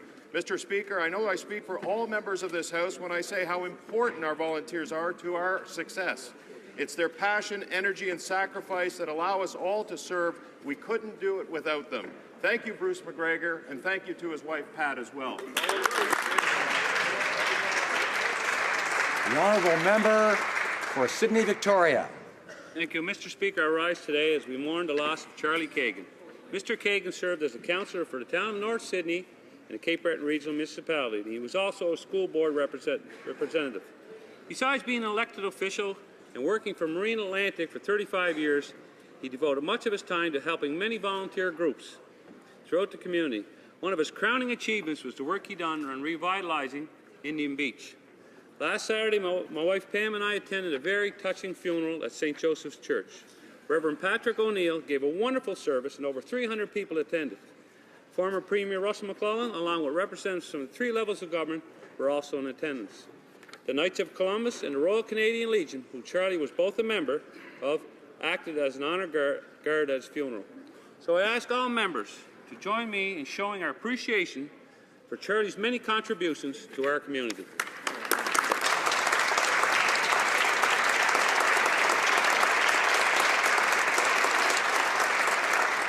The honourable member for Port Moody Coquitlam. Mr. Speaker, a recent study by Oxfam showed 62 of the world's richest billionaires have as much wealth as half the world's population. Evidence that the gap between the rich and the rest of us continues to grow. Income and wealth inequality is one of the biggest challenges of our time. Instead of tackling this challenge head-on, the Liberal government is making it worse. Last week's PBO report revealed most Canadians won't benefit at all from the Liberal so-called middle-class tax cut. In fact, the report confirmed the Liberals' plan benefits the top 30%, and the richest 10% is getting the most. Like the Conservatives before them, the Liberals are increasing economic inequality. In my riding of Port Moody Coquitlam, constituents are feeling the financial pain of exorbitant housing costs, expensive childcare, prescription drugs, and groceries. Many are struggling just to pay the bills. We in the NDP will continue to work with civil society, business, labour, community groups, and individual Canadians to advance fairer and more prosperous Canada for all Canadian families, not just the richest few. The honourable member for Scarborough Southwest.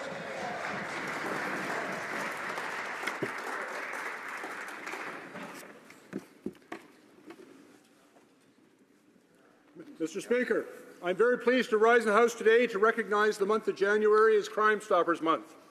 Since first being implemented in the great city of Calgary in 1982, the Crime Stoppers program has become an invaluable crime prevention tool in over 90 communities across Canada. This program is a unique partnership between the public, the local media, and the police to fulfill our shared responsibility to maintain public safety, reduce crime, and to prevent victimization. Since its inception, Crime Stoppers has helped solve over 300,000 cases and resulted in the recovery of over $500 million of contraband property. But its greatest contribution is in the prevention of crime. Mr. Speaker, fear is the greatest enemy of public safety, and by empowering our citizens to provide information to the police anonymously and safely, Crime Stoppers discourages criminals who rely on fear and intimidation to victimize others. Crime Stoppers Month is an opportunity to raise awareness of this important program and to express our admiration and gratitude to the many staff and volunteers who assist our dedicated police services in keeping Canada safe. The honourable member for Caribou Prince George. Mr. Speaker, it's great to be back in the House after a busy few weeks in my riding at Caribou Prince George. Today, I have the honour of welcoming to the House 2 regional leaders, Sherry Ogasawara and Tracy Calagaros. Well, while the Prime Minister was busy taking selfies with movie stars, I and 3 of my colleagues attended the BC Premier's Natural Resource Forum, one of the largest forums of its kind in Canada. The forum was held in Prince George, BC. The event was attended by over 900 leading industry professionals, provincial, municipal representatives, and Indigenous leaders. Mr. Speaker, this government's absence and silence was heard loud and clear. I'm greatly disappointed that not one member of the Liberal Party was present, not even the member opposite, the Minister of Natural Resources, the very minister who just yesterday stood up in the House and said he was meeting with industry leaders and yet declined the invitation to attend one of the largest natural resources event in the country. So I offer this to my colleagues. While you may want us to be known for... The honourable member for Avalon. Mr. Speaker, today I stand to recognise a special person that has spent the last 40 years providing emergency services to a rural area in my riding. At the age of 78, Ms. Rita Pennell of Trepassey has just retired. She was a pillar of strength to those requiring emergency services, and many took comfort knowing that Ms. Pennell was either driving them to the hospital or carefully attending their needs. Just recently, I had the privilege to visit Ms. Pennell at her home and listen to her many interesting stories. It became obvious that she cared for every patient as if they were her family. She was determined and made sure that anyone needing care got it. If a snowstorm was getting in her way, she had the Cabinet Minister's personal phone number and used it to make sure the roads were cleared. Ms. Pennell was recently recognised by the Lieutenant Governor of Newfoundland and Labrador for her efforts. While she retired as an EMS, she remains a very active volunteer in her community and works hard to make Trepassey a great place to live. Mr. Speaker, I ask all members to join me.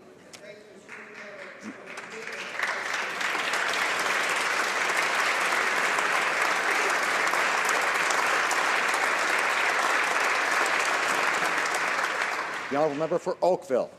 Mr. Speaker, it's an honour to advise the House that a 92-year-old resident of Oakville, Edward James Kersey, has been awarded France's highest order, the rank of Knight of the French National Order of the Legion of Honour.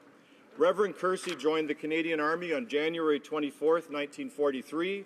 He came ashore at Juno Beach on July 10, 1944, and fought in battles through France, Belgium, Holland, and was with his unit in Oldenburg, Germany when the war ended. His efforts and personal bravery helped to ensure that today, Canada and France are democratic and free societies.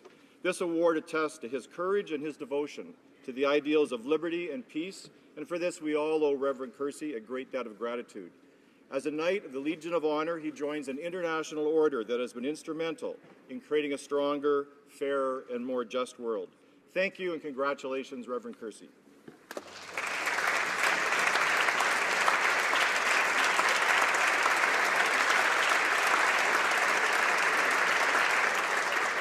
The Honourable Member for Beauport-Limoilou. Mr. Speaker, since the City of Quebec was founded, its port has always been key to the economic life of Quebec. It means where the river narrows, and that is especially true because it is the last deep water port on the St. Lawrence for cargo ships, and it is the closest to our cities. In 2015, the project Beauport 2020 was announced and will create 3,000 new jobs, and it will allow it to remain competitive on the international scene. The extension of the wharf line and the regreening of the river shore are necessary for economic stimulation of the Quebec City region. A large part of it is in my riding of Beauport-Limoilou. Therefore, I urge the current government to support the measures that the port is taking for Beauport 2020 because it is a vision of the future for Beauport. Thank you. The Honourable Member for Rivière-des-Mille-Îles. Mr. Speaker, I rise today to congratulate a Canadian Olympic athlete who is world-class, and he was born in Deux-Montagnes in my riding. Last weekend in Val-Saint-Côme, the mogul skier, Michael Kingsbury, broke a record with his 30th World Cup victory. Mr. Kingsbury is 23 years old and has already won numerous victories, including a silver medal at the Sochi Olympics and 4 Crystal Globes in his mogul skiing. Mr. Kingsbury, I would like to take this opportunity to underscore your efforts and your perseverance. You are an inspiration and example of courage and of success for young athletes across the country. Let us be proud of our Canadian athletes. Congratulations, Mr. Kingsbury, and thank you, Mr. Speaker. The Honourable Member for Cloverdale, Langley City. Mr. Speaker, last Monday, the second Canadian Infrastructure Report Card was released by the Federation of Canadian Municipalities and Partners. What that report card tells us is sobering, that fully 1/3 of all municipal infrastructure in Canada today is in fair, poor, or very poor condition, and that figure includes much-needed transit assets. Transit represents a significant investment for all Canadians, and we need to ensure that we allocate appropriate spending to keep Canadians moving. In my region, BC's Lower Mainland, this is a particularly relevant issue as we will be welcoming an estimated 1 million new residents and 600,000 new jobs by 2040. Investments in public transit not only help get people to their destinations quickly and efficiently, but also support a competitive economy, a clean environment, and a higher quality of life. I encourage all members of this House to work with other levels of government in Canada to invest in much-needed transit infrastructure, including the expansion of light rail transit to my riding in Cloverdale-Langley City. Thank you. The honourable member for Selkirk Interlake Eastman. Mr. Speaker, almost 2 years ago, the Russian Federation illegally invaded, occupied, and annexed the internationally recognized Ukrainian territory of Crimea. The Putin regime executed the military takeover in response to the Euromaidan protests by the Ukrainian people against their pro-Russian leader, Viktor Yanukovych. The placement of armed forces in the sovereign territory of another nation is a clear violation of international norms and laws. The previous Conservative government was a world leader in providing economic, military, and diplomatic assistance to our Ukrainian allies. We made it extremely clear that whether it takes 5 months or 50 years, Canada will never, ever recognize the illegal annexation of Crimea. Today, Russian Foreign Minister Lavrov said, "We have nothing to give. We're not holding any talks with anyone on returning Crimea." Unfortunately, Mr. Speaker, the Prime Minister wants to reward the Russian Federation by normalizing relations while the Russian regime is supplying arms and troops in the Donbass conflict in eastern Ukraine. I'm calling on the government to maintain all sanctions against the Russian Federation and individuals responsible for the annexation of Crimea and the invasion of the Donbass.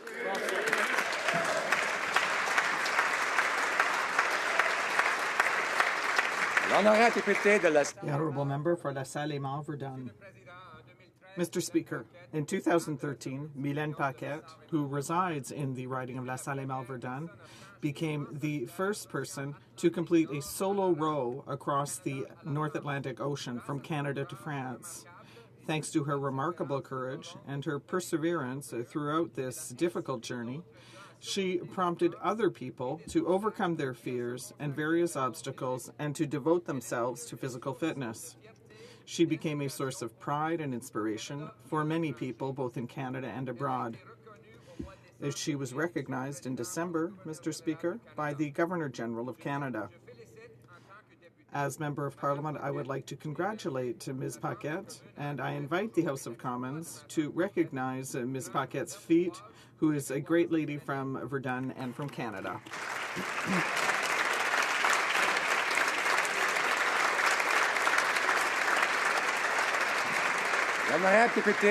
The Honourable Member for Berthier-Beskinonge.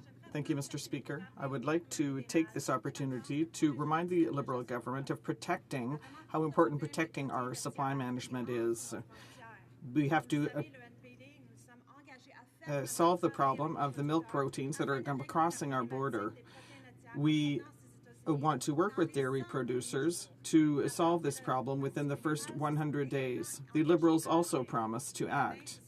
Tomorrow, this government will have been sitting for 100 days, and dairy producers across the country are waiting for concrete measures to be taken by this government. And I certainly hope that the dairy producers will not have to live with this uncertainty for another 100 days. In my riding and across the country, farmers are worried and impatient. Currently, medium-sized farms are losing $1,000 per week. That is unacceptable.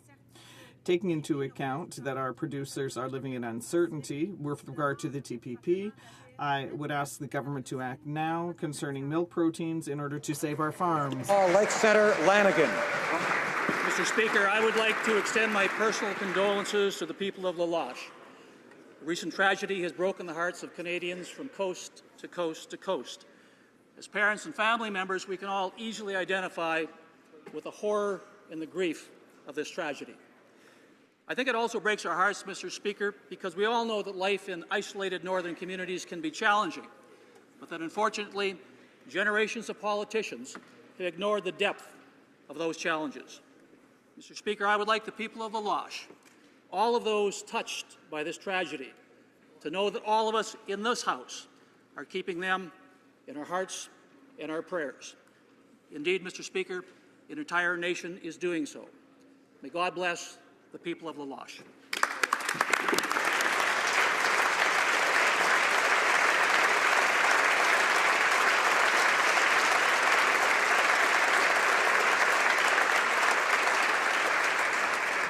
honourable member for Fundy Royal. Mr. Speaker, last week the greater community of Sussex, New Brunswick, my hometown, was devastated to learn that 430 mining jobs in the community would be lost due to market prices and production costs. Potash Corporations of Saskatchewan will be suspending the potash mining operations indefinitely at the Piccadilly mining site. The people of Sussex have been quick to show an attitude of strength and resilience. There's a confidence and sense of hope in the value of our natural resources, the strength of our municipalities, and the tremendous skills and work ethic of our workforce. As a Member of Parliament for Fundy Royal, I'm committed to supporting these workers and their families, as well as the local businesses that have been impacted. Now more than ever, this government's infrastructure investments will be important to provide immediate work and also to ensure that we are prepared to take advantage of future private investments that will create long-term jobs. Mr. Speaker, every local success story that this government can support will add stability to the community and help us to retain the workforce that we need for prosperity in New Brunswick.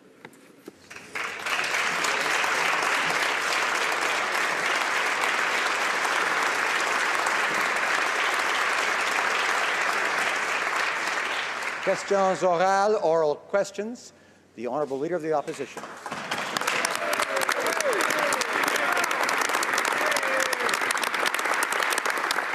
Mr. Speaker, I want to thank the Prime Minister for taking my advice and meeting with Mr. Coderre. This is an issue about the national economy, and it's about jobs for all Canadians. Mr. Speaker, there are actually other projects, though, that can create jobs. For example, if the Liberals would allow the expansion of the Toronto Island Airport runway,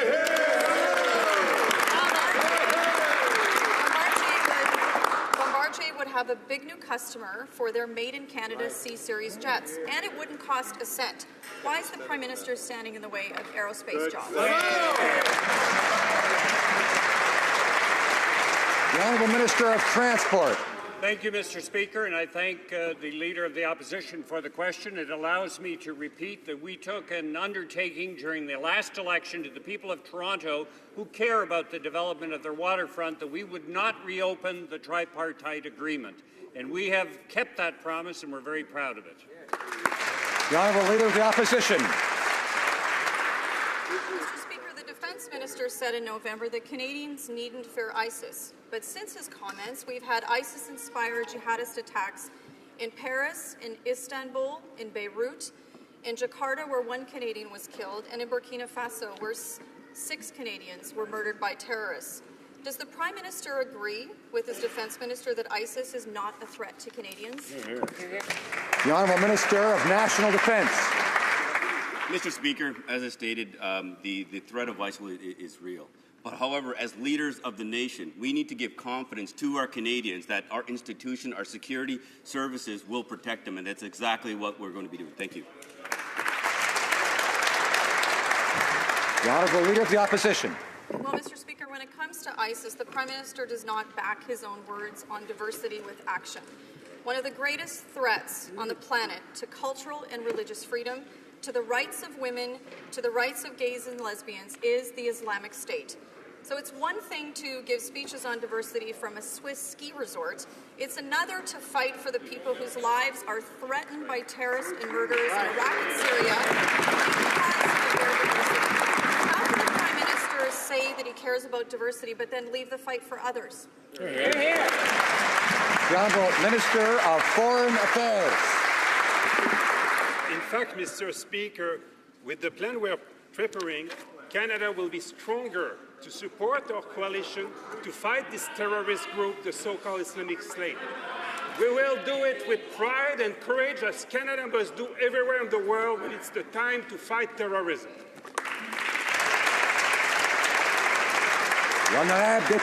The Honourable Member for Louis Saint-Laurent.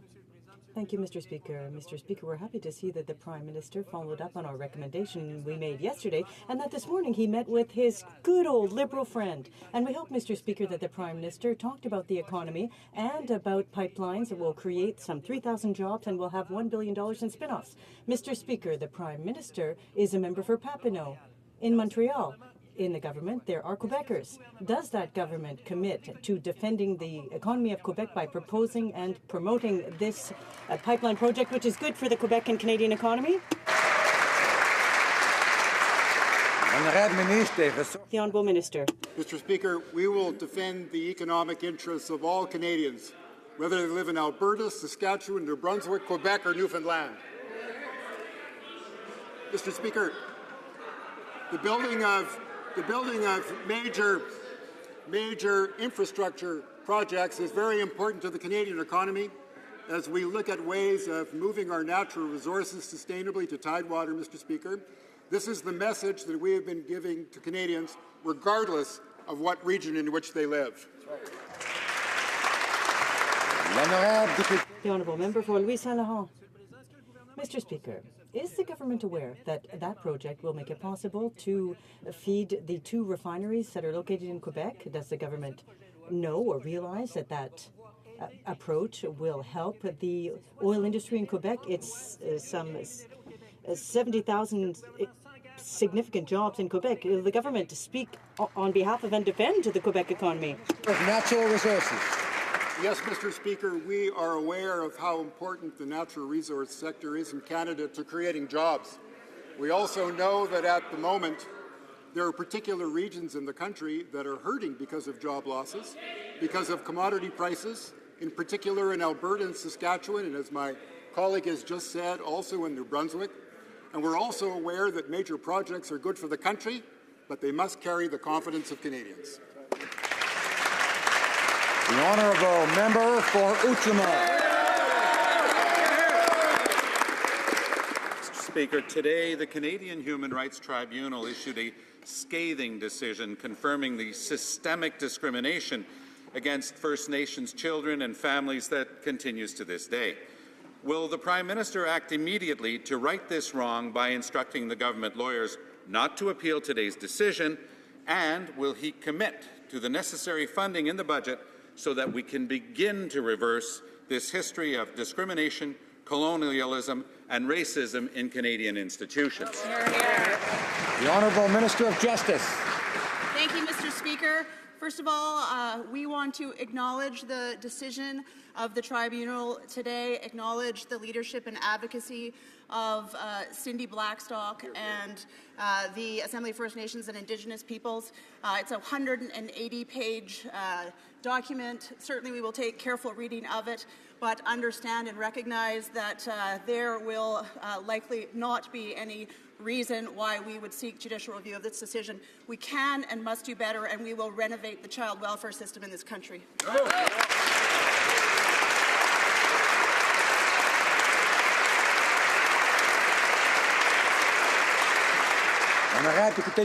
Honourable Member for Outremont. There is no reason to appeal this decision. Today as well, Environment Commissioner of Canada lambasted the current regulatory system for pipelines. Now, during the campaign, the Liberal leader made a very clear commitment to overhaul the environmental assessment process, and he promised that new regulations would apply to, quote, existing projects as well, and that the entire assessment process of current projects would have to be, quote, redone. Are the Liberals going to respect that very clear promise to change the rules and make sure these assessments are redone? The Honourable Minister of Natural Resources. The Honourable Minister of Environment. Thank you, Mr. Speaker. I'm honoured to answer my first question as representative of the residents of Ottawa Centre. We are committed to rebuilding the trust of Canadians in our environmental assessment process, trust that was lost under the previous Conservative government. But as part of that, we will be informing our decisions through consultations with Canadians. We will be basing our decisions on evidence and science in consultation with Indigenous people and with input from the public. We will also be considering the impact of climate change. Thank you.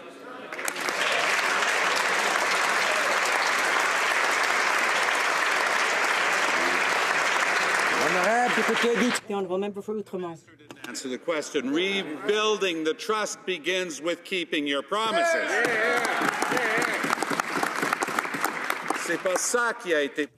That's not what they promised during the election campaign. Twice during the campaign, the Liberal leader promised that all of the verifications and assessments on pipelines would be redone. not simply patching them up. No. So the question is yes or no. Will they respect their promises with respect to the environmental assessments and doing them over? Honorable Ministre de l'Environnement. The Honourable Minister. Merci, Monsieur le Président. Thank you, Mr. Speaker. One of the commitments that we made as a government was to reestablish the confidence of Canadians in the environmental assessment process. This is the only way to move our resources in a responsible way in this century, and we will do that, Mr. Speaker. The honourable member for Outremont. Autre tentative de changer. Another attempt to change the subject.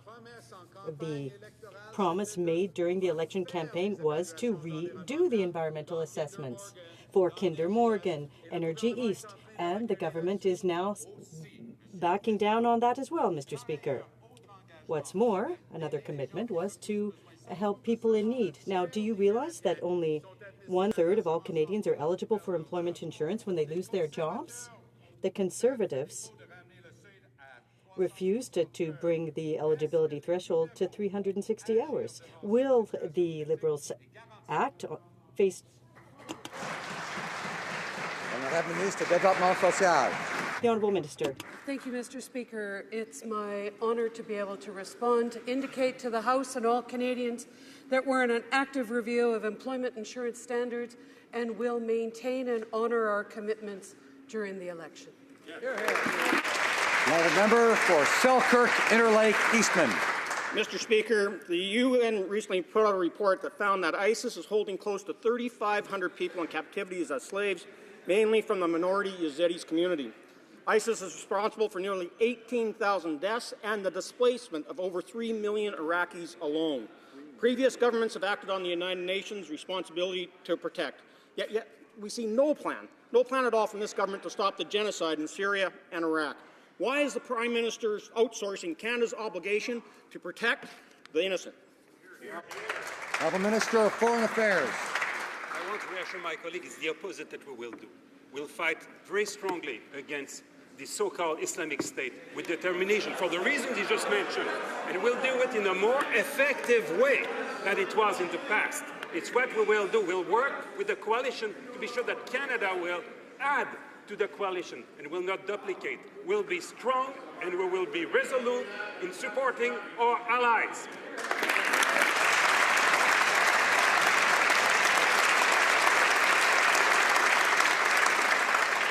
Colleagues, I'm having a little bit of noise from a certain side.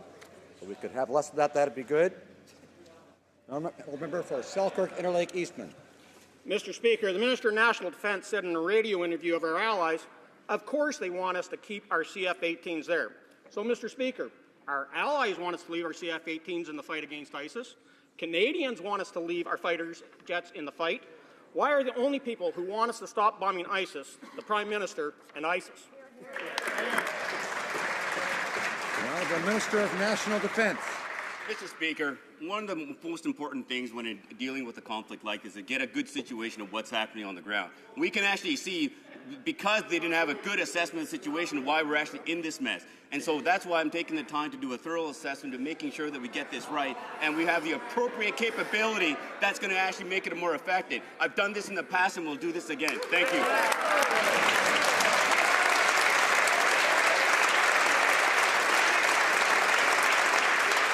The honourable member for Parry Sound, Muskoka. Mr. Speaker, there was a report today that indicates that when the Prime Minister met with Vladimir Putin in Turkey, they both expressed a desire to normalize relations. But that's not what we heard from the Prime Minister when he reported to Canadians in the aftermath of that meeting. Now we hear Russia's foreign minister who wants Canada to ease up on its unwavering support for the people of Ukraine.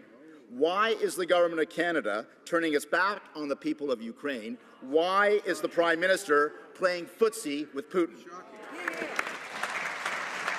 Honourable Minister of Foreign Affairs. Mr. Speaker, Canada will always be there for Ukraine.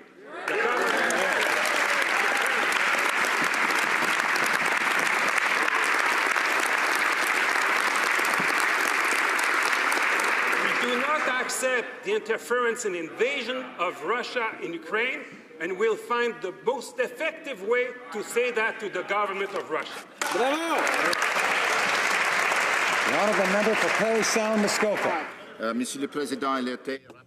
Mr. Speaker, it was reported that Bombardier is attempting to do business in Iran despite the fact that Canada has strict sanctions in place.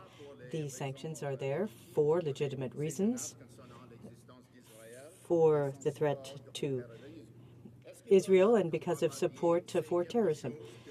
Does Bombardier know something that the rest of Canada doesn't? Has the government already lifted sanctions against Iran? The Honourable Minister of Foreign Affairs.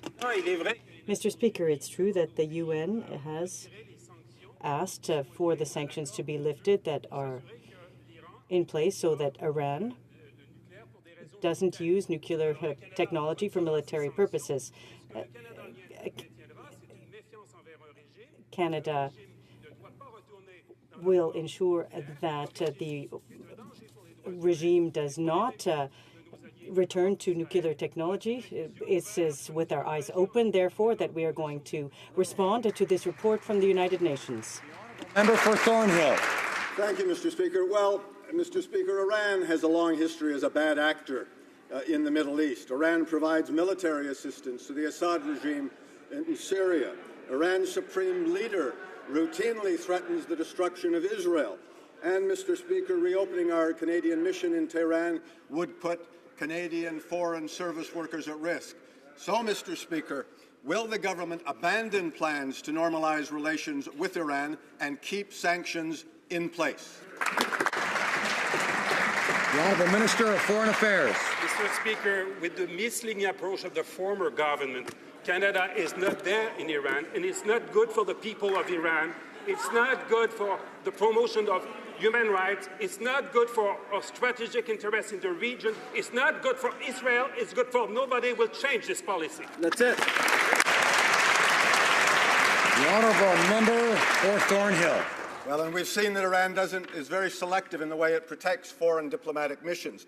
But, Mr. Speaker, I'm wondering today whether the Minister of Foreign Affairs is more willing today than yesterday to explicitly condemn the incitement by Palestinian leaders for deadly attacks against Israeli civilians.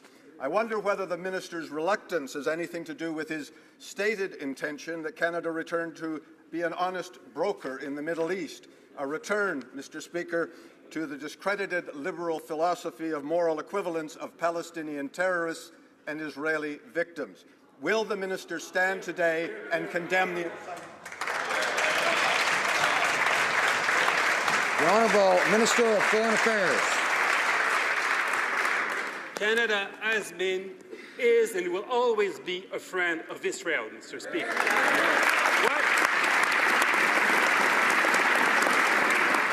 What will not happen anymore is the attempt of the opposition, of the Conservative Party, to make it a partisan issue in Canada. That's right.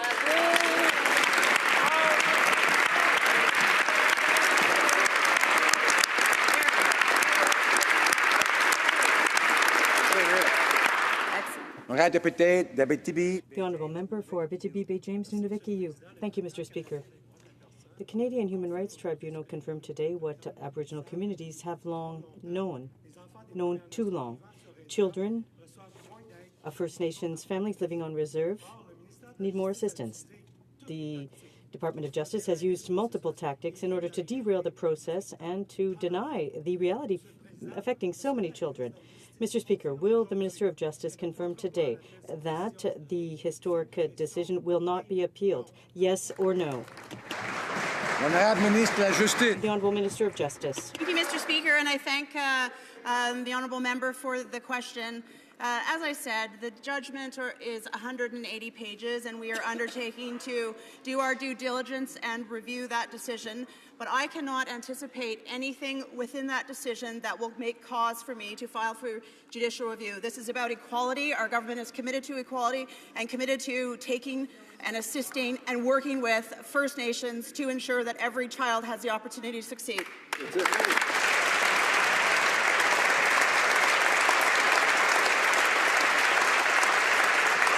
The honourable member for Timmins, James Bay. Mr. Speaker, the eyes of the children in our Parliament today as they look to us to see how we are going to end the policies that have led to too many Indigenous families broken up, too many children denied access to everything from emergency dental care to proper wheelchairs. For Indigenous children in this country, this is how the system works. Government's balancing the books on children who are considered not worthy of protecting. So my question is to the President of the Treasury Board. This is a legally binding rule. What is his plan to weed out the systemic negligence that runs through all the key departments of the federal government? What is his plan for action? Here. The Minister of Indigenous Affairs. I thank the member for his question and for his advocacy. As you know, every member of this government, every minister has in its mandate letter the relationship with First Nations, Inuit, and Métis people as a very serious issue. The absolutely devastating report of the tribunal today we take very, very seriously, and all members of this government will work tirelessly to make sure to right the wrongs of the past and make sure that every Indigenous child in this country has an equal start in life.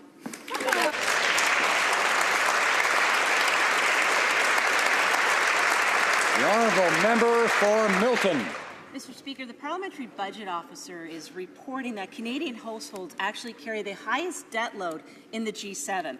And they say this is of concern because it actually creates a situation where Canadians are more vulnerable to economic shocks, like losing their job. Now, this applies, Mr. Speaker, to Canadian households. It also applies to our country. Who is going to max out our country's credit cards on a spending spree? It's going to be the finance minister, Mr. Speaker. And why is this government abandoning any fiscal sense in the form of common sense? The Honourable Parliamentary Secretary to the Minister of Finance. Mr. Speaker, I'd like to thank my honourable colleague. The government will ensure that the financial system or situation for households remains stable and that their debt loads are manageable. The ratio and other indicators will be examined. The government, Mr. Speaker, has recently taken steps to address the vulnerability of the housing sector by requiring additional funds to be put down, and this is a way of helping the middle class. Thank you, Mr. Speaker. The honourable member for Milton. This can't be a situation of do as I say, not as I do. They are clearly saying that there's a problem with respect to Canadian household debt, but they're failing to recognize that there's going to be a real problem with our country's debt if they're going to go on a fiscal spending spree. Mr. Speaker, one way to figure out what's going on in the country is to have Finance Committee pre-budget consultations as per the mandate of a parliamentary committee. None are on the horizon, Mr. Speaker. Very simple question for the government. Yes or no? Are we going to have a Finance Committee pre-budget consultation? The Honourable Parliamentary Secretary to the Minister of Finance. With the Finance Minister, we went from coast to coast to coast. We met with thousands of Canadians. Canadians have asked us to invest in innovation, productivity, look at infrastructure and export. I'm pleased to report to this House that thousands of people have also made submission online. More than 120,000 people have interacted with us online. I'd like to say, Mr. Speaker, Canadians want us to invest in the economy, and that's exactly what we're going to do for Canadians.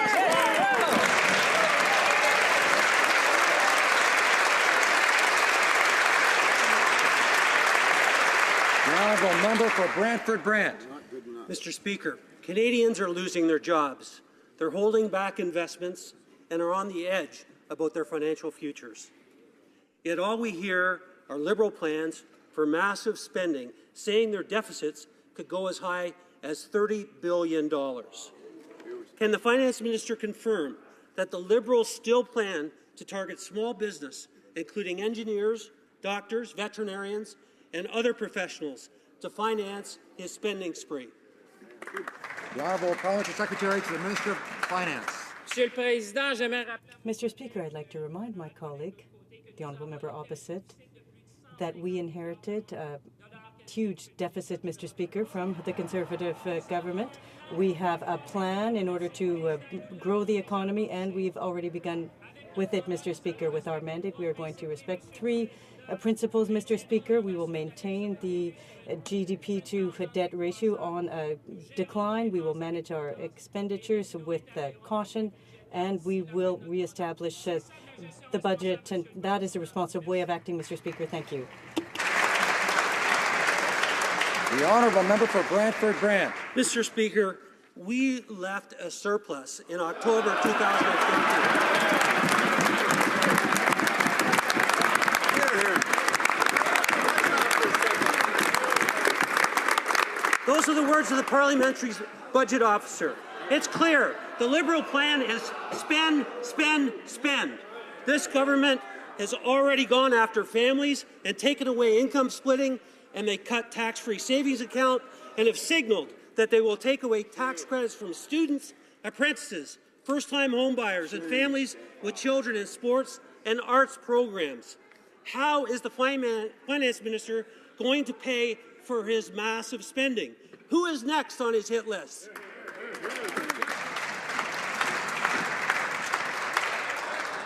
I'm starting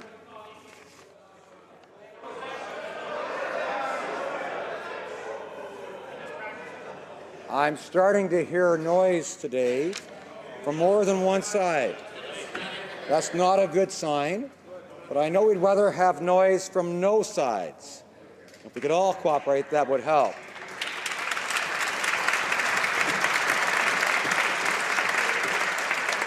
After all, this is a crucible of democracy.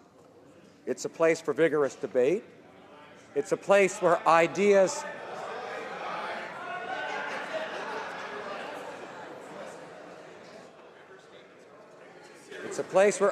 are tested, but the test of an idea is not how loud the applause is or whether it's a standing ovation, and nor is it whether it can withstand rude interruption. The test is time. So with that, let's go to the Secretary to the Minister of Finance. Mr. Speaker, I'd like first to apologize. I did not see that you were rising, so my apologies. I'd like to say to the honourable colleague who thought there was a surplus, there was actually, Canadians do know, $115 million deficit that you left us. Mr. Speaker, we have a plan to grow the economy. In December, Mr. Speaker, we cut taxes for the middle class, and that will benefit more than 9 million taxpayers, Mr. Speaker. And that is one of the steps that we're going to be putting forth in the budget. There will also be the tax benefit for children that will benefit 9 out of 10 families. It will help lift thousands of children out of poverty, and that is what Canadians asked us to do, Mr. Speaker, to invest in the middle class, to grow the economy, and that is exactly what we're going to do. The member for St. Albert Edmonton is a new member. St. Albert, let's see. Yes, that's right. New member, and some things not to learn from older members who've been here longer, and one of them is heckling. So let's try to avoid that. Member for the député de Rimouski. The honourable member for Rimouski, Neigette, Témiscouata-les-Basses. Thank you, Mr. Speaker. The Environmental Commissioner's report revealed serious deficiencies in the pipeline monitoring system. First of all, emergency plans and monitoring systems are obsolete. She also revealed that the public is being kept in the dark, and the National Energy Board is not making sure that the conditions imposed on companies are being respected. How are Canadians supposed to trust the system? When will the Liberals realize that you need more than a Band-Aid to correct this completely deficient system? Honourable Minister of Natural Resources. Mr. Speaker, I spoke to Commissioner Gelfand yesterday about her report, and I spoke to the chair of the National Energy Board this morning about her recommendations. I am assured by the chair that there will be instant action, as in fact it started actually quite some time ago, and it's the commitment of my department to monitor those actions to make sure that the Commissioner's recommendations are followed completely.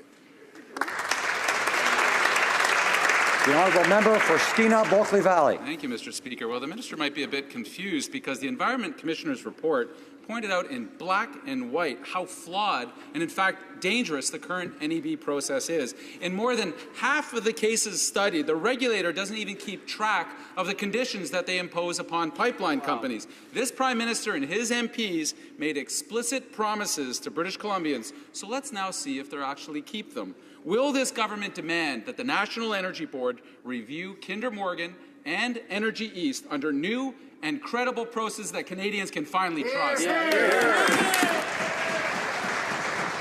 The Honourable Minister of Natural Resources.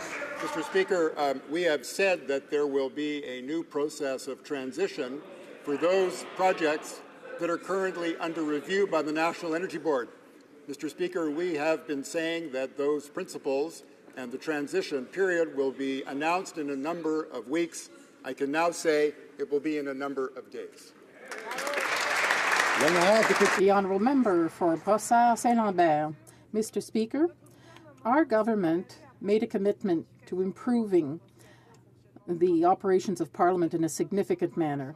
Can the government House Leader give us an update about initiatives already undertaken and inform us about the plan of action adopted by the government to bring about the desired reforms? Thank you.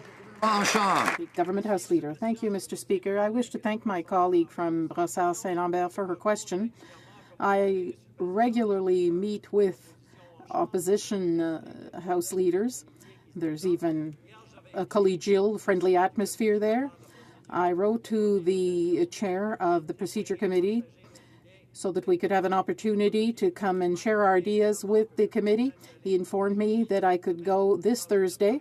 So I'm very confident, Mr. Speaker, that together with our colleagues and support from members of the House, we can make Parliament more efficient and effective for families. The honourable member for Portage-Lisgar. Mr. Speaker, yesterday the minister showed that he didn't know that under our Conservative government, the first Keystone pipeline was approved and built, along with the Alberta Clipper, the Line 9B reversal, and the Anchor Loop. However, under this irresponsible Liberal government, the Keystone XL pipeline was rejected with virtually no pushback, no opposition from the Liberals, no concern as they laugh. But TransCanada isn't taking it lying down. In fact, it's challenging the U.S. decision at NAFTA. Simple question, will the government support this NAFTA challenge? Will they get behind it and be supportive of more jobs for Canadians? The Minister of Natural Resources. Mr. Speaker, at the time that the American decision was taken, the Prime Minister indicated that we regretted that decision from the government of the United States. We have also said that the decision to appeal it to a NAFTA panel is the business of the proponent and not of the Government of Canada. The honourable member for Portage-Lisgar. Shame on the government. Their previous governments have taken on NAFTA challenges. Cool is an excellent example. This government should get behind jobs and opportunity and get behind this challenge. Mr. Speaker, yesterday the minister also said that the natural resources industry leaders have just come to the realization that Aboriginal and environmental concerns are important. Does his arrogance know no bounds? Energy East has done over 500 consultations since 2013. So we have a minister who doesn't know which pipelines were built in the last 4 to 10 years. We have a minister who doesn't understand the process and a minister who won't get behind jobs in Canada. There's a lack of confidence in this minister already. Now the Minister of Natural Resources. Mr. Speaker, the confidence that really matters is the confidence of Canadians in the process that we're about to improve.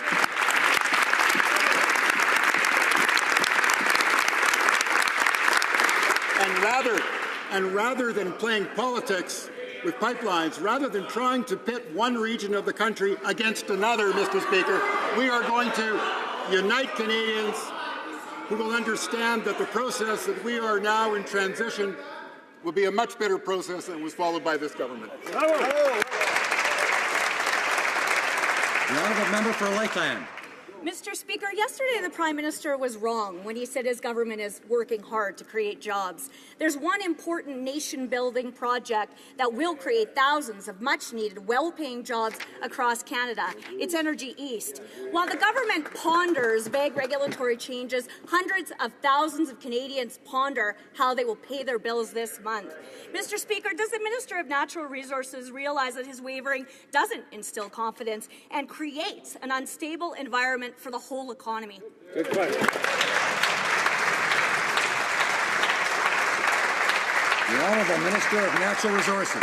Mr. Speaker, we have indicated that we understand the human consequence to job loss. We understand that the low commodity prices in the oil and gas sector and in potash has led to layoffs across the country, most recently in New Brunswick. We take that very seriously, and we also understand that moving forward, the best chance to create new jobs in the energy sector is to make sure that major new Pipeline projects and other projects throughout the country have a regulatory process behind them that enjoys the confidence of Canadians. The honourable member for Lakeland. Mr. Speaker, Alberta attracts people from all across Canada to pursue opportunities for themselves and for their families. But hard-working Albertans are hit by this energy sector downturn the worst, including thousands of people in Lakeland. On this side, we know that impacts all sectors and all Canadians. A strong Alberta means a strong Canada. Mr. Speaker, I am proud of Alberta's world-leading energy sector. When is the Natural Resources Minister or any of the 4 Alberta Liberal MPs finally going to support Alberta's energy workers who contribute so much to Canada? The Honourable Minister of Veterans Affairs. Well, I thank the member for her question and her concern for Albertans, because I am, and the people I'm talking to, they're actually refreshed by the new approach of this government. We have a Prime Minister who's willing to engage with First Nations people, a Prime Minister who's willing to engage with premiers and other people on the ground to see that these projects get consensus. And I suspect she should come down to Calgary and talk to the people I'm not talking to. They're happy we're in charge.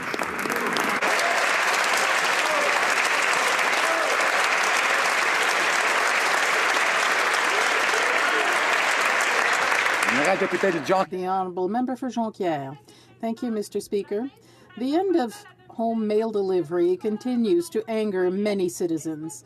The new community mailboxes are a total fiasco. Frozen locks, no snow removal, security problems. We've even seen theft of mail. Now, the municipalities are asking that there be a legal obligation to consult them. Since the Prime Minister has not kept his promise to restore home mail delivery, can the Minister confirm that consultations will be open, accessible, and that the public will be consulted throughout the country? And the Minister of Procurement. Thank you, Mr. Speaker, and I thank my colleague for her question. And as we committed to in the election, we are going to ensure there is an independent review of Canada Post, which will look at whether or not there should have been installation of roadside mailboxes, which we had Canada Post put a stop to because Canadians were not happy with that initiative. We are going to ensure that Canadians are consulted from coast to coast to coast, and we will ensure that it is an independent task force that actually undertakes this review. The Honourable Member for Edmonton Strathcona. Mr. Speaker, the Transportation Safety Board is reporting more derailments, runaway trains, and violations of rail safety rules, including exhausted engineers. Following the Lac-Mégantic disaster, rail companies were required to report on potential risks, the locations, and how they're being addressed. During the election, this government promised to increase transparency, yet they're refusing to make public critical reports on rail risks from rail traffic. Will this minister today in this place commit to making public safety risks posed by rail operations across our nation? The Honourable Minister of Transport. Mr. Speaker, I thank my honourable colleague for her question because rail safety is of paramount importance for this government. Recently, we took action against CP with respect to the issue of railway personnel fatigue. This is something that concerns us. There are far too many derailments occurring in this country. We have to improve rail safety. We are going to continue to work in that direction so that municipalities across this country feel that their rail system is secure. This is an undertaking from this government. Thank you. The Honourable Member for Banff Airdrie. Mr. Speaker, unlike the Liberals' so-called changes, the Senate needs real reform. But instead, the Liberals have announced an unelected, unaccountable board that will be making secret recommendations for an unelected Senate. This advisory board will meet in secret, provide a non-binding shortlist in secret, where the Prime Minister will then choose from the list or not in secret. So I ask the Liberals, why the secrecy? Now the Minister of Democratic Reform. Mr. Speaker, I was pleased to announce on January 19th the appointments of the members of the Independent Advisory Board on Senate Appointments, a critical step as the government begins the process of injecting a new spirit of nonpartisanship in the Senate. The Advisory Board is led by the distinguished Canadian Order of Canada recipient, Huguette Lebel. The Advisory Board consists of a chair and ad hoc members for the provinces where the vacancies exist. We are confident that this process will lead to a less partisan and a more effective Senate. The honourable member for Lanark, Frontenac, Kingston. Thank you, Mr. Speaker. Mr. Speaker, everything about the Senate appointment process is secret. A secret list of candidates, secret advice is proffered secretly to the Prime Minister, who then uses Maxwell Smart's cone of silence to make his decision. Now, last year, an Angus Reid poll showed that 84% of Canadians, 84%, support either Senate elections or abolition. By contrast, in the same poll, 14% support appointments. So my question to the minister is, does she believe that all these layers of secrecy will boost that 14% support level? Honourable Minister of Democratic Reform. Mr. Speaker, Canadians mandated us to bring real change to the Senate, and we're doing that without opening up the Constitution. The Advisory Board will be guided by a public, merit-based criteria in order to identify Canadians who would make significant contributions to the work of the Senate. The honourable member for Lanark, Frontenac, Kingston. Mr. Speaker, I've got a copy of the Supreme Court report ruling right here, and it does not mention secrecy or mandate or require it. Mr. Speaker, on the subject of electoral reform, the last time a government in Canada changed the electoral system without a referendum was 1951, when British Columbia's Liberal government calculated that a preferential ballot would favour them, and therefore imposed it on the province as a legally sanctioned way of rigging the 1952 election. Now, it didn't work for the Liberals then, thank goodness. They lost the election unexpectedly due to voter backlash. So, trying to change the system without a referendum didn't work in 51. Why do they think it'll work now? Honourable Minister of Democratic Reform. Mr. Speaker, I'd like to take this opportunity to wish the member opposite a belated happy birthday yesterday, and remind the members of this House that the conversation we are going to have about this very important reform is going to be more complex than a simple yes or a no answer. It's more complex than that. We have a tremendous opportunity to examine a variety of ways to ensure that Canadians feel fully engaged and are able to participate in our democracy. That's why we've committed. The honourable member for Brampton East. Mr. Speaker, an overwhelming number of my constituents in Brampton East are frustrated by the processing times for family and spousal sponsorships, citizen applications, PR renewals, and visitor visas. Can the Honourable Minister of Immigration please inform this House of the current processing times and reassure Canadians all across this nation that our government will reform the immigration program to ensure that it's fair, transparent, and works for all Canadians? Honourable Minister of Immigration. Speaker, I thank my colleague for his good question, and he's absolutely right that over the last decade, the processing times for family members have mushroomed to the point where the situation right now is a mess. Even for spouses, the processing time is typically 2 years versus 4 to 6 months in other countries. So you will know, Mr. Speaker, that my very top priority as Immigration Minister will be to bring these processing times substantially down over coming years.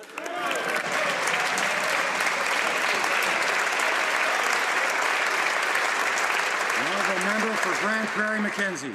Well, thank you, Mr. Speaker. In this House, there's one person that knows something about conflict of interest, and it's the Minister of Agriculture. As a matter of fact, in 2002, he was forced to resign due to a conflict of interest. As a matter of fact, he was forced to resign as Solicitor General because it was found that the government had funneled money to the place in which his brother worked. Now, at the time, it was ruled that he, in fact, was in breach of his obligations. I'm wondering if the minister has learned from his past mistakes, if he'll stand in this House and admit that his current Chief of Staff is in a complete conflict of interest. The Minister of Agriculture. Thank you, Mr. Speaker. My Chief of Staff is extremely qualified for the job, and I'm proud that she has such a strong agricultural background. And I can assure my honourable colleague in this House that from day one, she was subject in my office to the Conflict of Interest Act, and she will also abide by any direction from the Ethics Commissioner. Thank you, Mr. Speaker. The Honourable Member for Salaberry-sur-Roi. Mr. Speaker, the Catherine Spirit has been shipwrecked in Lac Saint-Louis near Beauharnois for 4.5 years. Elected officials and the public are increasingly worried about the situation because the boat is not being watched in any way.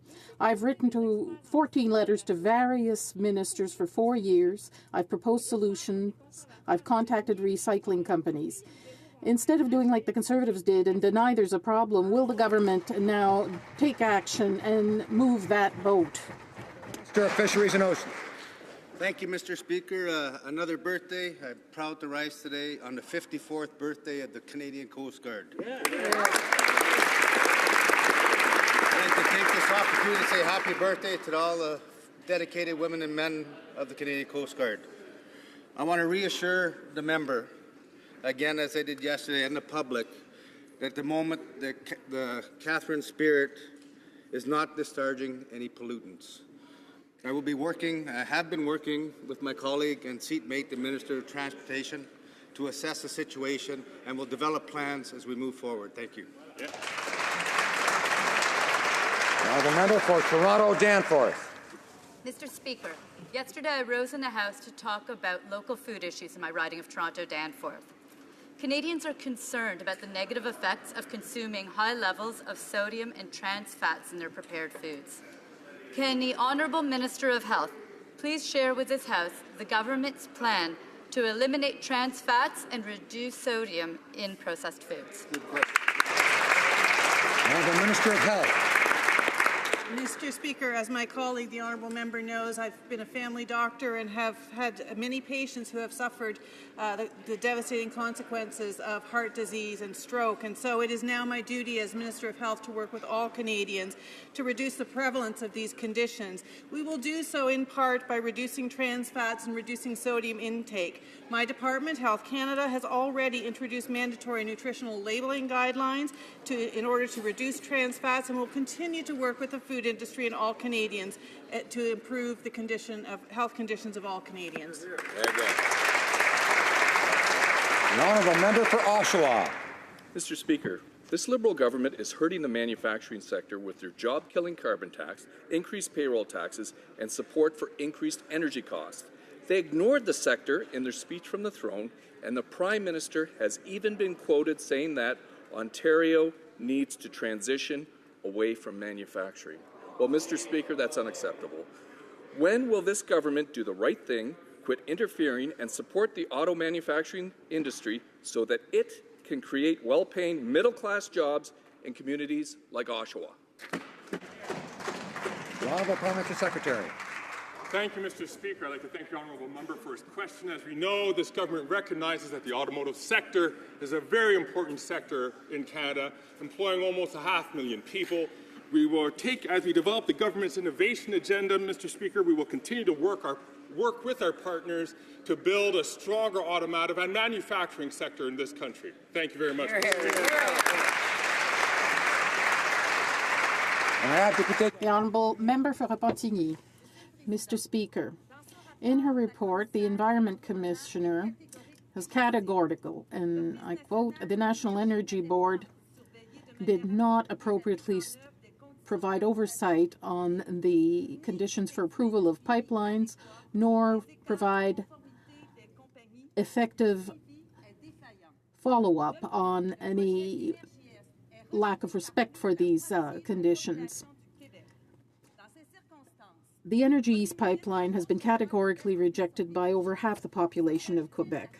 Under these circumstances, the Prime Minister has no other choice than to show leadership. Will he make a decision or ignore the will of Quebecers? The Honourable Minister of the Environment. Merci, Monsieur le Thank you, Mr. Speaker. I met with the Commissioner, as did my colleague, the Minister of Energy. The National Committee told us that they would accept the results of the report and are implementing solutions right now. Thank you. I would like to remind members that they should not refer to the names of members, but only the names of the ridings or their titles. The Honourable Member for Montcalm. Mr. Speaker, when BC says no to Northern Gateway, they're listened to. When the Americans say no to Keystone, they're being listened to. But when 82 cities representing 4 million Quebecers do their homework and say no to Energy East, they're insulted, they're shown contempt, and they're threatened.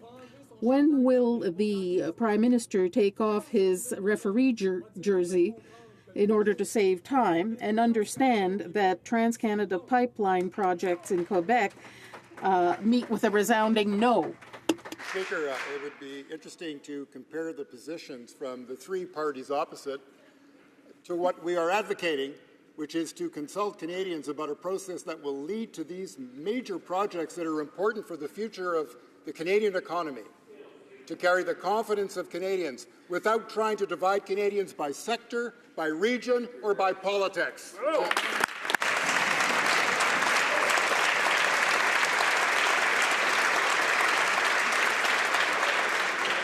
This will end question period for today. I have a point of order from the opposition leader of the official opposition, the House Leader. Mr. Speaker, I wonder if I could get unanimous consent of the House to table some documents that were released during the election, so maybe the Parliamentary Secretary, the Minister of Finance, hasn't had a chance to read them. They are the Department of Finance fiscal updates in both official languages, showing that the Conservative government left the Liberals with a surplus.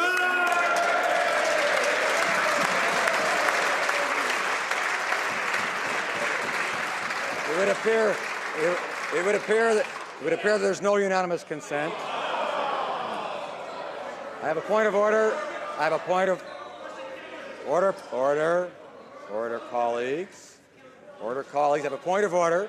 Member for Saanich Gulf Islands. Thank you, Mr. Speaker. I think you'll find this a real point of order. It comes from our standing orders, and excuse me, it's not just a small reminder, but picks up from your efforts earlier in question period to remind members.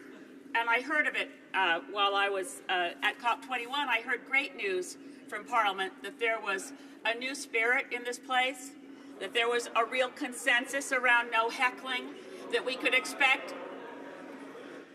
greater decorum. From this corner, Mr. Speaker, you said from your chair you could hear the noise. From here, I want to remind members, Standing Order 16 and Standing Order 18 make it an offense to interrupt members when they're speaking and to be disrespectful to members. I would like, Mr. Speaker, to see some respect for our rules and decorum in this place, and I would do anything in my far corner to assist you, because in the noise I couldn't hear members and ministers' answers.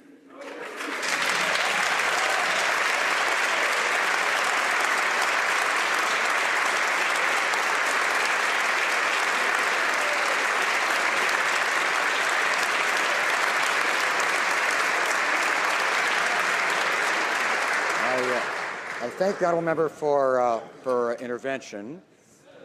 Whether it was a point of order or not is another question, but I appreciated it very much. I appreciated her support for these efforts, because I know very well that Canadians feel very strongly about this.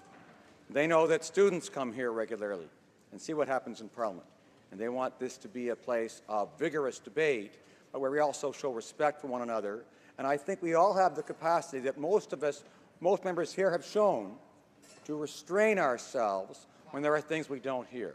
And we can also, I think, have a little bit less in terms of standing ovations. That would also help. Thank you. Orders of the day. Orders of the day. Ordre du jour. Orders of the day. Resuming debate on the address and reply to the speech from the throne.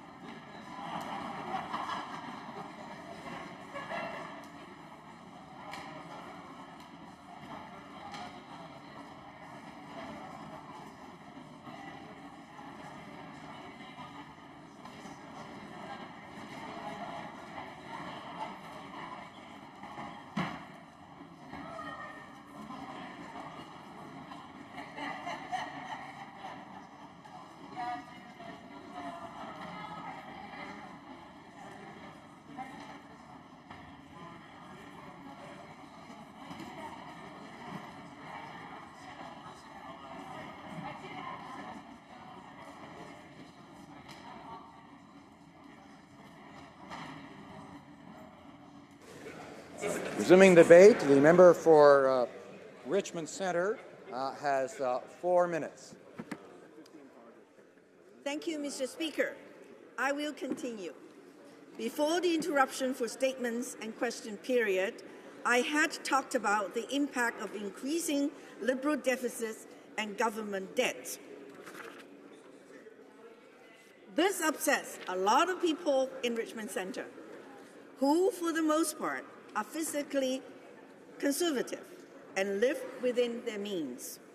For all the preaching the Liberals give to environmental sustainability, one would also hope that their financial measures would also be accountable and sustainable. But it is evident they will not be, despite the fact that the Auditor General clearly showed that we, the Conservative government, left our last full year in government with a surplus. There was one other significant issue that came up during the recent election campaign that a huge number of my constituents talked to me about, and that was the Liberal plan to legalize marijuana. Unlike any references to business, marijuana is mentioned in the throne speech. I will quote directly from the throne speech. Quote, "The government will introduce legislation that will legalize, regulate, and restrict access to marijuana." Mr. Speaker, I will plainly state for the record that many constituents in Richmond Centre, myself included, are against the legalization of marijuana. And I made our policy on this matter very clear during the election. As the representative for Richmond Centre, I will be watching the government's proposed response to this very carefully. This concludes my comments, Mr. Speaker, and I will close by saying it is indeed good to be back in the House of Commons, representing my constituents and serving our great country, Canada. Thank you, Mr. Speaker. Questions and comments. The member for Ajax. Very much, Mr. Speaker, and congratulate the member on her speech. I appreciate her concern with deficits. I don't know how strong that concern was when her government ran so many, but her newfound enthusiasm for running balanced books is welcome, and certainly as we get the economy back on our feet, that's exactly what we will ensure that we will do. But, Mr. Speaker, my question pertains to the issue the member raised around legalization of marijuana. And I want to know if the member is aware how absolutely failed the current policies as they pertain to marijuana are. The fact that youth prevalence rates of marijuana today exceed 20%, in fact, are almost double tobacco. And that is she aware, or would she comment on the success that we had? And I can speak to that success as a former executive director of one of the largest health organizations in the country. The success in going after tobacco by regulating it, by public education, by ensuring that minors didn't get it, by taking it out of the hands of young people through successful campaigns that were engaged in tobacco. Has she looked at that? Will she work with us in turning back all of the failure that we've had and towards the success that we must have in protecting our young people? The honourable member for Richmond Centre. Mr. Speaker, I thank the member opposite for that question. I just want to state that it is healthier not to smoke marijuana than to smoke it. It is not healthier to make a product which is proven to impair the intelligence of people smoking it. Let me ask the member opposite if they would want to be driving on the streets with somebody smoking tobacco behind the wheel or marijuana. I also wanted to tell the member opposite how much concerns the parents in my riding have told me about. Looking at Vancouver City alone, there are 100 unlegalized, also very, very bad dispensaries for young people. Questions and comments? Questions and comments? The Honourable Parliamentary Secretary to the Government House Leader. Yes, sir. Thank you, Mr. Speaker. My question is related to the member's comments, because it came up today in question period about the Conservative deficit. And there should be no trickery on this particular issue, Mr. Speaker. When Jean Chrétien became Prime Minister, he inherited a multi-billion-dollar deficit. When the former Prime Minister inherited governing the country, he inherited a multi-billion-dollar surplus. He turned that multi-billion-dollar surplus into a multi-billion-dollar deficit 2 years. That's even prior to the recession that took place. He had a deficit, and every budget since then, including this current budget, has had a deficit. Why should the Liberal government listen to a government or a former or the Conservative Party when they have never really had a balanced budget or a surplus in the last 20 years of their own? Honourable member for Richmond Centre. Mr. Speaker, I'd like to really set the records right. It was the Martin government which cut all the health care and also education expenses to balance their books. That is why when we got into government, we had to increase the health transfer and also the education. That is the kind of the record the Liberal government has had. That is the kind of so-called balanced budget they had at the expense of our school children, our education, and our health care. That is what they did. Time for a very short question. Not hearing any. Resuming debate. The Honourable Parliamentary Secretary to the Minister of Democratic Institutions. Mr. Speaker, I'll be splitting my time with the member for Hamilton East Stony Creek. Oh, great. Mr. Speaker, what a pleasure it is to rise again in this House and to return to Parliament. This my fourth time. Let me start, Mr. Speaker, by congratulating you. It's been a tremendous honor and privilege to work with you, and to see you in the chair is very satisfying indeed. I look forward to your tenure. I hope that is long. Mr. Speaker, I remember my first time visiting this place. I was a student from Wesley Heights Public School in Ajax, and came here in grade 8 with a student tour, and was sort of infused by the possibility that this place represented, that people of any background or walk of life could come and represent their home community and give the opportunity to make a difference. And I am maintained by that same optimism and sense of wonder as I stand here today. And I want to say to the residents of Ajax, to the voters of Ajax, how profoundly lucky I feel and how appreciative I am of the opportunity to serve. I also want to thank my family. In particular, I want to thank my children. Many members know, some are just finding out, this can be a challenging life for family. My son, who's 20, Brayson, my daughter, Maya, my youngest boy, Riley, who've been phenomenal supports in my life and who I'm so lucky for. I'm blessed to have a wonderful family and deeply appreciative. I want to thank my incredible campaign team, and specifically my campaign manager, Evan Wiseman, Sterling Lee, my friends from Heart and Stroke who were incredible on the campaign, Krista Orendorf, Alex Mayu, Nadia Forumgoni. I also want to thank Jules Montaigne, Norma Telford, Rhonda Evans, Sumi Shan, Surinder Kumar, Humera Khan, Jim and Liz Wiseman, Milan Kubik, Tom Thurrow, and Dinesh Kumar, Randy Lowe, Stephanie Ince, and so many others. There's so much work that goes into the opportunity of serving.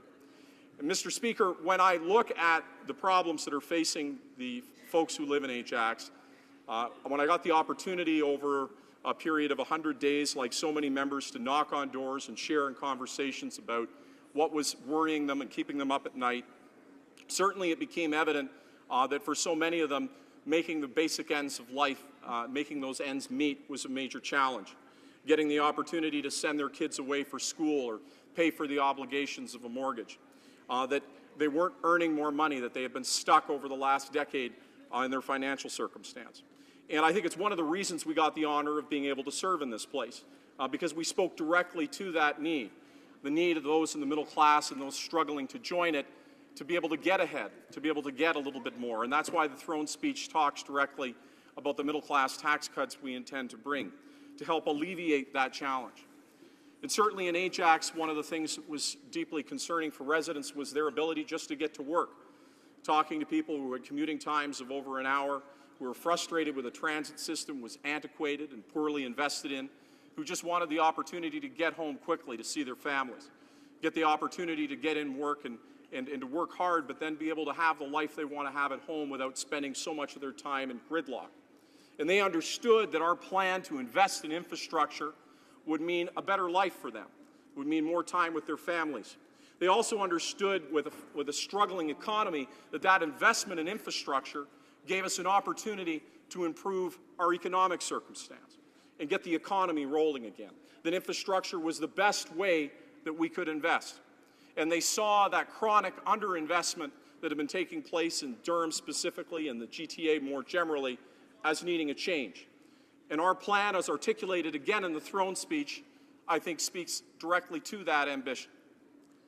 Mr. Speaker, I also heard a lot, and this relates directly to my opportunity to serve as parliamentary secretary, of the need to conduct the business of government differently.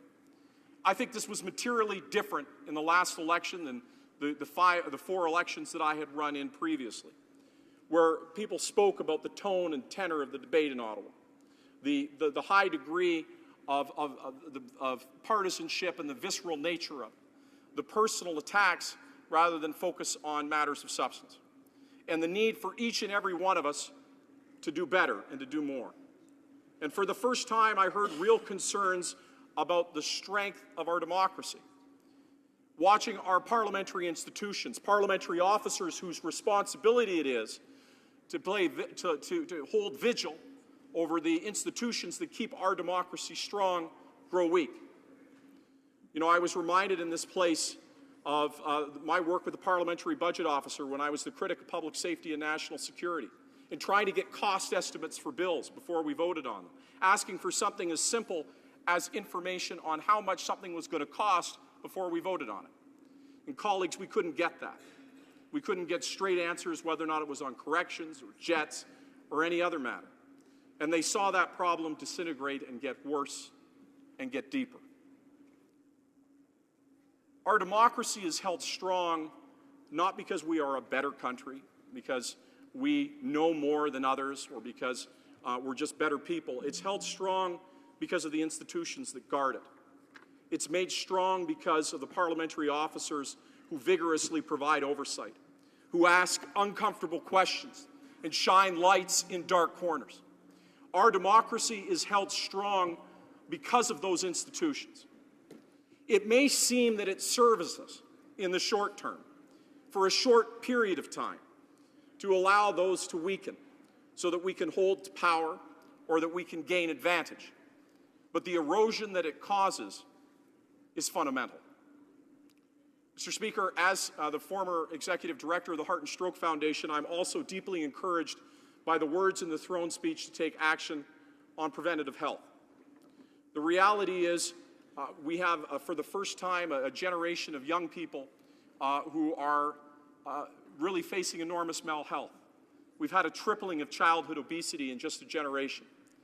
We have really a tsunami of chronic disease and illness that is going to hit this country unless we take it very seriously.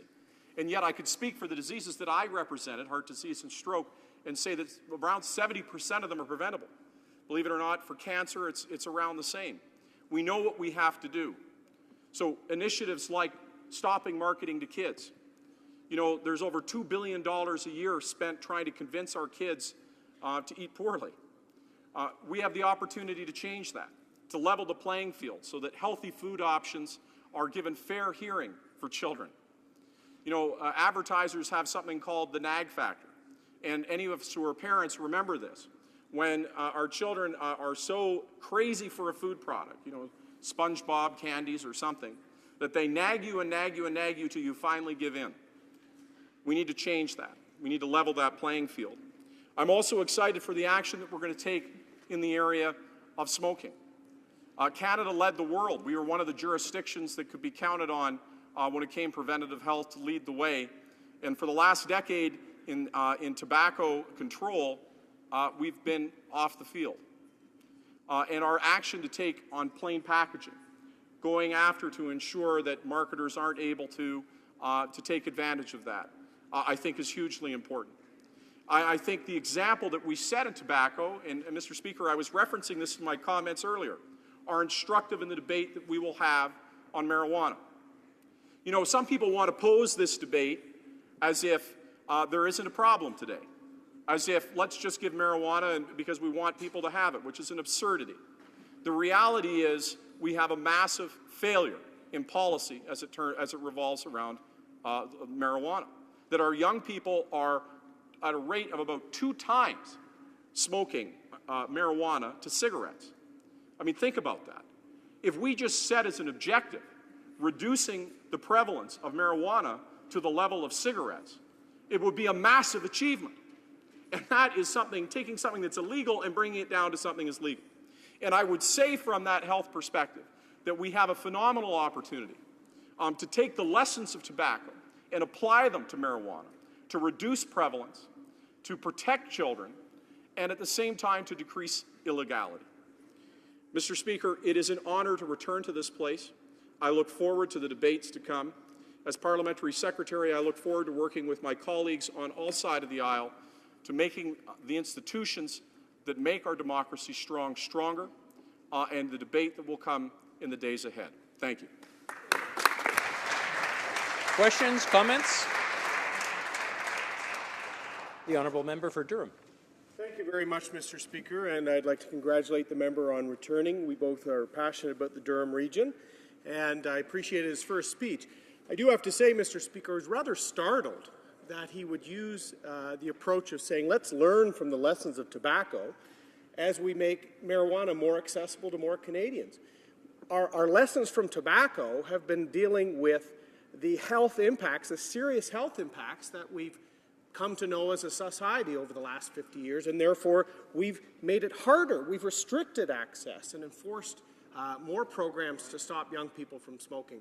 This government, Mr. Speaker, is about to embark on the opposite course. So if we were about to learn from the lessons of tobacco, Mr. Speaker, we would not be legalizing a substance that clinical studies have shown can actually hamper brain development in young people. So why would we be making it more accessible to young people? I'd ask the member to say, how can we actually not truly learn from tobacco by keeping this an illegal substance, Mr. Speaker? Parliamentary Secretary to the Minister of Democratic Reforms or Institutions. Well, thank you, Mr. Speaker, and I thank the honourable member for his question. I look forward to working with him to strengthen Durham. We have a lot of good work ahead. On the specific question that he's asked, the problem is that marijuana is already accessible to young people. As I said in my comments, over 20% of young people is the current prevalence rate of marijuana. And we can live in a pretend reality where we imagine that young people don't have access to it, where we imagine that's not the case. But the reality of the efforts of the last 10 years is a consistent increase in the prevalence rate for which this substance is smoked and utilized. So if there's an honest interest, and let's be clear about that, if there is an honest interest to actually reducing the prevalence of marijuana among young people, then the science is clear. And the science is that as it currently stands, it is far too easy for a young person to obtain this substance, that a criminal does not care who they sell their product to, that the controls are utterly inadequate, and that the policies of the past have been an abject failure. Now, the reality is, when you look at where tobacco was, where there was a prevalence rate of almost 50%, the policies around restriction, around making sure young people didn't have access, around going after public health campaigns to ensure that people understood the dangers of the substance that they were dealing with, allowed that prevalence rate to be pulled from over 50% down to 9% for youth. I think that's pretty instructive, Mr. Speaker. And I think that if we set as an objective reducing the prevalence rate of marijuana to the prevalence rate of smoking as a near-term target, I don't suggest that's an end, then we would have accomplished much. But I would say what has been accomplished to date is nothing but failure. And if we want to make real change, let's do it. The honourable member from Scarborough Agincourt. Thank you, Mr. Speaker. It's a pleasure to rise and congratulate my friend from Ajax on his return to the House. In my particular case, when I refer to him as my friend, he indeed really is a friend of mine that I have known for 2 decades. And I would have never imagined the time now to actually have the opportunity to actually serve with my friend in this particular place. And I really do look forward to working with him to further the issues that he described specifically in his speech. There were a number of topics that the member for Ajax raised that I could ask questions on, but I have a very specific one, and of course it actually affects, I think, the region that we ultimately represent. Although I'm not from Durham, I represent an area just a little bit to the west of him in Scarborough. I particularly would like to know, are there particular projects or aspects within our platform that talk about infrastructure that he thinks would make a material difference to his particular residents in Ajax? And would he describe that to this House as to what those things might actually be that we could work on together collaboratively with other members in this House? The Parliamentary Secretary to the Minister of Democratic Institutions in 30 seconds of left. Well, thank you, Mr. Speaker. Let me just very quickly continue the love fest here and say that to my honourable colleague, I couldn't have imagined a day where I was getting the opportunity to rise in response to a question. Is it a profound honour to serve with somebody who is such a good friend over such a long period of time? And I look forward to serving with you, I hope, for many years if we're blessed with that opportunity. I would say very quickly that as it relates to transit, this has got to be our biggest priority. The transit system in Durham is woefully inadequate. Our green infrastructure needs to be invested in. There's an enormous amount of work to be done. We're talking with our mayors. We're working with the province. We're going to be working with members opposite to make sure that Durham gets its fair share and we get it moving. Resuming debate, the honourable member from Hamilton East, Stony Creek.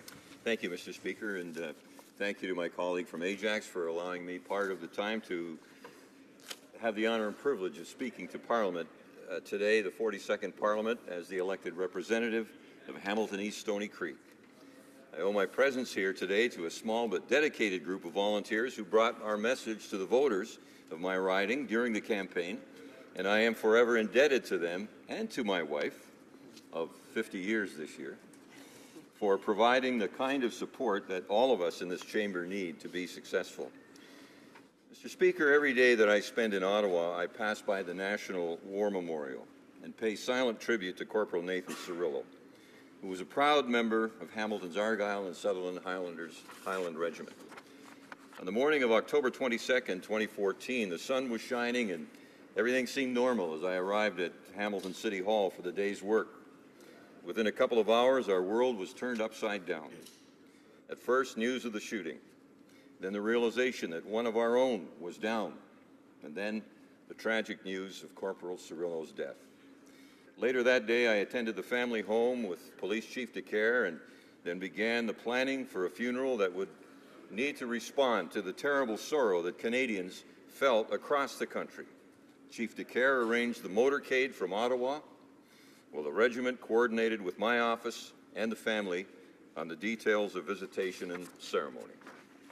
Nathan will never know how much his sacrifice did to bring Canadians together in sorrow and in pride. I feel his presence every day on my walk to Parliament, and I am proud of how our city responded and provided a humble Canadian soldier, one of the most significant funerals in our country's history.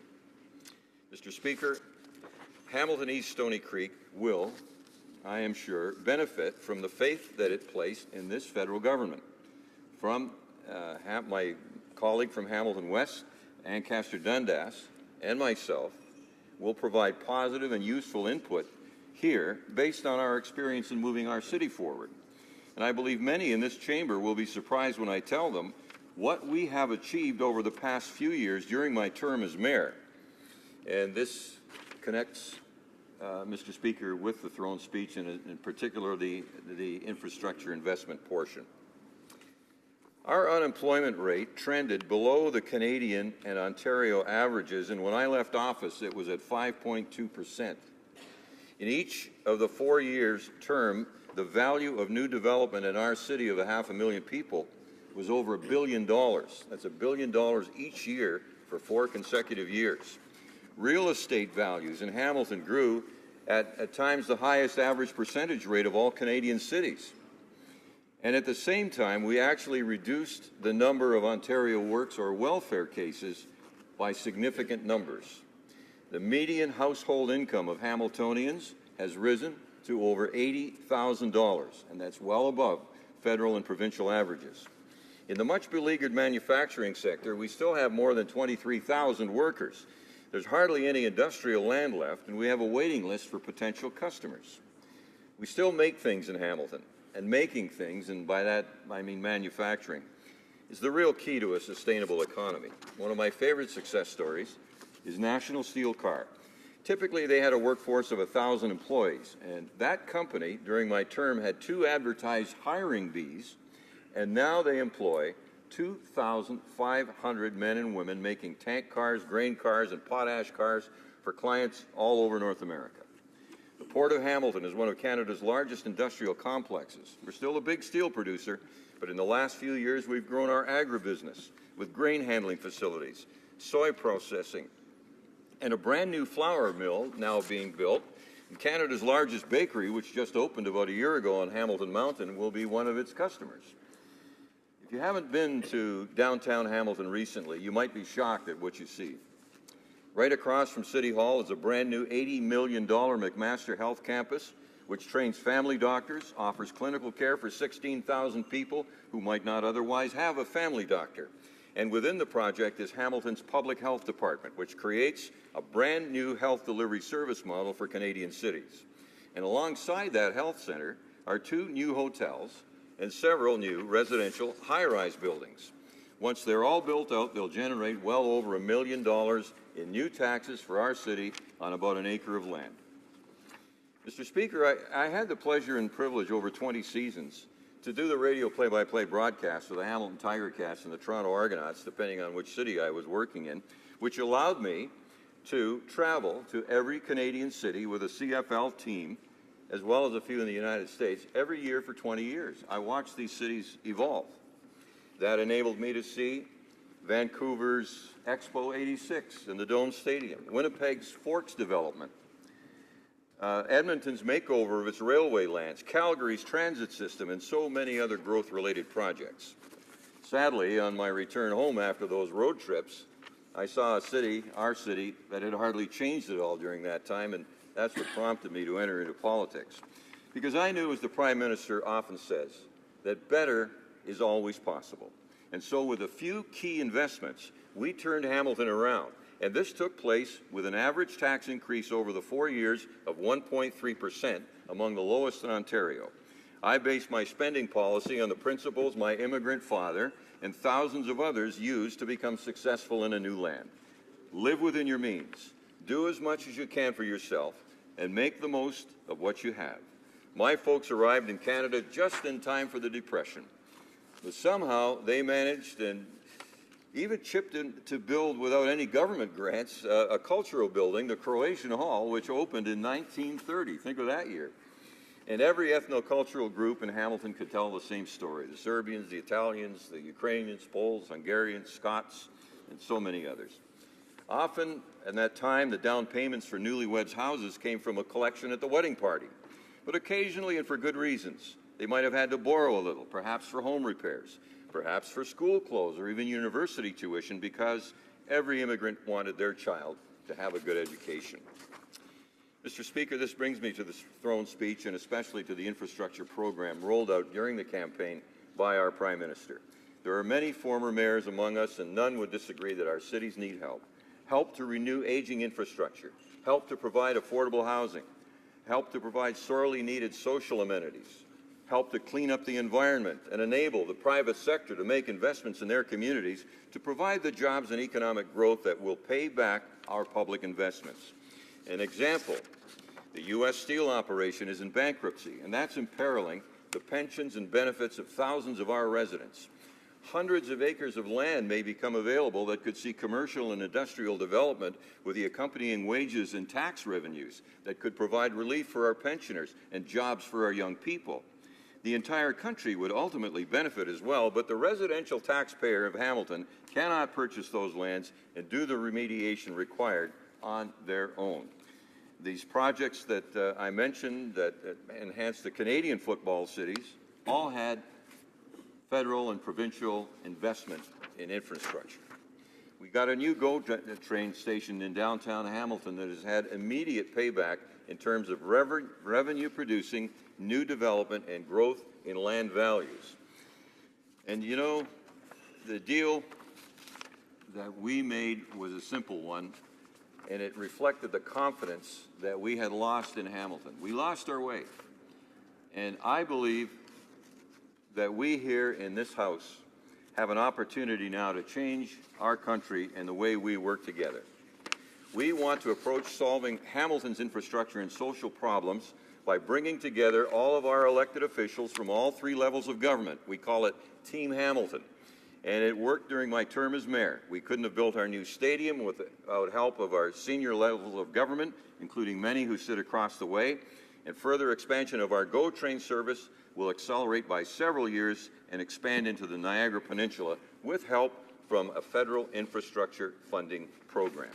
So, Mr. Speaker, I finish by asking our colleagues across the way to put aside the acrimony and rancor that has debased the work of Parliament on many occasions in the past. I know by my experience as Mayor of Hamilton, there are good people in all areas of this chamber who have helped me make historic contributions to the rebirth of my community and can do for the same for all of Canada, the greatest country in the world. Thank you, Mr. Speaker. Thank you. Questions, comments? The honourable member from Flamborough-Glenbrook. Thank you very much, Mr. Speaker, and I'll put away the rancor right away and commend my colleague from Hamilton East Stony Creek on his maiden speech in the House, and also commend him too as his work as the mayor for the City of Hamilton, one of the best administrations I ever dealt with when I was a member of Parliament for Ancaster, Dundas, Flamborough, Westdale. I wanted to ask my colleague just a friendly question. Over the term that he was mayor, we invested in things like Maple Leaf, Canada Bread, Fibercast. These all created a renaissance in manufacturing in Hamilton. We made multiple investments in Hamilton Airport, as well as a $200 million investment in wastewater remediation in Hamilton, and a $150 million investment in Randall Reef that has proved to be a very difficult project, but work is underway now to get Hamilton off of the hotspot list in the Great Lakes and make sure that the waterfront can be developed. multiple investments in McMaster Innovation Park, $60 million CanMet Meteorological Lab, the first file I worked on, as well as $10 million in McMaster Automotive Research Center. These are innovative research centers that will create jobs of the future, high-paying jobs, high-value jobs, and even things like social infrastructure for the Ronald McDonald House, so parents can come and stay there while their kids are being looked after in McMaster Hospital. And so I just want to ask my colleague if he would affirm that those investments were made, and also, while I'm asking that question, reassure him that any support that he needs for Hamilton, he can be assured he'll get it from the member from Flamborough-Glanbrook. The honourable member from Hamilton East, Stony Creek. Thank you, Mr. Speaker. The list is actually too short. The honourable member has forgotten that it was the federal government who enabled our brand new wonderful stadium, Tim Horton Field, with a $69 million investment, because it was an international, multi-purpose, multi-sport facility. And once again, I say the relationship that we had with provincial Liberals and federal Conservatives all worked under the umbrella of Team Hamilton, that we all knew what we wanted to achieve. And so, yes, I have confirmed that's a correct list. And, Mr. Speaker, I hope that kind of collaboration will continue in this House. Thank you. The honourable member for Essex. Thank you, Mr. Speaker. The Liberal speech from the throne talks about job creation, but fails to make any mention of the important role that small businesses play in this respect.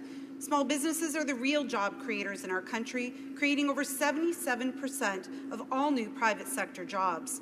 I recently met with a small business owner in my community, in my riding, who's worried about the ability to make ends meet. The federal government can support small businesses by cutting their tax rate from 11% to 9%.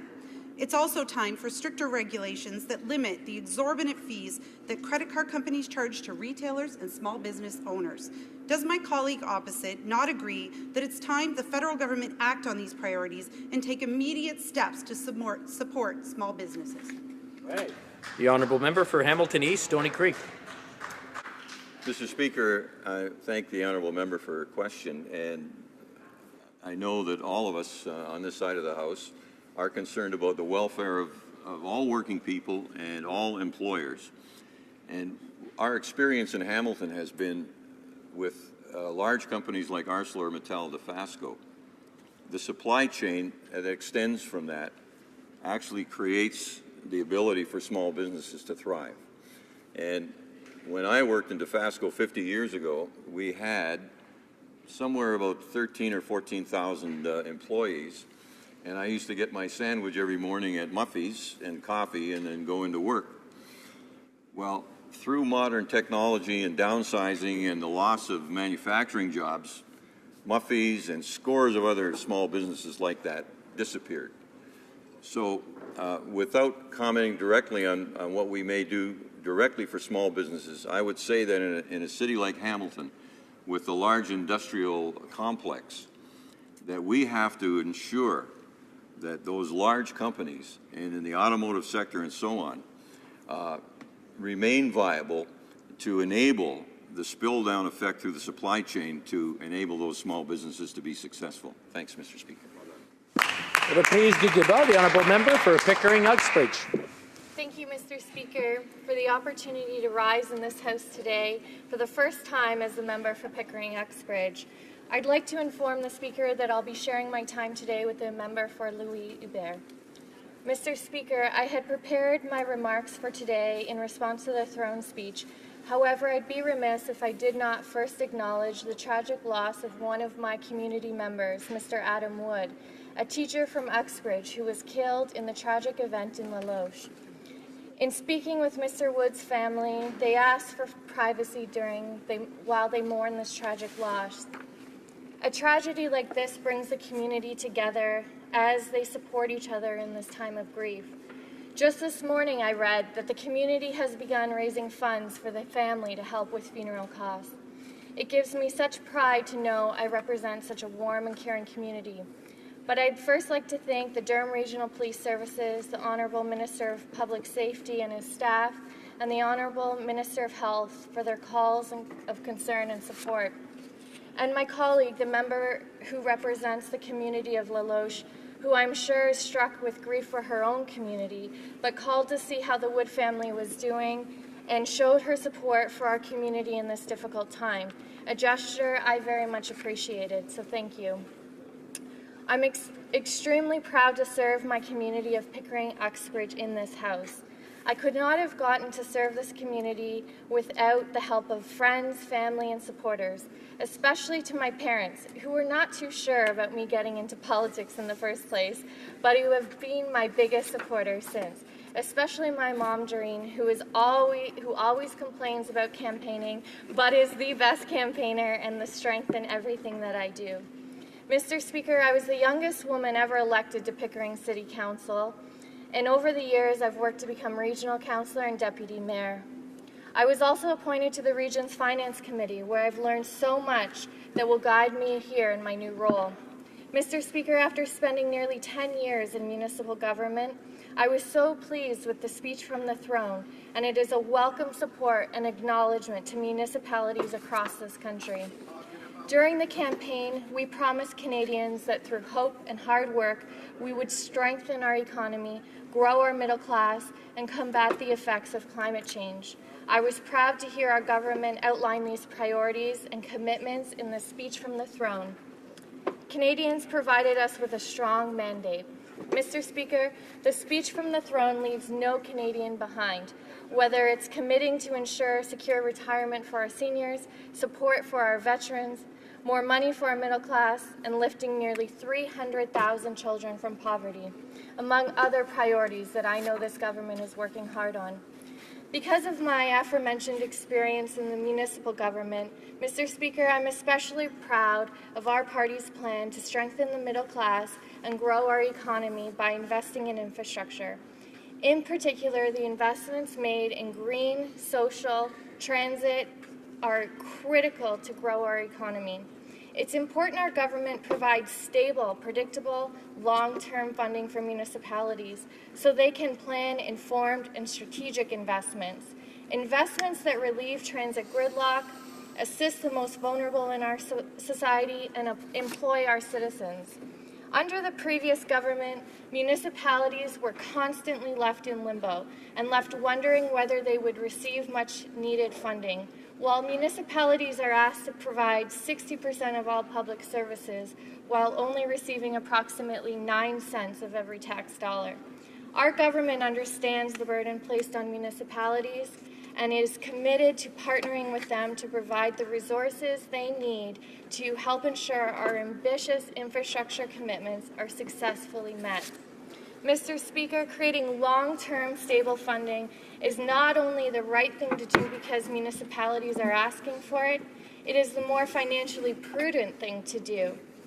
Thus, putting more money for municipalities, which keeps more money in taxpayers' pockets. Serving the residents of Pickering-Uxbridge is a great privilege. I want to again thank them for the trust they've placed in me, and I look forward to sharing their vision and their ideas for our riding and our country.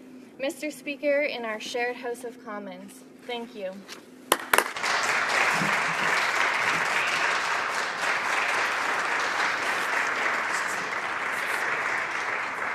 Questions et commentaires. The honourable member for Bow River. Thank you, Mr. Speaker. To the honourable member, I appreciate her background in municipal work, as I was a mayor for a number of years as well, and infrastructure is an important topic for us. One of the plans that I would like her to respond to, in a sense, is that when the federal government makes a plan to distribute money, if they make it with the province, municipalities then are left in a difficult position. Would she be supportive of the federal government with infrastructure money making applications or accepting them directly from municipalities rather than going through a provincial government? The honourable member for Pickering-Uxbridge. Thank you, Mr. Speaker, to the honourable colleague for the question. In fact, we agree, and I certainly agree, that the way applications or projects are done and funding is distributed to municipalities has to change from the previous government. Applications themselves do not work. It costs municipalities more money because it creates this influx of tender processes and timing differences, and each province across this country deals with their budgets at different times for municipalities, and in fact it makes it very hard for municipalities to borrow money for projects when they need to. I'm proud I come from a region where we had a AAA credit rating because of our long-term planning, but this is not always the case. So I am looking forward to, and I hope we have support from across the aisle for stable funding and getting away from the application-based projects so that municipalities can plan and budget like the rest of us do in our own homes. Thank you. Questions, comments? The honourable member for Ajax. My colleague and neighbour from Pickering-Uxbridge on her maiden speech and the great job she did in stating the priorities of the government as articulated in the throne speech. And it's a tremendous privilege to be able to ask this question of somebody who I remember volunteering in my campaign office and when I was first running federally and then watched her successful career municipally. It is an honor to see you here through you, Mr. Speaker, to the member. I look forward to working with my good friend as she continues her work in the House. I wonder, following Mr. Speaker on her discussion of her experience municipally, I know that she would have been exposed to the major challenges municipalities faced in dealing with the federal government over the last decade, in having really priorities imposed upon them that were often political in nature as opposed to really meeting the needs at a municipal level to drive their growth and their success. And if she could talk about, through the articulation in this throne speech, how she sees this new relationship with municipalities working and how she thinks it should work given her experience in municipal politics. The honourable member for Pickering. Thank you, Mr. Speaker, and I thank the member from Ajax who, quite rightly, I began my career in politics through volunteering for him one day. I had no idea it would lead to this, but I appreciate so much not only the question, but the members' guidance and mentorship throughout the years. I hope I can do it justice as I now represent a piece of the riding he used to represent, which was then Ajax Pickering. Mr. Speaker, the question of funding and through municipalities and priorities is something that is critically important to me and was a major factor in stepping forward during the last election. It is not up to the federal government to determine the best and local priorities for municipalities. It is us as a government to support municipalities in the projects that will best suit them to put them forward.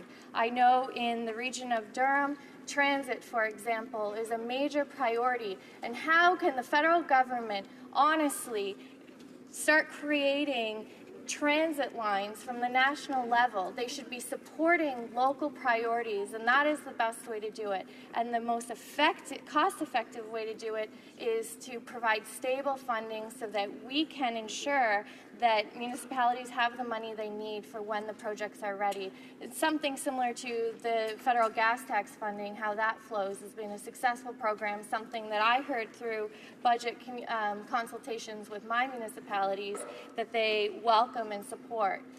Thank you, Mr. Speaker. Reprise du débat, l'honorable The honourable member for Louis-Hébert. Thank you, Mr. Speaker. It is with a great deal of humbleness and pride that I rise to speak in this House today to give my maiden speech.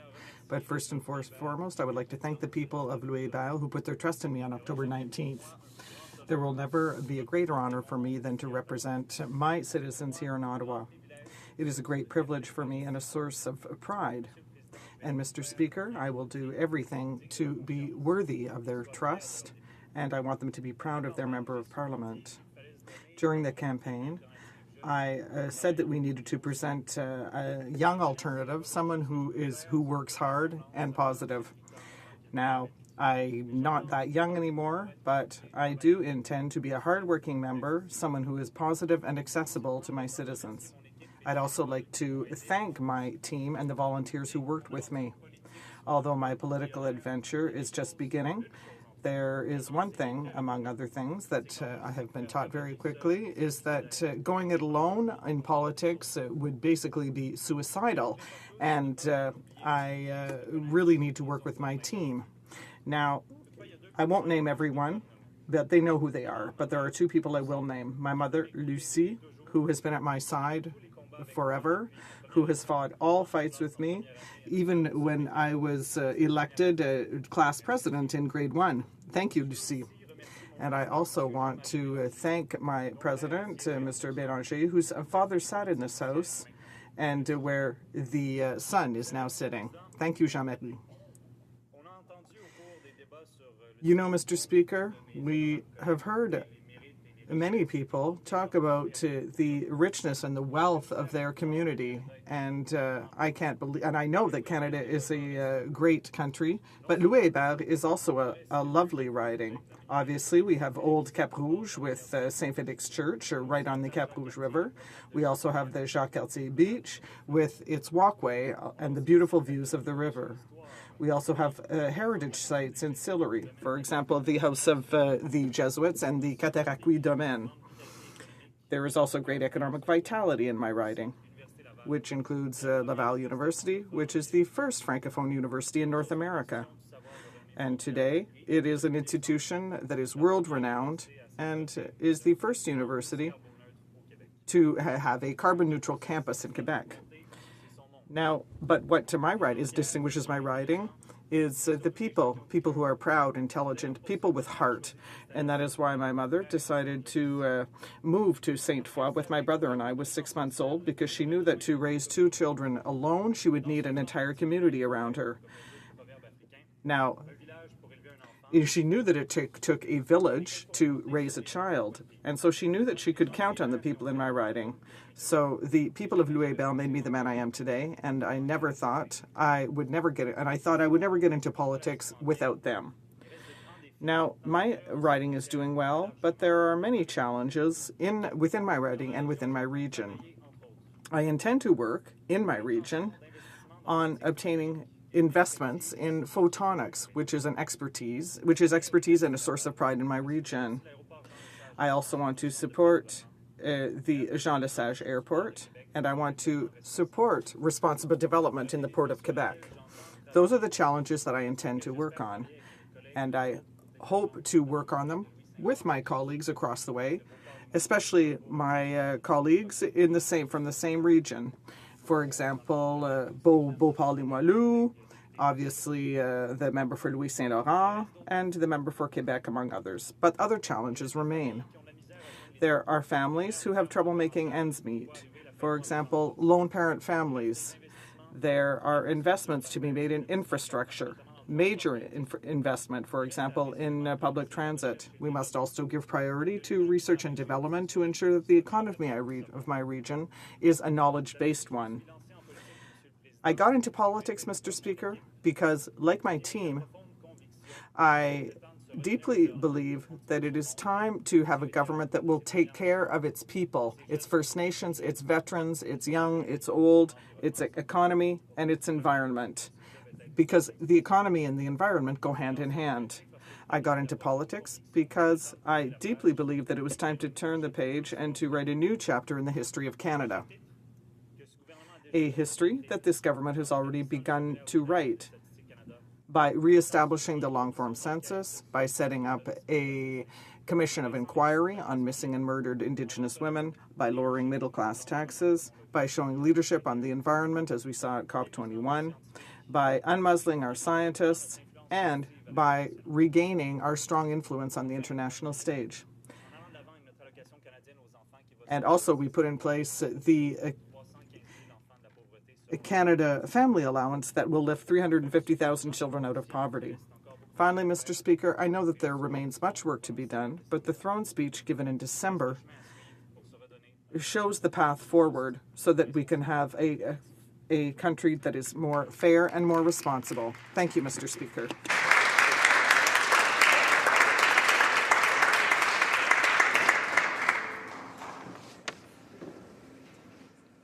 L'honorable membre.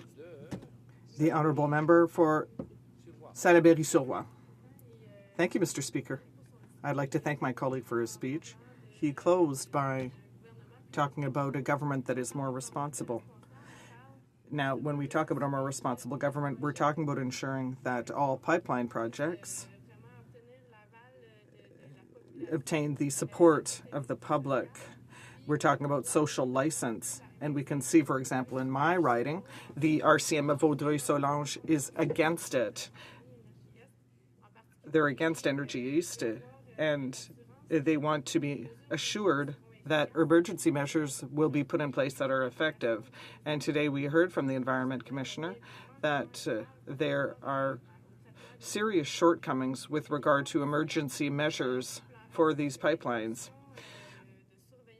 We heard that the oversight conditions are insufficient and that there is no follow-up. So I would like to know what the Liberals are proposing to ensure that the Canadian public is reassured concerning pipelines, and if the Liberal government can truly assure us that there will be an effective oversight and monitoring process that will be put in place because the Conservatives cut it. The honourable member for Louis-Hébert. Thank you, Mr. Speaker, and I'd like to thank my honourable colleague on the other side of the House for her question.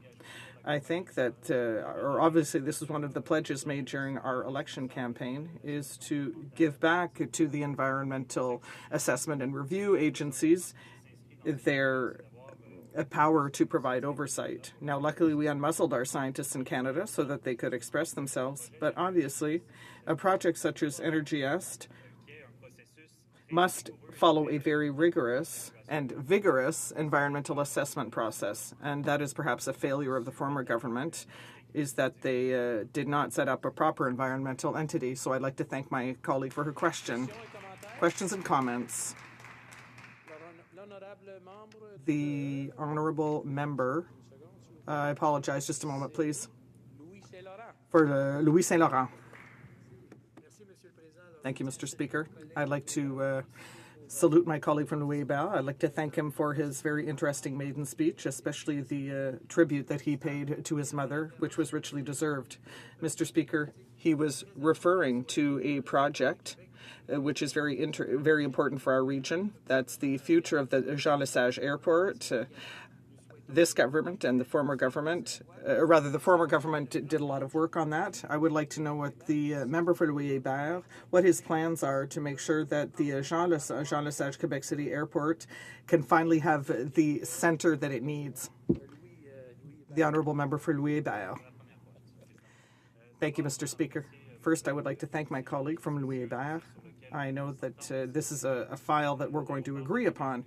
The Airport of Quebec has been calling for a center of a processing center. 8 out of 9 airports got one, but the Quebec City Airport did not receive one. Well, I met with Mr. Godin, the airport president, and I am also planning a meeting with Mr. Rio from Transport Canada, and I intend to talk to the Minister of Transport to tell him how important that we can have this customs clearing center. Thank you, Mr. Speaker. Resuming debate, the honourable member for Beauce. Mr. Speaker, thank you. Mr. Speaker, I would like to say that I will be splitting my time with the honourable member, my colleague from Beauport, Côte-de-Beaupré, Île-d'Orléans, Charlevoix. Mr. Speaker, the Liberals have confirmed in their throne speech that they still believe in the old Keynesian theory, whereby the government, and especially this government, can create wealth by spending more. But, Mr. Speaker, when the government injects money into the economy, we have to ask where the money comes from. We know that it doesn't grow on trees. The reality is that each time the government takes an extra dollar out of someone's pocket, that person has one less dollar to spend or invest. And in that case, obviously, public spending increases, private spending decreases, and there is no creation of wealth. And Mr. Speaker, when the government borrows money, that has the same effect. Private investors who lend money to the government will have less money to lend to entrepreneurs in the private sector, and we know that it is those people who create wealth rather than government spending. Public spending and borrowing on the part of this government are increasing. And what is a sad thing is that at the same time, the borrowing on the part of the private sector decreases. Once again, there is zero wealth creation. And I'd like to say it's like taking a bucket of water out of the side of the pool where the water is deep and then throwing it into the side of the pool where the water is shallow. Nothing happens. It doesn't make any difference. Prosperity doesn't happen when the government spends, but rather when business people invest. And that is how we kickstart an economy. So we have to give our business people the means to create wealth, and to do so well, the government must put in place the best conditions possible so that the private sector and business people become more productive. Unfortunately, that is not what the Liberal government is doing. It must reduce taxes on individuals and business people. It must reduce the regulatory burden, and it must promote free trade and sign free trade agreements, as our government did in the past with 38 countries. Growth and progress depend on greater economic freedom and less government intervention in Canadians' daily lives. Mr. Speaker, more public spending is not the solution to our economic and social challenges. On the contrary, this could lead us into a vicious cycle of debt, and we may not be able to emerge from that cycle. Questions for my Liberal colleagues. What if the Liberal government economic policy is deeply flawed and does not bring us prosperity? What if more government borrowing and spending are not the answer to our economic challenges? What if we wake up one day and realize that the deplorable state of Canada's finance is predictable consequences of the current government's excessive borrowing and spending? What if the Prime Minister is wrong when he believes that the more the government spends, the more it stimulates the economy, the more its revenue will grow, and the less he needs to worry about the deficit? What if the Prime Minister is completely wrong and budget does not balance itself? What if the Finance Minister is wrong and also make a huge mistake thinking that we can spend our way out to prosperity?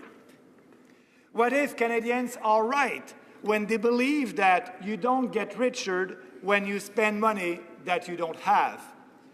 What if deficit don't create wealth but harms future generation? What if prosperity does not come from government spending but rather from entrepreneur investing? What if more government spending and borrowing does not act as an economic stimulus, but rather as an economic sedative? Mr. President, what happens if my concerns are completely unfounded? Nothing. But what happens if my concerns are justified and right? Nothing good. Merci. Thank you. Questions and comments? For Fleetwood Port Kells. Thank you, Mr. Speaker. I appreciate and congratulate the honourable member on his speech. It's interesting that he calls for deregulation and cutting taxes as the way to stimulate business that helps stimulate the economy. We had 10 years of that, and our reward for it was jobs being exported, profits being exported, and over $600 billion in dead money sitting in corporate treasuries that hasn't been invested because there hasn't been the confidence in the Canadian economy. We ask, well, where was the private sector investments to respond to the over-reliance on energy when we saw energy prices coming down and we knew what damage that was going to do to the Alberta economy and the ripple effects right across the country? So instead of the ideological approach to this, I would ask the member for his opinion on what an adequate, useful, and effective type of government intervention in the economy, what that looks like, given the fact that what we had for 10 years really didn't work. Honorable Député de Beauce. The honourable member for Beauce. Mr. Speaker, to answer my colleague's question in a very specific fashion, what the Liberal government should do in future, well, I'm just back from traveling to Western Canada last week, and obviously the price of natural resources is plummeting. But what business people want to be able to do is export their oil worldwide, and to do so, the private sector needs to put in place this pipeline with some $15 billion. That would be a private sector investment where we won't plunge future generations into debt because of government spending. This government is against this project, and that is regrettable, Mr. Speaker. It is an important project that is respecting the environment. This government should be for this project because it's a way of creating wealth, and it's going to unite the country in economic development in a sustainable fashion. Questions and comments? South Okanagan, West Kootenay.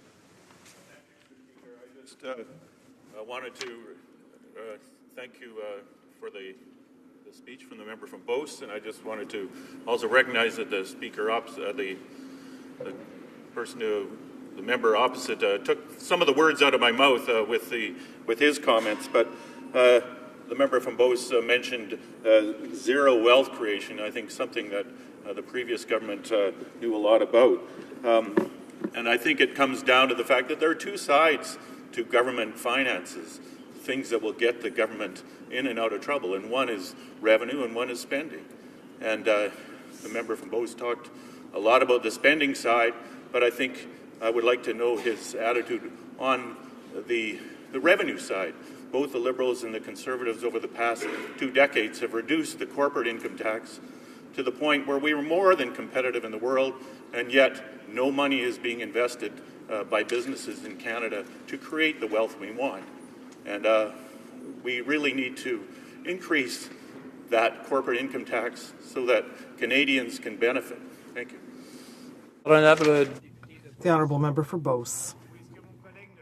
What my colleague doesn't understand, Mr. Speaker, is that when corporate taxes are raised, well, indirectly, what we're doing is increasing individual Canadians' tax burden, because businesses work in a competitive environment, and business people will obviously transfer their place of work, or rather the cost of its work. He'll offload it down to the consumers or to employees by reducing salary hikes. And we all know here in this House, Mr. Speaker, we're all consumers, we're all investors through our pension funds, and we're all workers. So increasing corporate taxes really is indirectly increasing individual taxes. I'm really proud of what our government did. We reduced corporate taxes and individual taxes to leave them with more money because they are the ones who create wealth, not the government. Reprise du débat. Resuming debate. The honourable member for Beauport-Côte-de-Beaupré-Île-d'Orléans, Charlevoix. Thank you, Mr. Speaker. I'm proud today to have this opportunity to speak for the first time in 2016. And I'd like to take this opportunity to salute and wish the people of my riding, Beauport-Côte-de-Beaupré-Île-d'Orléans, Charlevoix, as well as all of my colleagues in the House of Commons, a very prosperous and fulfilled new year. I'd also like to thank the mayors and people of my riding as well, who turned out for the open door meeting in my riding of Côte-de-Beaupré. It was a great success. And I was happy because this was an important meeting. The main objective was to get people out, and the message went out well as well. We received more visitors than expected. It's important for me that people who come to see me feel at home. I'd also like to take this opportunity to invite the people to come to my riding to participate in the winter activities, the Winter Festival, for example, that will take place in Saint-Fériol-des-Neiges and Saint-Tite-des-Cap, to spend a nice time with their families and friends. Now, today I'd like to say a few words of what I expect of the government, which in fact seems to be a little bit lost between selfies and congratulatory measures, and in fact a little bit lacking in terms of compassion. Now, the Prime Minister, who's playing the rock star, and a Prime Minister who really defends the interests of Canadians, I would choose the latter. Maybe less showy, but much more efficient. Throughout the campaign, we heard a lot of talk about a plan here, a plan there, a plan. Now, 3 months later, with a great deal of pussyfooting around,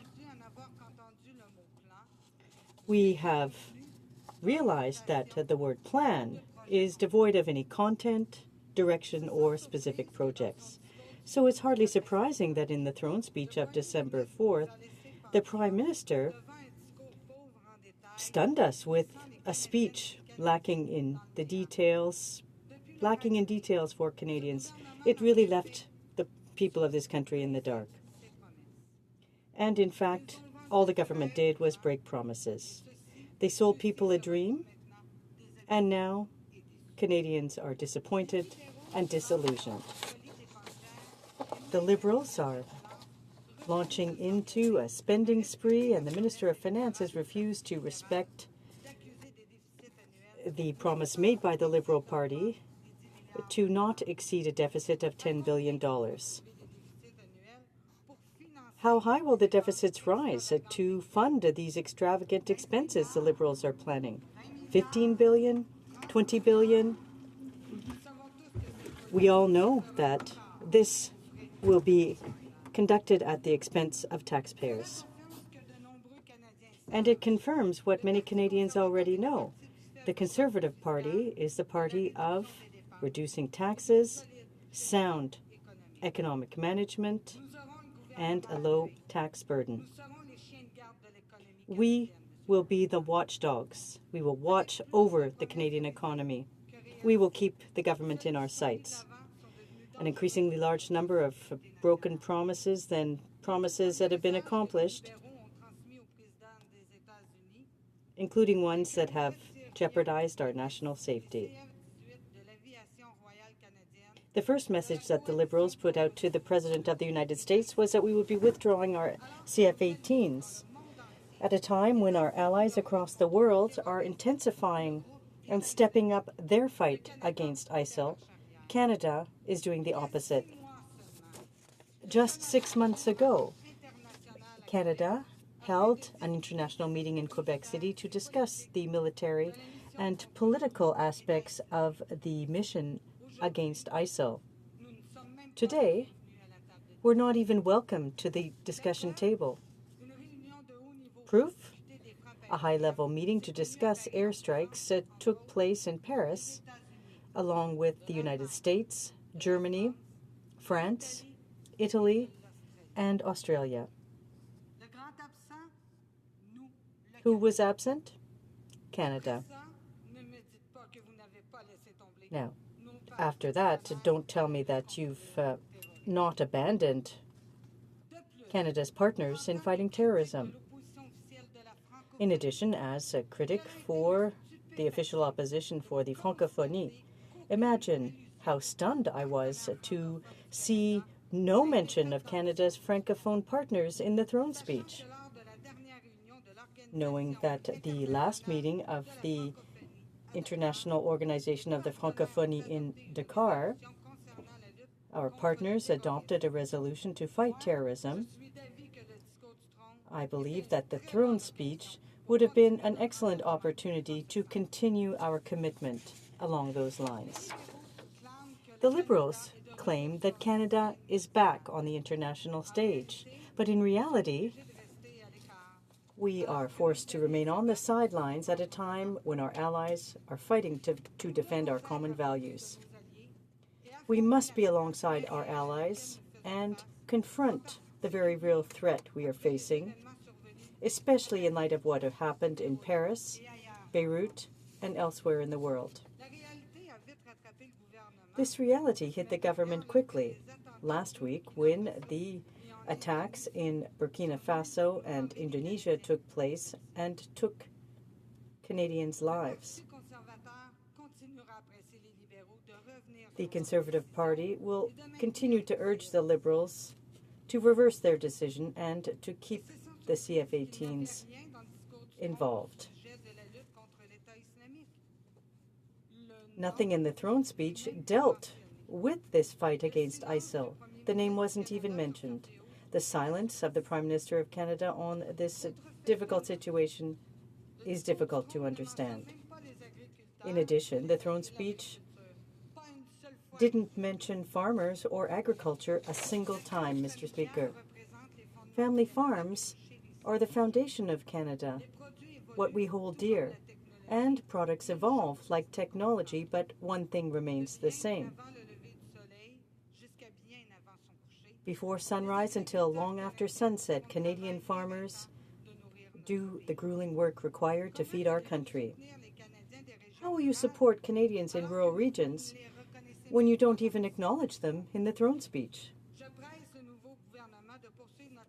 I urge the new government to continue our work by actively seeking out new markets for our producers while protecting supply management, by investing in agricultural technology, agri-food technology, leading-edge technology, by making regulatory decisions based on science, and by ensuring that the transport system is efficient and effective. We have always treated farmers as a priority, and we will continue to do so in the opposition. That will not change, Mr. Speaker. Contrary to the Liberal Party, we, the Conservatives, are known for saying what we will do and doing what we say we will do. The Prime Minister missed an excellent opportunity to talk about major issues with respect to the future of our country, and I'm referring specifically to job creation. The issue is very important for my riding and Canada.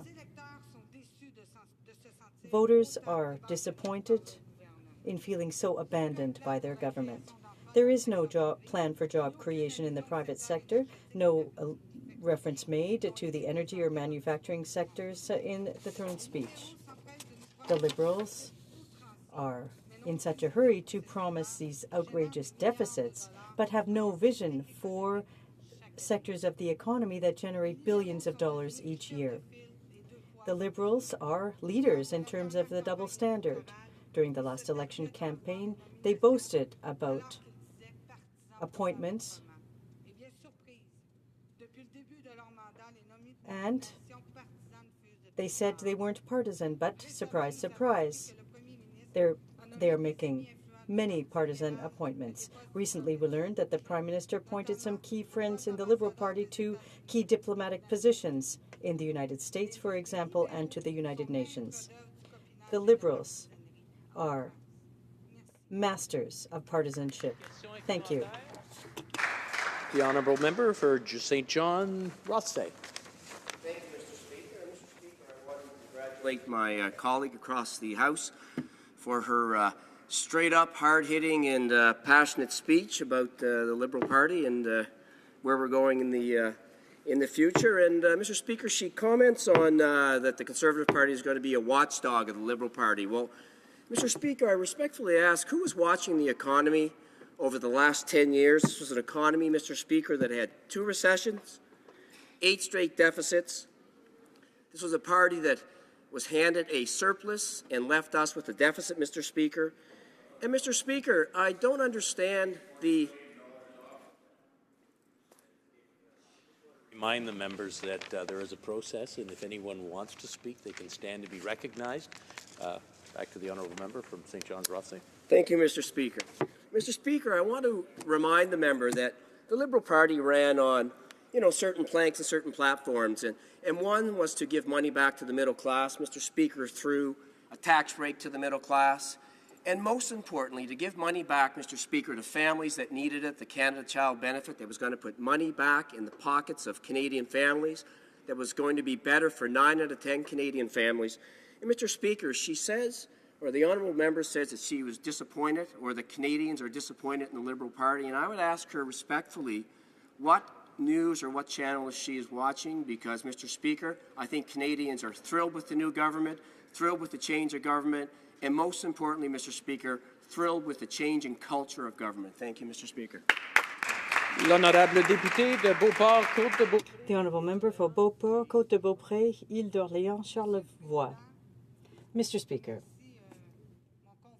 I thank my colleague opposite for his question. During the economic crisis of 2008, we formed the government, and we are one of the countries that did the best. We made strategic choices to put more money in the pockets of our fellow citizens. We, too,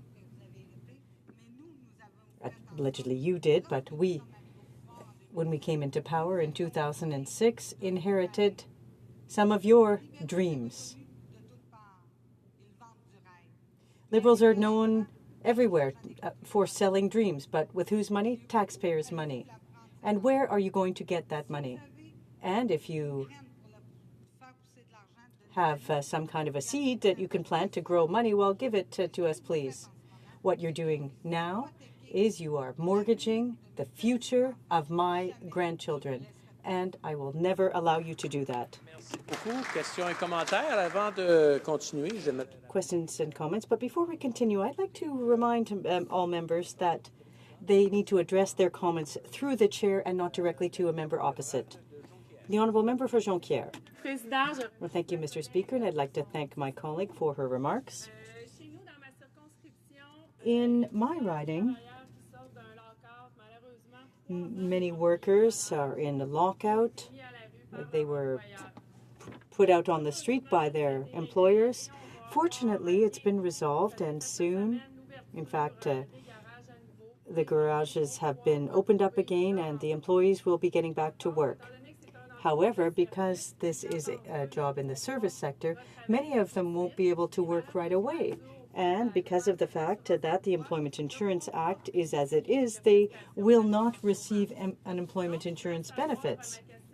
My question to my colleague is this: does she think that an independent fund accessible to workers would help those people? And if it's not necessary to abolish the reform, if this is not necessary, then for the families of Jonquière. The honourable member for Beauport, Côte de Beaupré, Île d'Orléans, Charlevoix. Well, Mr. Speaker, thank you. I'd like to thank my colleague for her question, and congratulations on a lockout that was 3 years in place, but that's been resolved. It's wonderful for the workers to be able to go back to work. Now, with respect to employment insurance, what we've always said is that job creation is important. When jobs are created, we don't prevent, but we give people, in fact, an opportunity to work. And I, too, have been on employment insurance. It's not a miracle solution. And when you end up in a situation like that, well, at some point you have to overcome it, and you have to be in a position to create jobs so that people can do something meaningful. Creating jobs, and this is what I always say, what I tell people in my riding, it is something that needs to be based on promising ideas. It's not simply a 6-month period. It needs to be longer term, and people need to get back to work. Mr. Speaker, that is what earning one's keep is all about. It is my duty, pursuant to Standing Order 38, to inform the House that the question to be raised tonight at the time of adjournment is as follows. The honourable member for Calgary Forest Lawn, International Development. Resuming debate, the Minister of Veterans Affairs and Associate Minister of National Defence. Well, thank you very much, Mr. Speaker, and it's a great honor and privilege for me to be here in this august House to make my comments regarding the speech from the throne. It is also the first time for me to thank my constituents of Calgary Centre who put their trust in me to become one of the first Liberal, along with my colleague from Calgary Skyview, to be elected to the House of Commons from Calgary in 48 years. And it is truly a privilege to have earned their trust and to be here to serve the people from that community going forward. Calgary Centre is a unique place. We have a whole host of different people, different communities, different situations that exist on the ground. We have kids in school, seniors in the later stages of their lives. We have school teachers, businessmen. We have a great many people who are doing very well and a great many people who struggle in my community, almost a microcosm of what you'd find almost in any urban center. And I think that many of the policies we ran on as a party that were identified in the throne speech really captured their imagination, captured issues that they were facing. And in my view, the issues that are facing Alberta and Calgary at this time are well addressed in both the throne speech and in what we put forward as a party during the election. I'd like to thank numerous people in my life who have helped me along the way. I think we'd like to start with two people who have been there from the beginning. My mom and dad, Richard Hare and Judy Hare, two pragmatic, hard-nosed school teachers from Alberta who have taught me the value of being a public servant, of being a reasonable human being most days, and growing and carrying me along from my recalcitrant and lackadaisical youth to a more productive future. And I thank them for being there each and every step of the way. They worked very hard on my election campaign and really taught me the value of understanding the concept of equality of opportunity. Whether you're born of a wealthy family or the one that struggles, you're going to get a fair shake in this country. And you need government to ensure that there is strong public schools, access to health care, university, and to be able to have a social safety net is there if you stumble, if you fall, that allows a government to help you get up and get along your way. I have been fortunate enough to represent a constituency that I was born in. I live 17 blocks away from the hospital that I resided in. And my parents, like I said, were there for day one, door knocked harder than anyone, and without their love and support, I definitely would not be here today. Another person I need to recognize is my sister, Christy Smith. She is, although 2 years younger than me, has always been my older sister. She was a little more organized, a little brighter than I was, a little more competent than I was, and helped me along the way through a great many trials and tribulations. And it wasn't always easy for her. And I recognize that, and she's doing very well, and really some of the joys in my life are my family as well as her 3 kids, Marshall, Jackson, and Parker. And they really mean a great deal to me, and they have helped me get here. I can also say that it wasn't without a tremendous amount of volunteers and people who came out who followed me in this journey that we worked very hard on. A long campaign. Well, we campaigned even longer, but we're there for the stretch, banging on doors, handing out pamphlets, telling people that Kent Hare's a reasonable guy most days. And I thank them for being out there and assisting me along this journey. But if we look at our campaign pledges and how it fits with Alberta and Calgary at this time. We look at the factors that are going on in Alberta. Some of the measures we implement in our platform are going to assist in what is no doubt a difficult time. Look, we're cutting taxes for the middle class. This will allow people with more money in their pocket that they can spend in the economy right now to help prime the pump. Look, I'm very proud of the fact we are going to lift over 300,000 kids out of poverty with the introduction of our child benefit plan. Look, that is some truly great things that will assist in that family's pursuit of giving them equality of opportunity. Very proud of it. Also, some of that money will be spent in the economy. Look, our infrastructure investments that we're going to be making. You know, one doesn't have to look too far, like read the Globe and Mail, and virtually every economist in the land says now's the time to do it. Why? Your government has to make these investments anyway. In long-term projects that are going to make your economy and your people more successful. There are many of those projects out there that are going to allow us to be more productive and allow for people to work right away. Many people are out of jobs in Alberta. This will help. And I think that resonated with many of them in the campaign. And I look forward to addressing those issues and more going forward. I think it'd be remiss not for me to mention that a large part of our economy is oil and gas. Having said I was born in Calgary in 1969, I have benefited greatly from the success of that industry, how it has contributed to allowing people opportunities to build their lives and allow us to accomplish a great many things. And I sense that we are really looking at this correctly as a government. We're seeing energy and the economy as two sides of the same coin. We're seeing that you can't have access to markets without building a consensus. And I will point out, and I think even the members opposite will recognize that they haven't been overly successful in this. Since 2006, despite claiming we were going to be an energy superpower, we have not seen our products reach tidewater.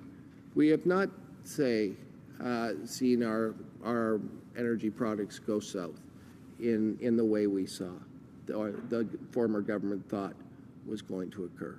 I sense we have a Prime Minister who is willing to engage in the Canadian energy strategy. And, sir, I need to split time. Okay? Thank you. We see a Prime Minister who's willing to be involved in the Canadian energy strategy, something that Premier Redford started and Premier Notley has been fully engaged in, something that will allow us to interact with the premiers on this nation-building project. Okay? We see that we have a Prime Minister committed to that, a Prime Minister who's committed to working with First Nations and Aboriginal groups, to work with our environmental community, and to see that we are getting serious on climate change. Because I will point out that even if we get our product to tidewater, we need to have people willing to buy it. And I will point out, too, that 3 years ago, the European Union was within one vote of saying no to our oil here. That's how serious of an issue is. But I'd just like to close by also saying, hey, look, kid from Calgary, got elected, won. Pretty amazing thing. 2, wind up in national government. 3, to be named a Minister of the Crown. Well, my goodness, that's a trifecta at the racehorse, Mr. Speaker. And to serve as Minister of Veterans Affairs, to be given an aggressive mandate to do things better on that file, to work closely with the Minister of National Events to close the seam to see our men and women who have served this great nation find greater success, whether through employment, education, dealing with issues of injury, either physical or emotional. That is something I am very proud to be given that responsibility.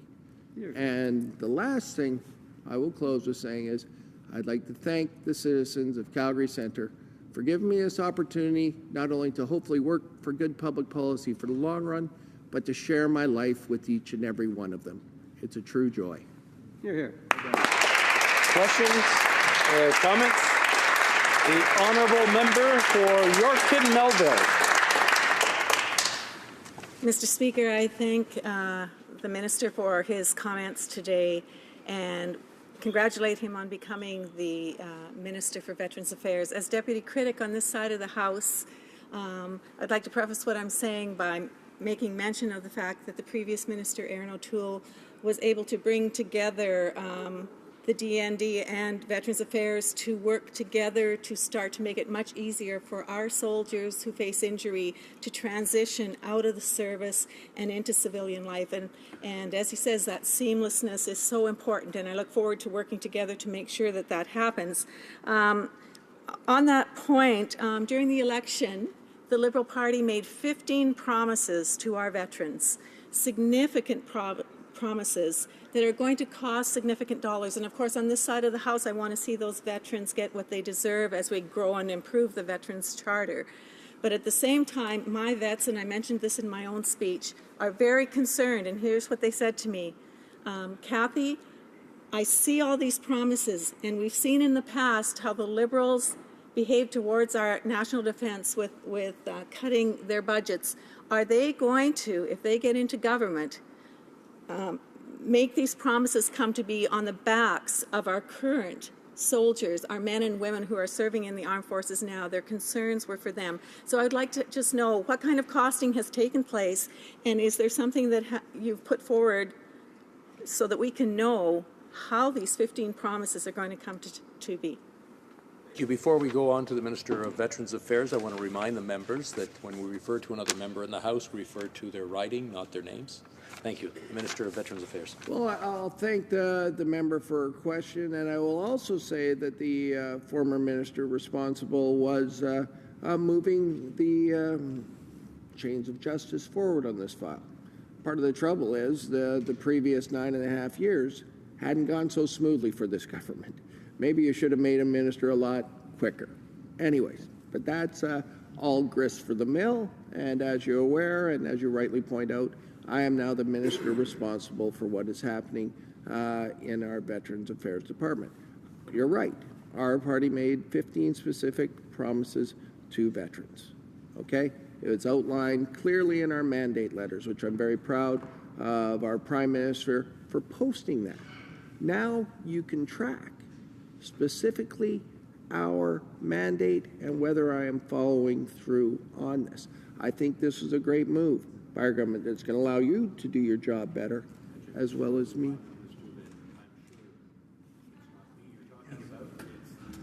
Yes, certainly. Sorry about it. As the honourable member points out, yes, and I think this is a great way to have openness and transparency and allow her to do her best to keep track of progress on this file. There are easier things to do on this mandate letter, and there's harder things to do. We recognize that. I have put together with my staff, I have a great team forming, and actually, frankly, who's been working on implementing this aggressive agenda from day one. As she's aware, there's a process that goes through there. We'll be making an announcement shortly, and I ask her to give us some time. It's only been 100 days out, but I have every confidence that 4 years into this mandate, Veterans Affairs will be in a better place than it is today. Honourable Member for Vancouver East. Thank you very much, Mr. Speaker. And I'd like to congratulate the Minister for his appointment and his election, and of course for his speech as well. I was very moved to hear about his personal story and encouraged to hear about, I think, the journey that he's traveled. On the issue around addressing poverty, which is big in Vancouver East, I wonder if the Minister would agree and call on his government to bring forward a national strategy to end poverty. The other piece related to that, and this has been highlighted actually through the refugee situation, where people's income assistance level is exceedingly low, very difficult for people to survive. And I wonder whether or not he would work with his government and to call on the provincial and territorial governments to increase the welfare rates so that we can, in fact, effectively address the issue of poverty for all Canadians.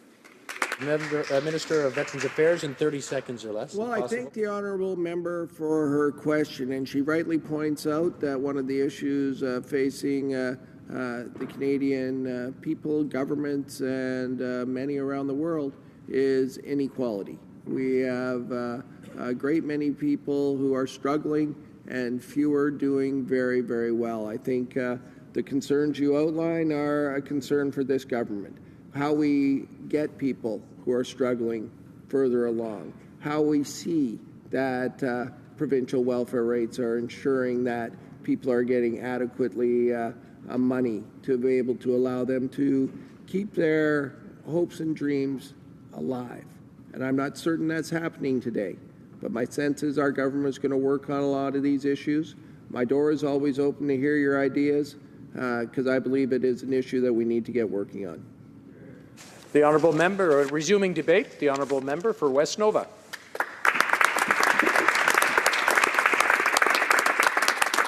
Thank you very much, Mr. Speaker. It is a great honour to rise for the first time in this magnificent chamber and speak on behalf of the great people of West Nova. I am so proud to have the privilege of representing the 83,000 people that live in our riding. I sincerely thank them for the confidence that they have placed in me to be their voice in this important national dialogue. West Nova has been called a microcosm of rural Canada. From Waterville to Pubnico and every wonderfully charming community in between, our riding boasts an incredible wealth of natural riches, industrious people, and a fascinating history. However, like other rural places in the Maritimes and across Canada, we face significant challenges: an aging population, transportation difficulties, and not enough good jobs. This is why I am so encouraged by the speech from the throne and the opportunity that this 42nd Parliament offers to make real change happen for all Canadians, including rural Canada, and most particularly, from my perspective, for West Nova. As we approach Canada's 150th birthday celebrations in 2017, it is important to recognize the story of our incredible history as a country. The speech from the throne clearly stated that diversity is Canada's strength, and the intersection of diversity and our history is clear in West Nova. 4 founding peoples of Canada are rooted in the history of our riding. The story of Western Nova Scotia is Canada's story. Quand nous parlons d'un Canada bilingue et multiculturel, let's talk about a multicultural and bilingual Canada. My riding has a rich history that deserves to be recognized. It's in Port Royal that Acadia was born, the cradle of francophones in North America, when Samuel de Champlain established the Habitation in 1605. Profound friendship links were made between the Mi'kmaq and the Acadians, and there were Métis among these founding peoples. The charter was signed creating the province of Nova Scotia in 1621. It is through this charter that Nova Scotia later received its coat of arms and flag representing its relationship with Scotland. Following the American War of Independence, a large number of Black Loyalists arrived in Nova Scotia between 1783 and 1785, representing the largest group of African birth and African descendants to come to Nova Scotia at any one time. It is this rich diversity, Acadian, Mi'kmaq, Métis, British, and African Canadians, that contributes to the character and vitality of West Nova. The vitality of Acadian communities in Baie-Sainte-Marie and Argyle contributes to their rural economic development. For example, St. Anne's University, the only French-language post-secondary institution in Nova Scotia, contributes to the creative industry in my region. I should also note that the promotion of official languages in our country also means creation and the opportunity to learn French as a second language. That's why I support a throne speech that encourages the use of both official languages in this country and provides for investment in our cultural and creative industries here in Canada. We see with generosity of spirit, many people in West Nova have opened up their hearts to Syrian refugees. In several communities, our riding has assisted the good people that have been welcomed in their community. Whether it be organizations like the Yarmouth Refugee Support Group, or the Annapolis Royal Community Assisting Relocation, or church groups like the Digby Wesleyan or Hillgrove Baptist Church, our communities are enriched by the part we are playing in Canada's national project on Syrian refugees. They enrich our communities and make us a stronger country. Canada is a strong country not only because of its people, but also because of its natural riches. This is as true in West Nova as anywhere in the country. Our riding is blessed with the world's finest seafood. Lobster, scallops, and haddock are fished in our waters off southwestern Nova Scotia, and the fertile lands in the Annapolis Valley with world-renowned apples, crops, and now the amazing wineries producing excellent wines. These incredible products of the highest quality depend on a clean environment that nurtures and fosters an abundance of harvest. This is the most basic example that a clean environment and a strong economy go hand in hand. We must ensure that these riches are not only enjoyed today, but that the quality and bounty with which we are blessed are preserved for generations to come. Also, the Bay of Fundy off our shores is a true natural wonder. With the highest tides in the world, there is vast potential for the development of new technologies that will harness the incredible tidal power and produce clean, powerful energy.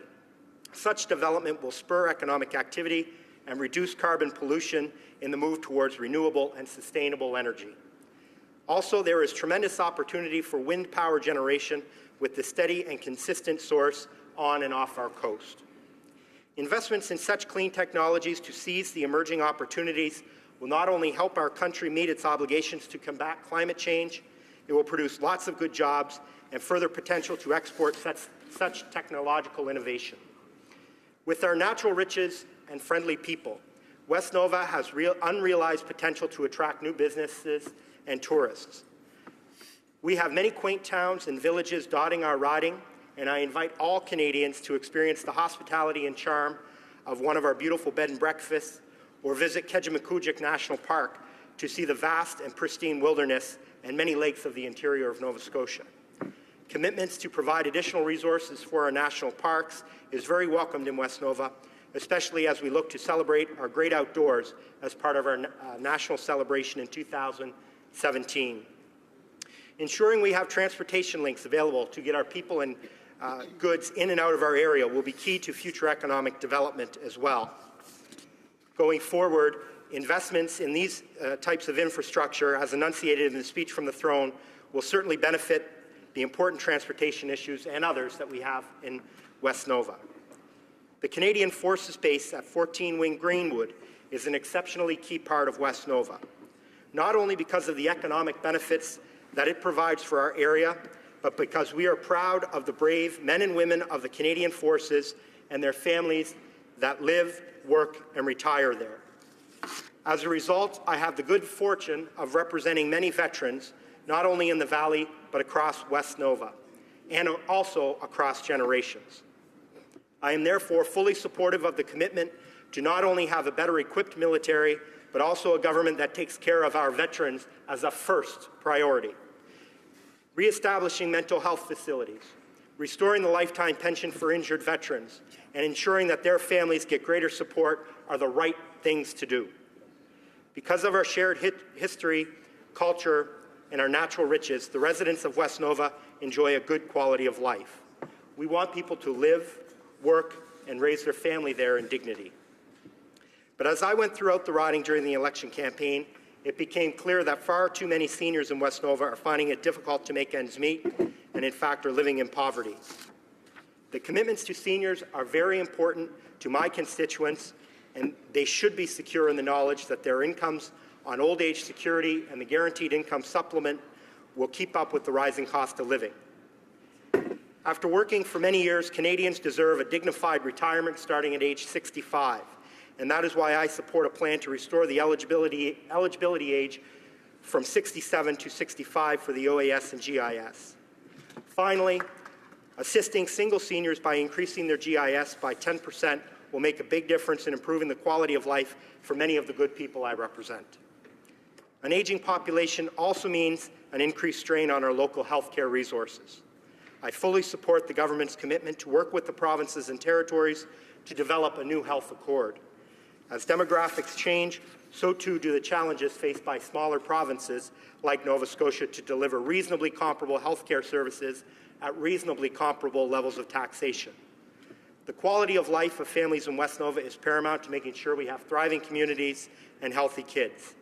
The investments the government has outlined in the throne speech will go a long way to providing the help that we need to make sure that we have a country we want for our next generation. So let us come together as the 42nd Parliament and be worthy of those who have gone before us in this place. Let us work together in constructive dialogue, to be sure, offering different points of view on difficult matters, but doing so in a manner that respects each other and respects the decency and the goodwill of the people we are elected to represent. I look forward to working with all of my honourable colleagues and moving Canada forward in our pursuit of peace, order, and good governance. Thank you, Mr. Speaker. Questions and comments?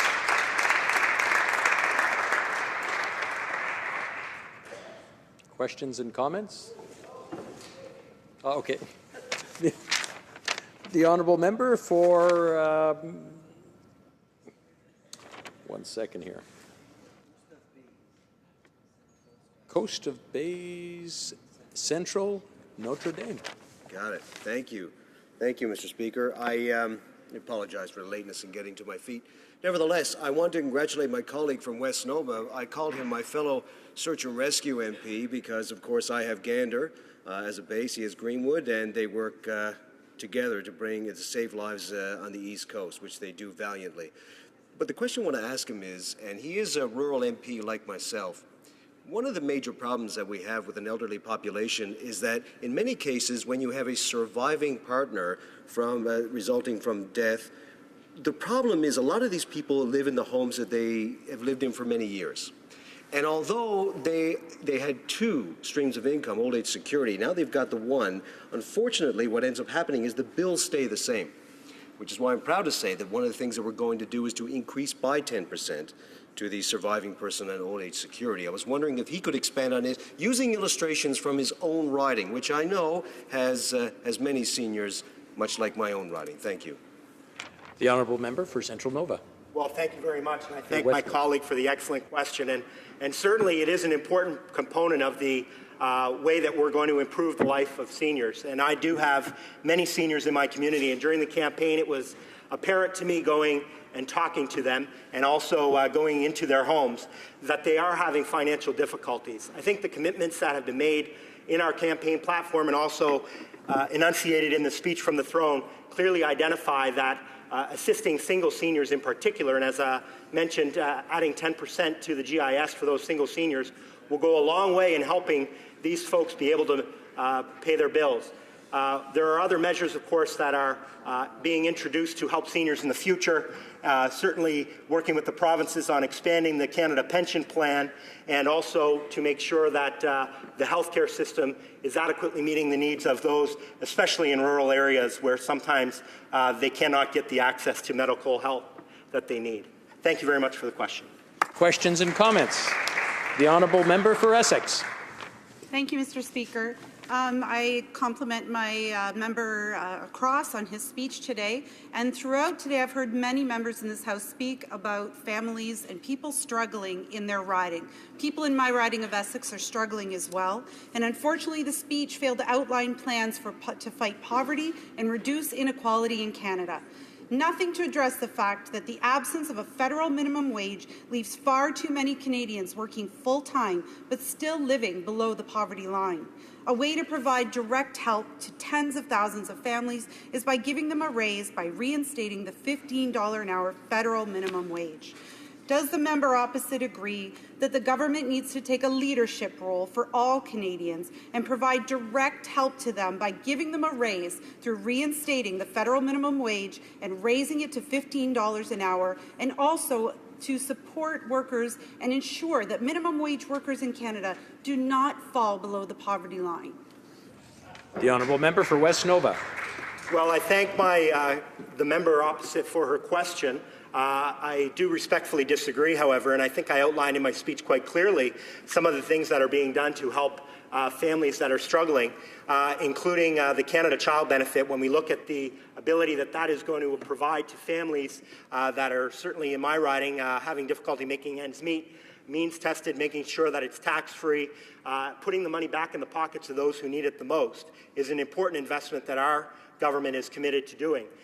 With regard to seniors, I clearly outlined in my speech some of the measures that are being taken to assist seniors that are living in poverty, and my friend asked a moment ago a question exactly on that point. With regard to the federal minimum wage in particular, which she talks about, I know that this was a campaign commitment in the election by the New Democratic Party, and it would affect 0 people in my riding, in fact. So it is not a measure that is going to increase the wealth of anybody in my riding, increase them helping to make ends meet. Certainly discussion with the provinces about what we can do to alleviate poverty, investments in social infrastructure, making sure people have affordable housing. These are all important investments that our government is committed to doing. But I do thank my honourable friend for her question. Thank you. Reprise du débat. Resuming debate. The honourable member for Châteauguay-Lacolle. Thank you, Mr. Speaker. I'd like to say that I'll be splitting my time with the member for Fredericton. Mr. Speaker, it's an honor for me to rise here in this House today for my first real speech. First, I would like once again to thank the citizens of Châteauguay-Lacolle for the trust that they placed in me, but I'd also like to take this opportunity to thank my family for its tremendous support even before I was nominated as candidate. My daughter Emily, her husband Michael, my twins Benjamin and Daniel, my mother and my father, as well as my 3 brothers and 5 sisters. And also, with a great deal of affection, the 2 fathers of my children, my ex John and my ex Bill, for their excellent advice and especially for the complicity that we have developed over 30 years as the parents of our darling children. Mr. Speaker, my life experience brought me to a point in my career where I felt the need to make a career shift from banker to social work with the mission of helping Canadians to better understand and manage their financial resources. In 2005, right here in Ottawa, I participated in the first national conference on Canadians and money, the National Symposium on Financial Capability. The participants in this symposium represented an impressive array of Canadians empowered to define the notion of financial capability, and this is the definition. A concept including 3 different elements: financial knowledge and understanding, financial skills and competence, and financial responsibility. These principles that are now recognized as being part of financial literacy were incorporated into my work as a workshop leader on personal finances and also writer in the media. I had the pleasure of participating in various forums on the subject and developing financial education activities for all stages of life with the purpose of helping people find out what they want in life, regardless of their choices and their lifestyle, that is, financial security. Speaker, in doing this work with Canadians from all walks of life, and in particular with vulnerable and low-income Canadians, I realize that financial education by itself cannot solve the problem of insufficient, predictable monthly income for families and seniors. That is why I'm delighted to see that our government has committed to implementing a tax-free Canada Child Benefit as of this month, and that will not only benefit 9 out of 10 Canadian families with young children, but will effectively lift 315,000 children out of poverty, much as the Guaranteed Income Supplement did for low-income seniors, reducing senior poverty significantly 20 years ago. In the same way, I applaud our government's attention to increasing the current Guaranteed Income Supplement by 10% and its intention to work with provinces and territories to enhance the Canada Pension Plan, another important source of predictable periodic income for people retired or contemplating retirement. And by the way, Mr. Speaker, as one of the 58ers, Canadians born in 1958 or later that were subjected to that change in the OAS eligibility age from 65 to 67, I'm thankful that that measure has been repealed by our government, and let's just say my long-time retirement plan is back on schedule.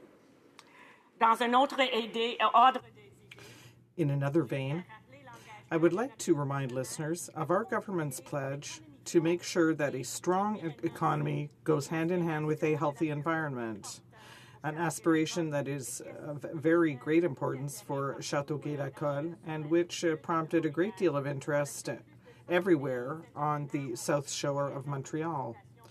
Over 120 people participated in our pre-budget consultations in the Montérégie region last week. Economic and local players, mayors, business people, educators, leaders in social development, and so forth. People were practically unanimous in agreeing that economic development must be achieved while respecting the environment, not only because we want a healthy environment for ourselves and our families, but also because Canada is now back on the international stage. We now have the opportunity to show leadership in the sector of clean technologies and to export them worldwide. For example, in Châteauguay-Lacolle, the players in our farm industry want to improve the integrated pest management on their lands, but they need support, both financially and in terms of seeking new practices.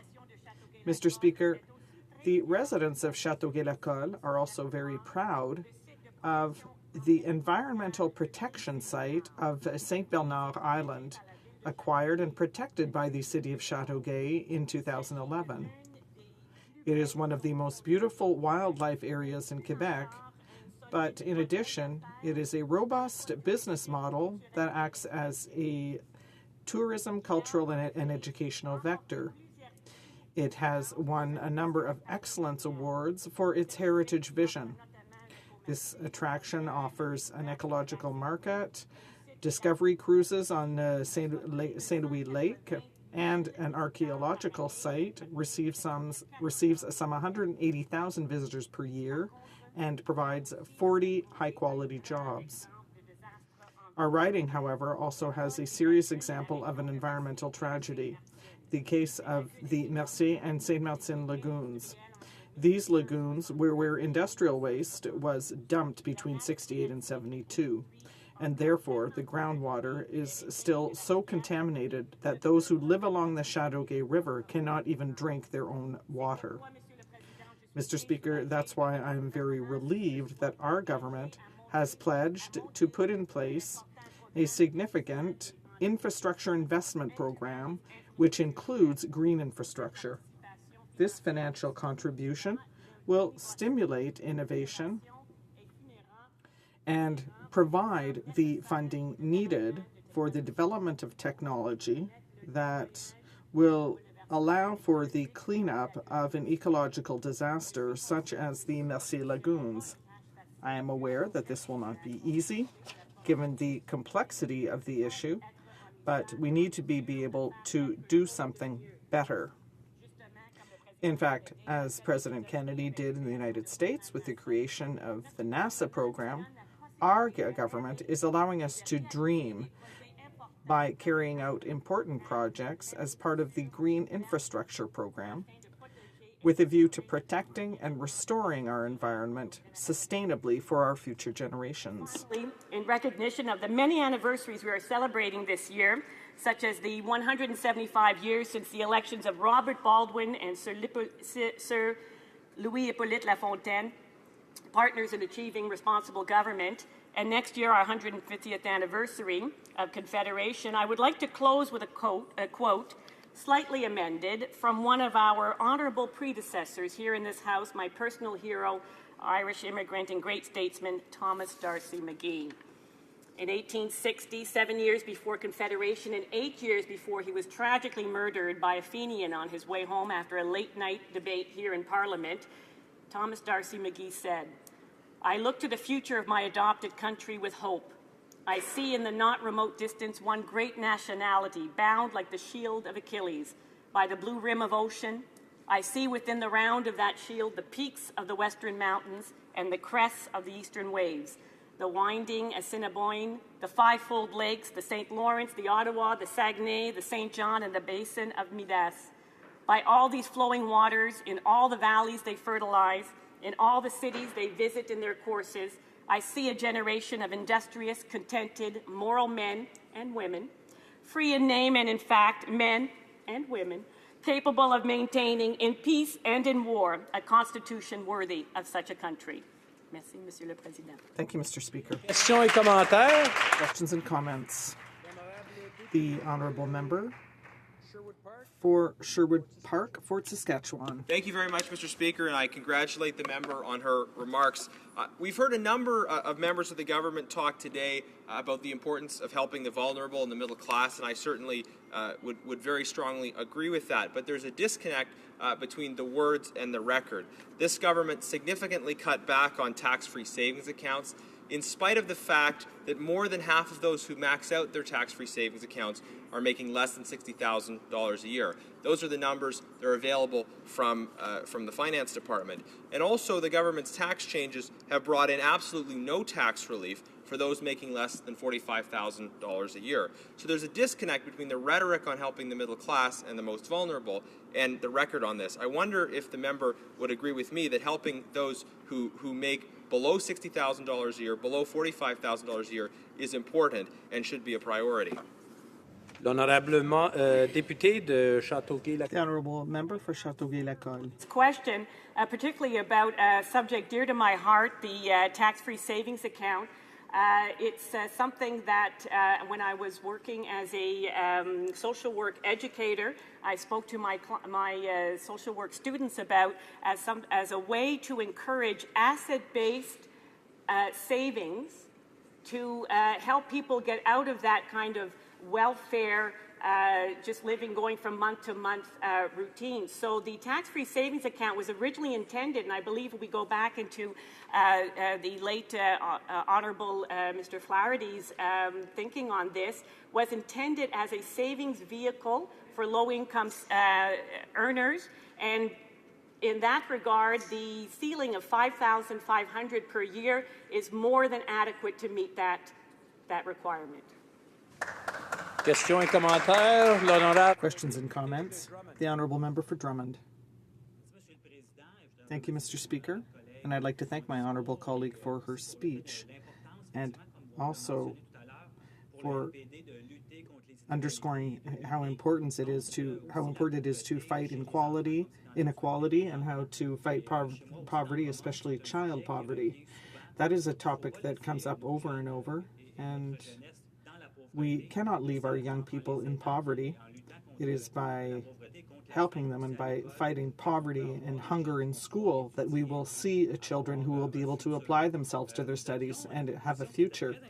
The NDP had a very important proposal to fight child poverty, and that is to take the stock options that are offered by very large companies. That money could be taken and invested directly in fighting child poverty. What does my honourable colleague think of that approach, of taking that money that really is used for tax avoidance, and that is unacceptable, and instead to invest it in fighting child poverty here in Canada? The honourable member for Châteauguay-Lacolle. I'd like to thank my honourable colleague for his question, and we are investing, our government is investing in our young people by instating the Canada Child Benefit, because we're not talking about charity. This is a measure whereby we are distributing our resources, and that is why we put in place this plan. It is non-taxable. It is something that families can keep, money that families can keep and spend without being worried about being taxed thereupon. And that is why we put in place and supported this program. Resuming debate, the honourable member for Fredericton. Mr. Speaker, thank you for the honour to rise again in this new year, in this new Parliament, this time in the true fashion of a maiden speech. It is truly an honour to represent the good people of Fredericton, New Maryland, Oromocto, the Grand Lake region, and all the parts in between. The opportunity to partake in such a privileged way to help govern and steer the course of our great country and to provide voice for the region I represent is not only a true privilege, but also stands as the realization of a lifelong dream for this young guy from Freddie Beach.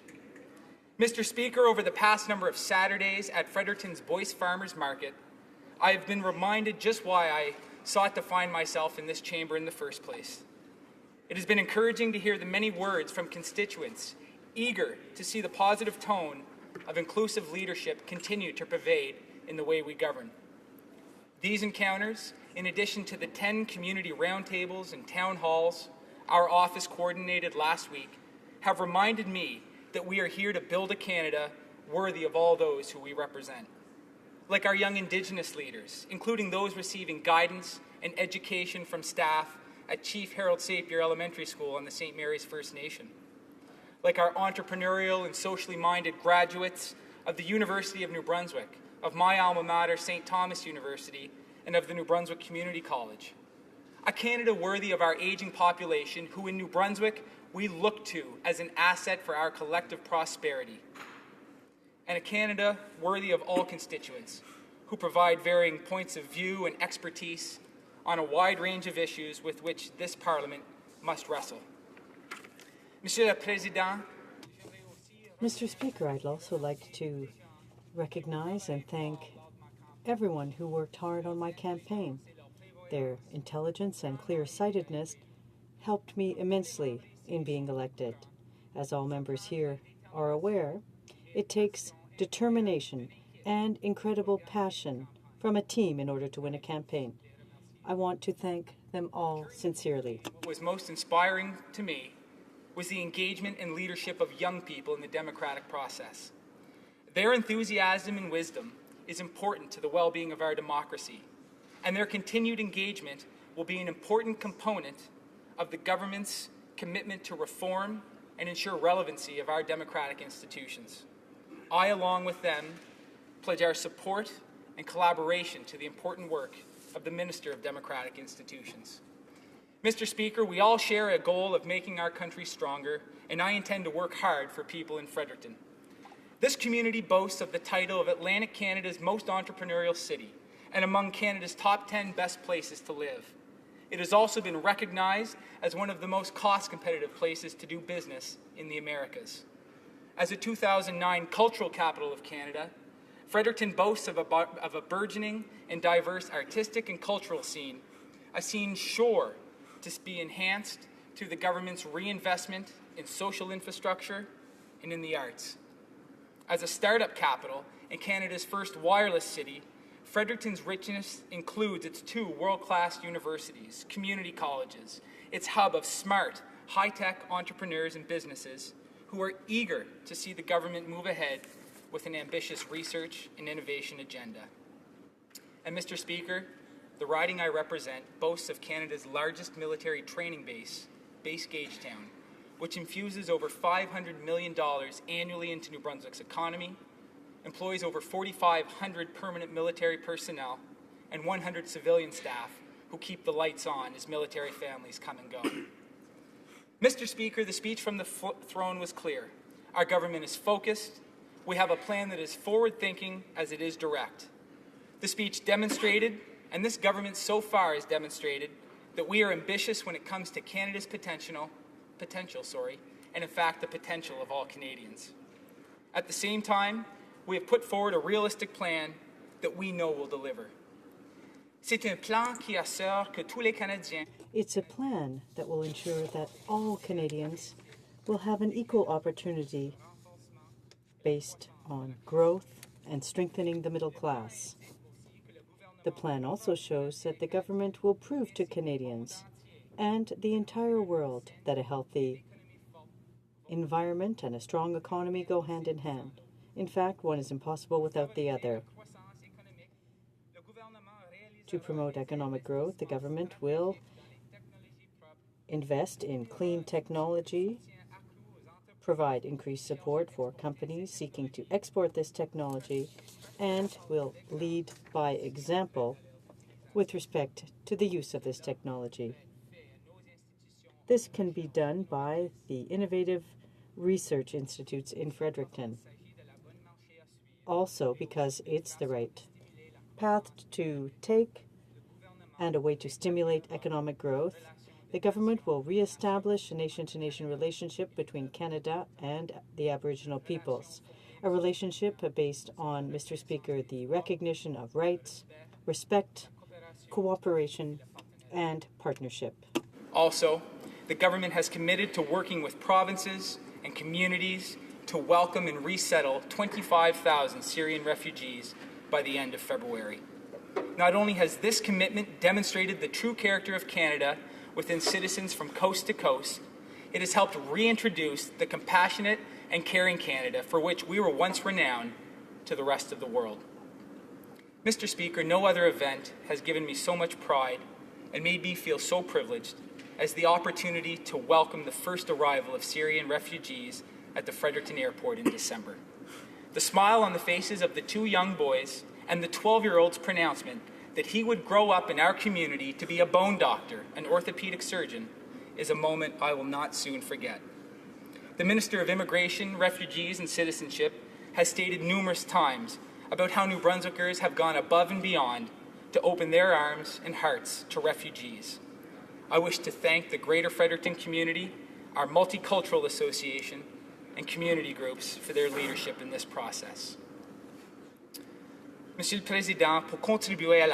Speaker, to contribute to health and the well-being of all citizens, the government will undertake, working with the provinces and territories, to put in place a new healthcare accord. I want to underscore that Fredericton and New Brunswick are focused on innovative healthcare. We want home care and mental health care to be more accessible for all. We want high-quality mental health services, healthcare services for Canadians who are in need, veterans and first responders. In its delivery, New Brunswick can lead. Mr. Speaker, we are French, we are English, we are Indigenous, we are newcomer, we are urban, we are rural, we are close and well connected. We are convinced that our region can lead in this approach. Let me reiterate that the Fredericton riding is home of leading institutions in high-quality research and innovation. We are home to a highly qualified, educated, and professional public service. We want to grow a stronger economy, and we need to invest in helping our businesses and entrepreneurs become even more innovative, competitive, and successful in order to retain our young, skilled, and bilingual talent. In Fredericton as well, we will focus on real change for our veterans. And we will ensure that the government unconditionally cares for every soldier that has unconditionally sacrificed their physical and mental well-being to protect our country. It's important to give veterans more compensation, more choice, and more support in planning their future. Canada must be a world leader for caring for and supporting our veterans. Mr. Speaker, with base Gagetown, the research capacity of our universities, and robust clinical supports close at hand, the Fredericton riding is ideally suited to lead in an approach that will care for the physical and mental health of soldiers, veterans, and their families from the moment they enlist, during their service, and after they leave the forces and return to civilian life. Monsieur le Président, je sais que le Fredericton... Mr. Speaker, I know that Fredericton and New Brunswick and our country is capable of achieving great things, and that success is not defined by personal accomplishments, but by the legacy we leave our children for a peaceful, prosperous, and better world.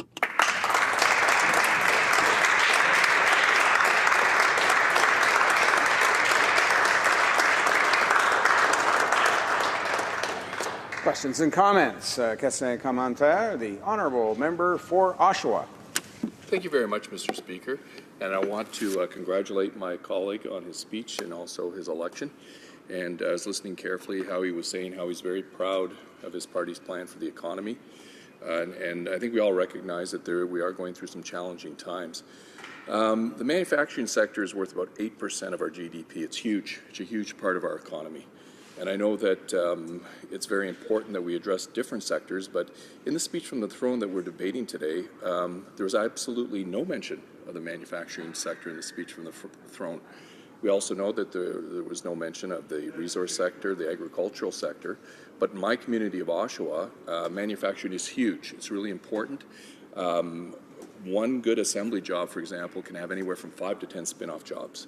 So he said he's very proud of this plan, this economic plan, and I was wondering if he could comment on what the Liberal Party's plan is for manufacturing, particularly the auto manufacturing sector, because it is such a huge economic driver for all of our country. Honourable Member for Fredericton. Merci beaucoup à mon collègue. Thanks very much for the question. It's clear that after 10 years of all of our eggs in one basket, that this government is prepared to diversify its approach to economic growth. And that means looking at all different sectors of the economy to make sure that families and professionals and people who go to work each day have an opportunity to share in the socioeconomic wealth of our great country. In the riding I have the honor of representing, we have a tremendous research and innovation capacity to build on new ideas, new technologies that can help us advance in the information technology sector, in the manufacturing sector, in the natural resource sector. We are a place that is close to markets all over the world. It's these types of approaches that make me proud to sit on this side of the floor and endorse a speech from the throne that, as I said, is as forward-thinking and as forward-looking as it is realistic and ready to accomplish good things for all Canadians. Questions and comments. The Honourable Member for Saanich Gulf Islands. Thank you, Mr. Speaker. I congratulate the Honourable Member from Fredericton on his election. And I do know quite a bit about the situation in New Brunswick, Fredericton, and I know that within New Brunswick, my colleague, the leader of the Green Party of New Brunswick, David Kuhn, has suggested that we should support, because New Brunswick has a significant population of seniors, that in renegotiating a Canada Health Accord, in looking at federal-provincial funding for provinces under that health accord, those provinces that have a demographically heavy population of seniors and are looking at additional health costs as a result should receive more in funding as a result. And I wonder if the Honourable Member for Fredericton would agree that this is an appropriate approach for the federal government in dealing with assisting provinces with their health care costs. Honourable Member for Fredericton. I certainly want to thank the leader of the Green Party for that question.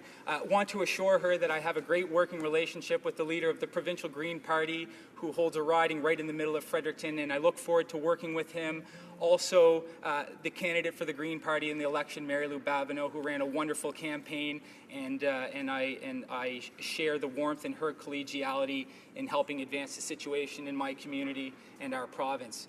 I couldn't agree more with the idea that this government is working with the provinces to address situations like we find ourselves in New Brunswick, where we have an aging population, which, as I said in my speech, should be seen as an asset to our prosperity.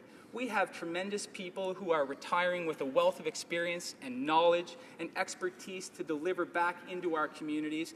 And I'm working with researchers, with professionals, with members of all political parties to make sure that the community that I have the honor of representing and our province is seen as a place to demonstrate innovations in healthcare administration and delivery that will serve as the basis for healthcare supports right across the country.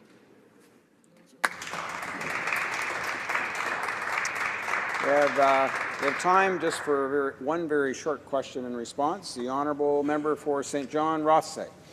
Thank you, Mr. Speaker. Mr. Speaker, I want to congratulate my friend and colleague on his great speech in the House tonight.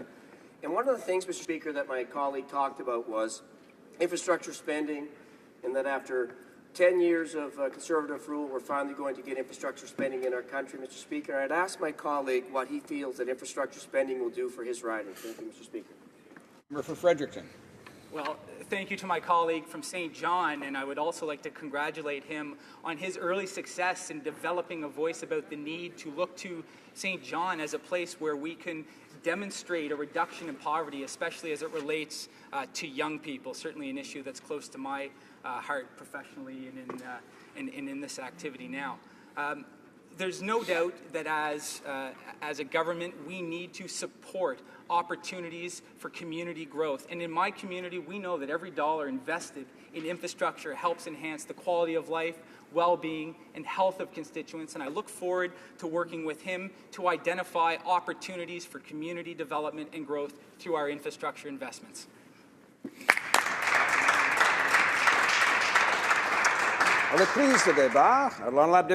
Resuming debate, the Honourable Member for Belleuil-Chambly. Thank you, Mr. Speaker. And I'd like to thank my colleagues for their warm welcome. I'm very happy to have this opportunity to make my first speech in this new Parliament and to be back again.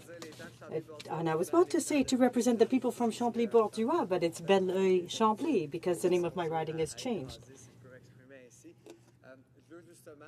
I want to take this time to thank the people who placed their trust in me, and I'd also like to take a moment, because this is my first speech, I want to say just how much of an honor it was to represent Saint-Basile-le-Grand and another location which used to be in my riding, which I lost because of the redistribution. Saint-Basile is where it's hard for me to have lost that part of my riding, but I always reassure them, and I will continue to do so, that and tell them that the new member will do a good job, because we have to keep that in mind.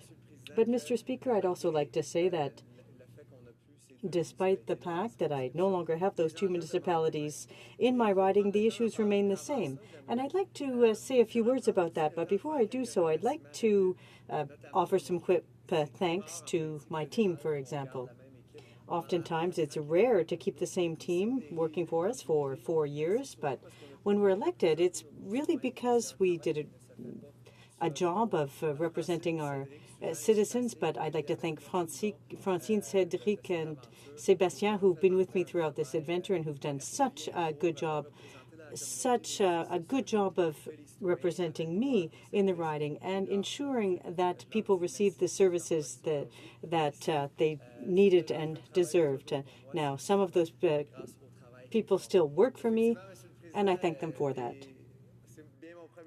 Now, this is my first speech, Mr. Speaker, and I forgot to say, I guess I've got a bit of a bad habit here, but I'll be sharing my time with the Honourable Member for Drummond. I wanted to say that before I forgot. But now on with the thanks, I want to say that I'd like to thank the team that worked with me. We knock on a lot of doors. There are people who spend a lot of time with us, the candidates, and who help us, like Jacques, Guillaume, Francine. They spent a great deal of time with me throughout the riding, and I really sincerely thank them for that. Now, getting back to the throne speech, Mr. Speaker, which is the subject of today's debate, while we are happy with the change in tone, the bar wasn't very high when we had the previous government, and we can see some openness, a change in tone, but that's not enough, Mr. Speaker. We need a change in direction. And that's what leads me to drawing your attention to some of the shortcomings of the throne speech. On climate change, for example, and on the environment, which during the campaign we heard a lot about. It's an urgent issue. It's something that's important not only for us in Canada and Quebec, but throughout the world. And when we look at the issue and the way we need to deal with it, well, we need objectives. Objectives, despite the work that was done in Paris, they're very far down the road. Their objectives, in fact, what we need are objectives to deal with greenhouse gas emissions from the government. Their objectives are very disappointing, especially when we have had such an excellent opportunity with the throne speech to include these initiatives to change direction. When you talk about environment, you're not talking only about reducing GHGs. We have to accept that this government wants to go on with the same system that was dismantled by the Conservatives.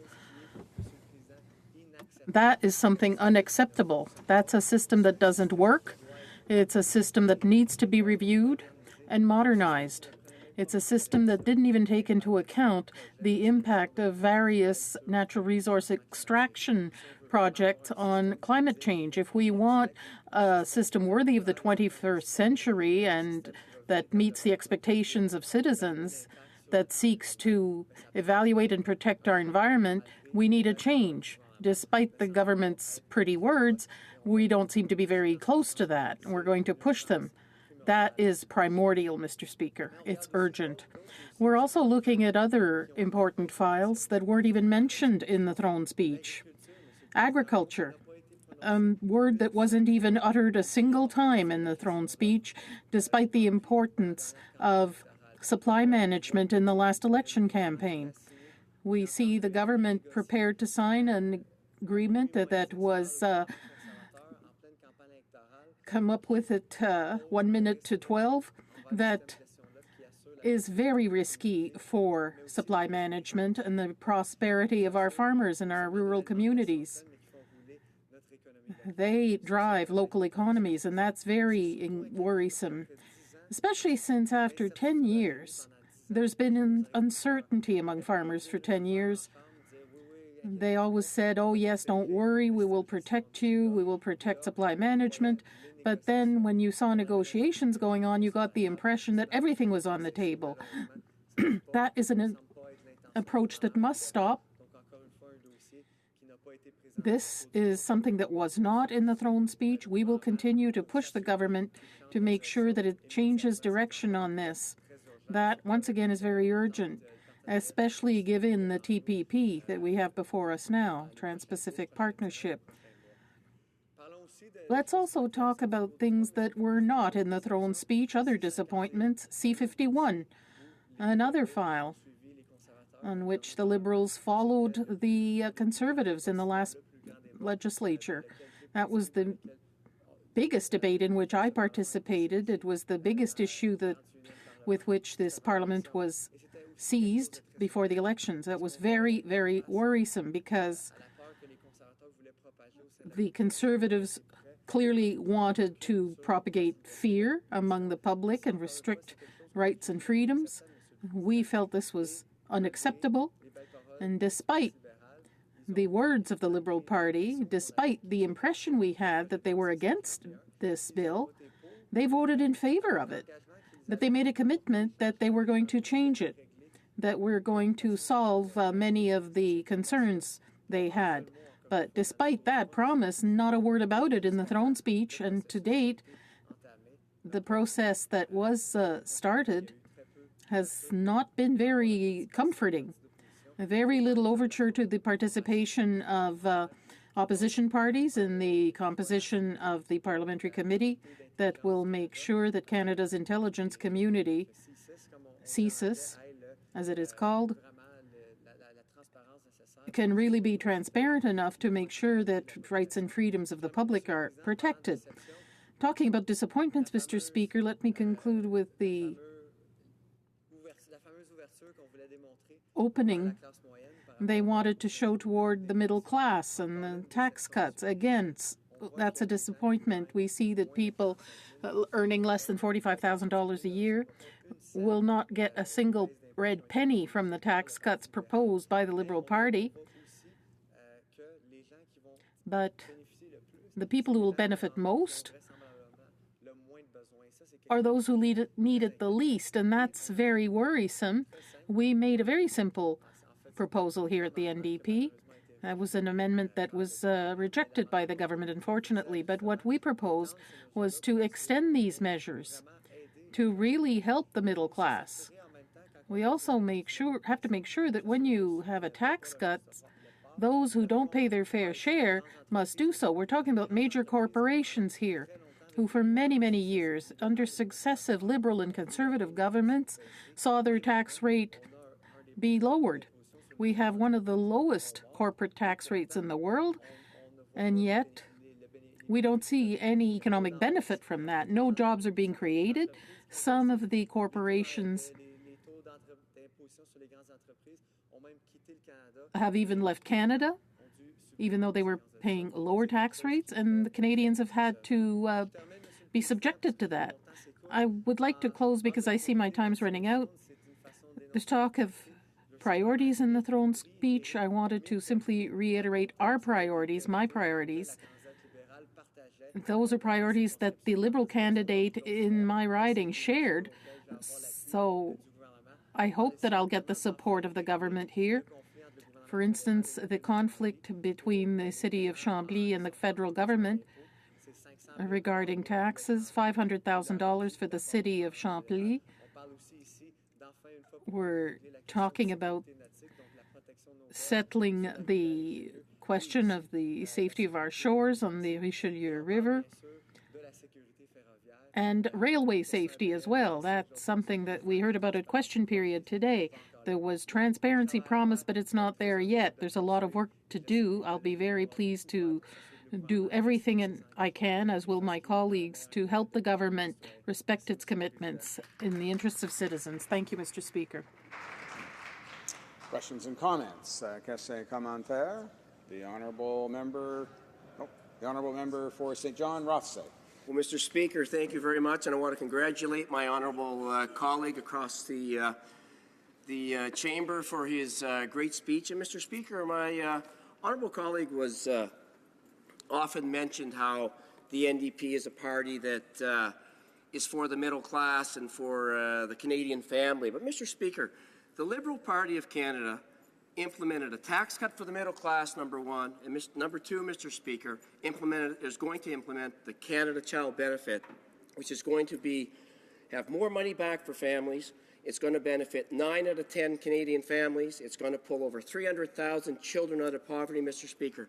And my question to my honourable colleague is this, that the New Democratic Party stood with the Conservative Party and wanted to continue the universal child care benefit, Mr. Speaker, that gave the same amount back to families, whether you made $300,000 or $25,000, Mr. Speaker.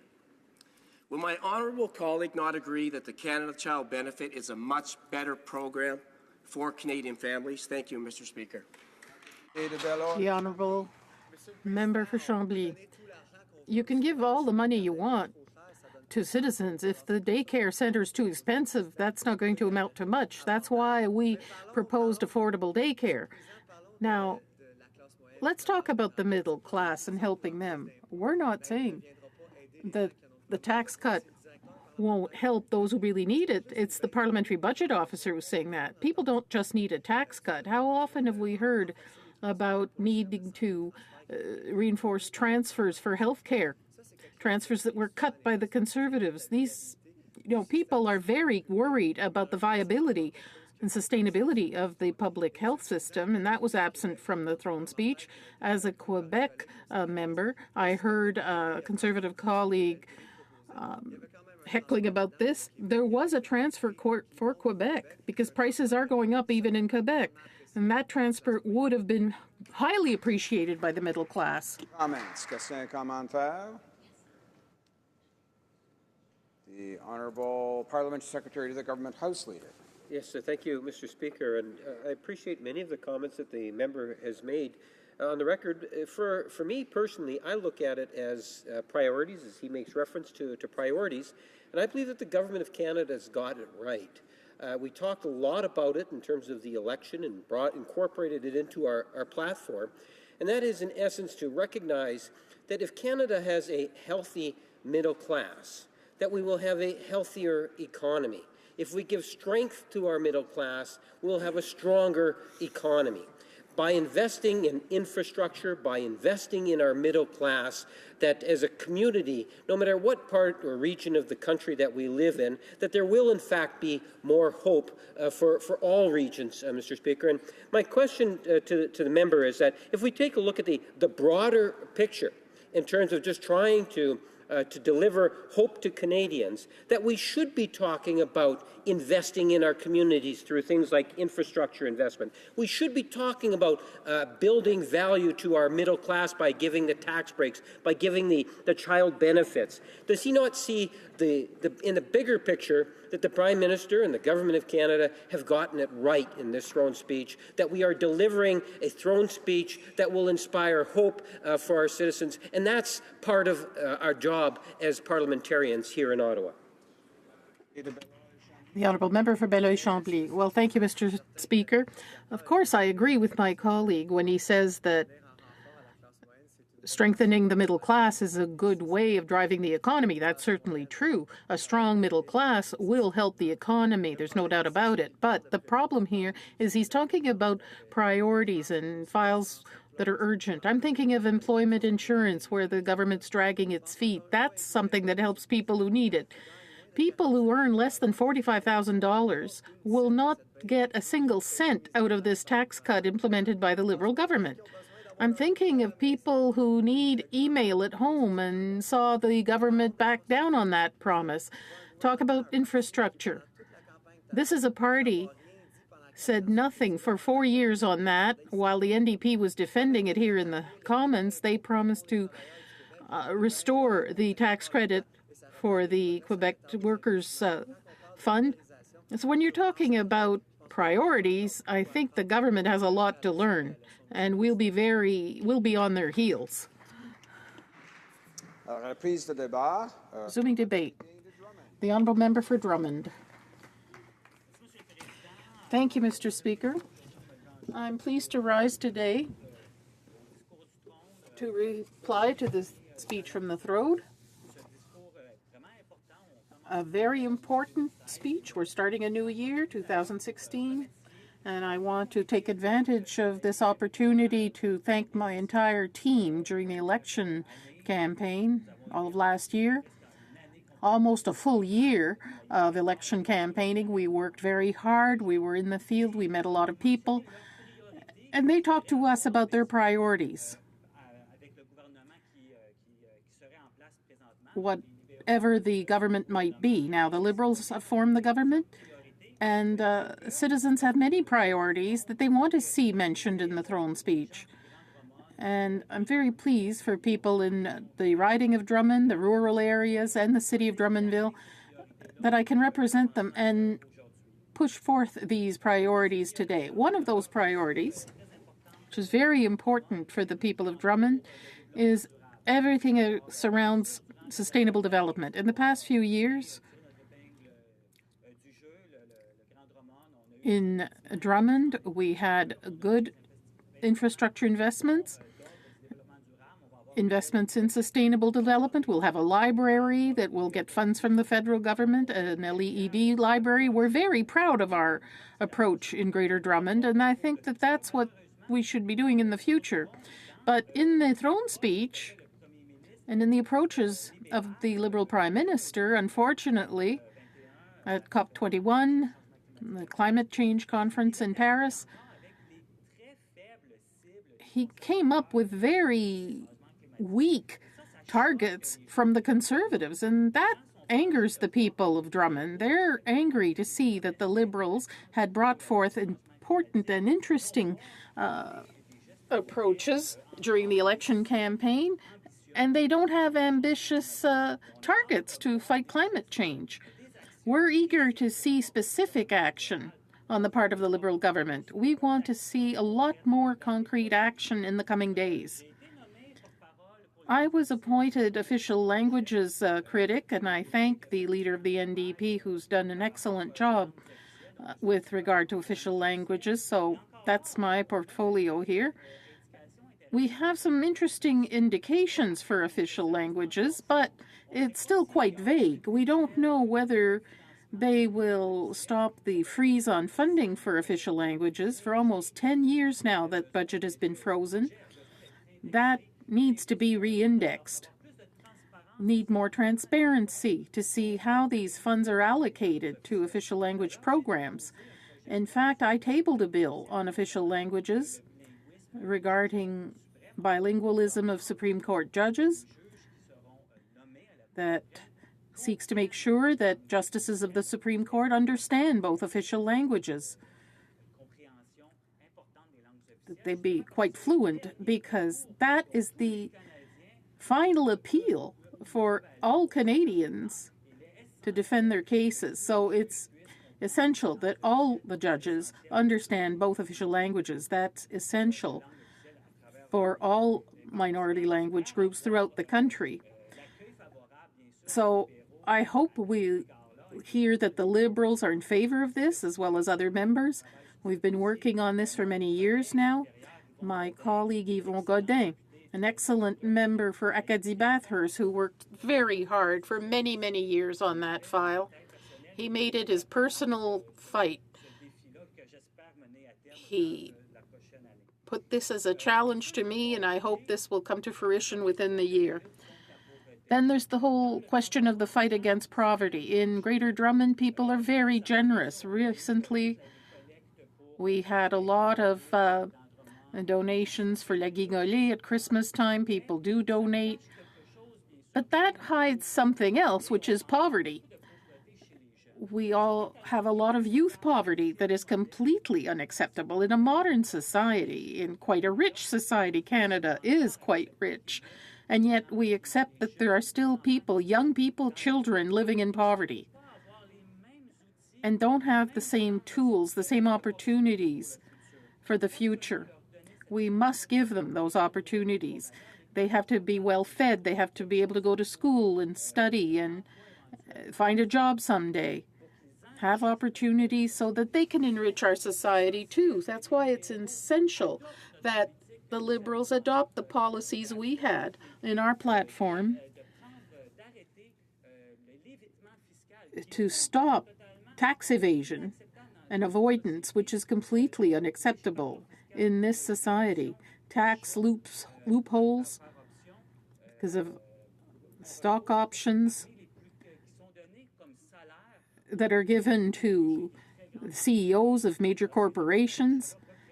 Those stock options represent tax avoidance, which is an aberration. And that's why what we're suggesting is that that money be invested directly in the fight against child poverty. And I think that we've been talking about this an awfully long time. The time has come to act when it comes to this file. Talking about inequality and fighting poverty, the Liberals bragged that they were going to fight poverty among seniors. That is a priority as well for the NDP. We mentioned that we would increase the GIC, and quickly. There's nothing in the throne speech about that. They said that they would put the retirement age back to 65. People in Greater Drummond told me, you have to lower it back to 65. It makes no sense. A senior who just has the minimum pension and GIC has a lot of trouble making ends meet. So to fight inequality, the Liberals, who now have power, have to take action immediately to bring back the retirement age to 65 and increase the guaranteed income supplement. And we want to see action quickly. On the same topic of poverty and inequality, there's another battle horse that's very important for me and the NDP, and that was very important for Jack Layton, our late leader, who made affordable housing one of his major priorities. In my riding, we work very hard with local groups to come up with a project called La Volée des Mères. This is a housing scheme for single mothers who want to go back to school, who want to find a job. So that's a place where they can be welcomed and supported and helped. And we can help the children too, so that they can flourish and become people who will benefit our society. I'm very pleased to have supported that project. I sponsored one housing unit, which I named the Jack Layton unit in honor of our late leader. We want to see concrete action on affordable housing in Drummond, in other smaller municipalities, not just Drummondville. They have affordable housing. They want the funding to continue and be supported. That's very important. They want ongoing funding. And I hope we'll see concrete action soon, because unfortunately there's not much about this in the throne speech. And yet, it's not just the fight against poverty. It's to enable people to enrich our communities. Now, in closing, in order to get a more dynamic economy, we have to focus on small and medium-sized businesses. We had a great plan. Greater Drummond is a wonderful place for small business, but we have to continue to support them. We had an extremely significant plan for that, and I hope that the Liberals will also come up with concrete measures to help small business so that Greater Drummond can benefit from that. And we want to continue to make our region even more dynamic. We're very proud of it. I would just add, Mr. Speaker, if I have a little bit of time left, that there's another file on which the Liberals haven't done much. That is agriculture.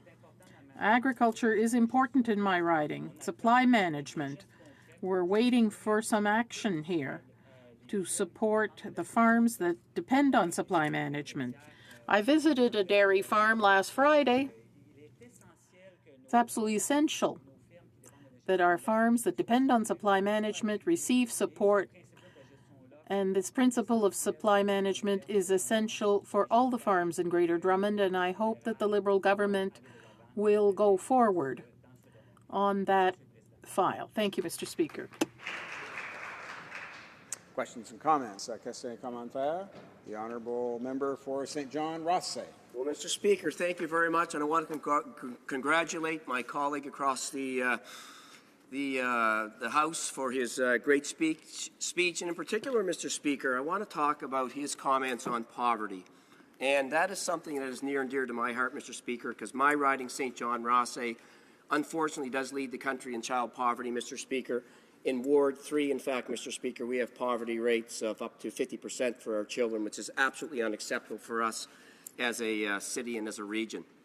My question, Mr. Speaker, to my colleague was the NDP was full of a lot of talk with respect to middle class and families, but besides the $15 an hour minimum wage that they proposed, which was going to help less than 1% of Canadian workers, despite the $10 a day daycare which they proposed, Mr. Speaker, which was going to take years to implement. In fact, many of the provinces weren't on board. What other policies did the NDP have that were going to help with children's poverty? Thank you, Mr. Speaker. La députée de Drummond. The honourable member for Drummond. Thank you, Mr. Speaker.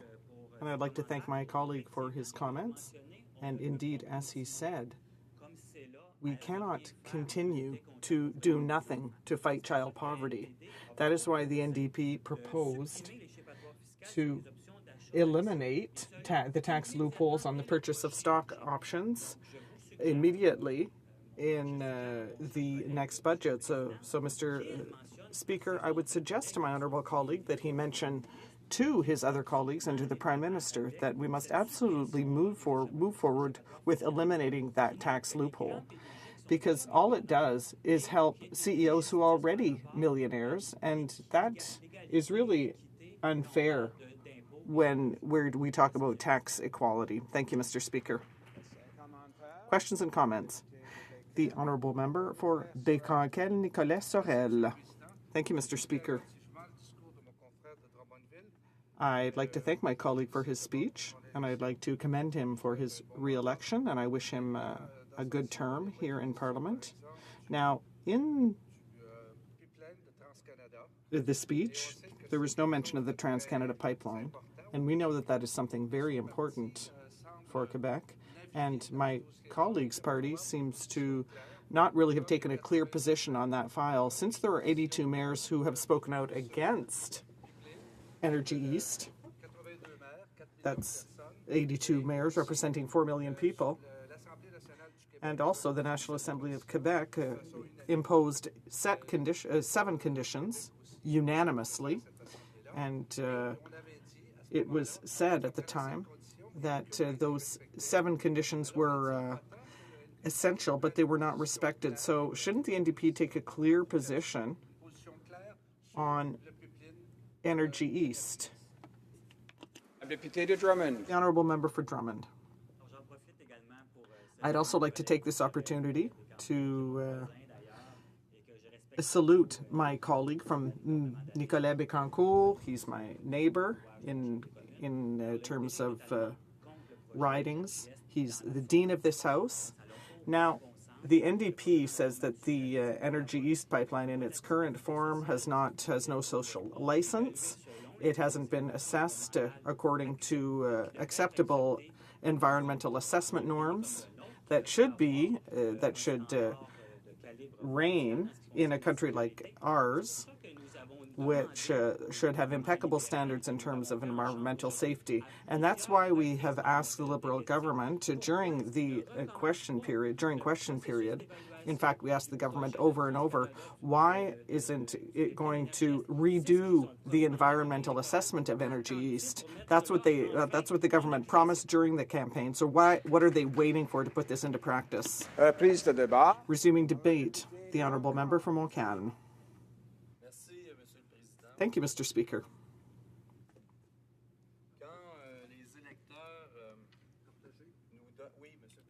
Yes, Mr. Speaker, I will be splitting my time with the member for Manicouagan. I apologize. Now, Mr. Speaker, when the voters gave me a mandate to represent them and to make their voices heard loud and clear in this form of democracy, which is the House of Commons, well, it was truly an honour and a great privilege. I sat in the National Assembly of Quebec.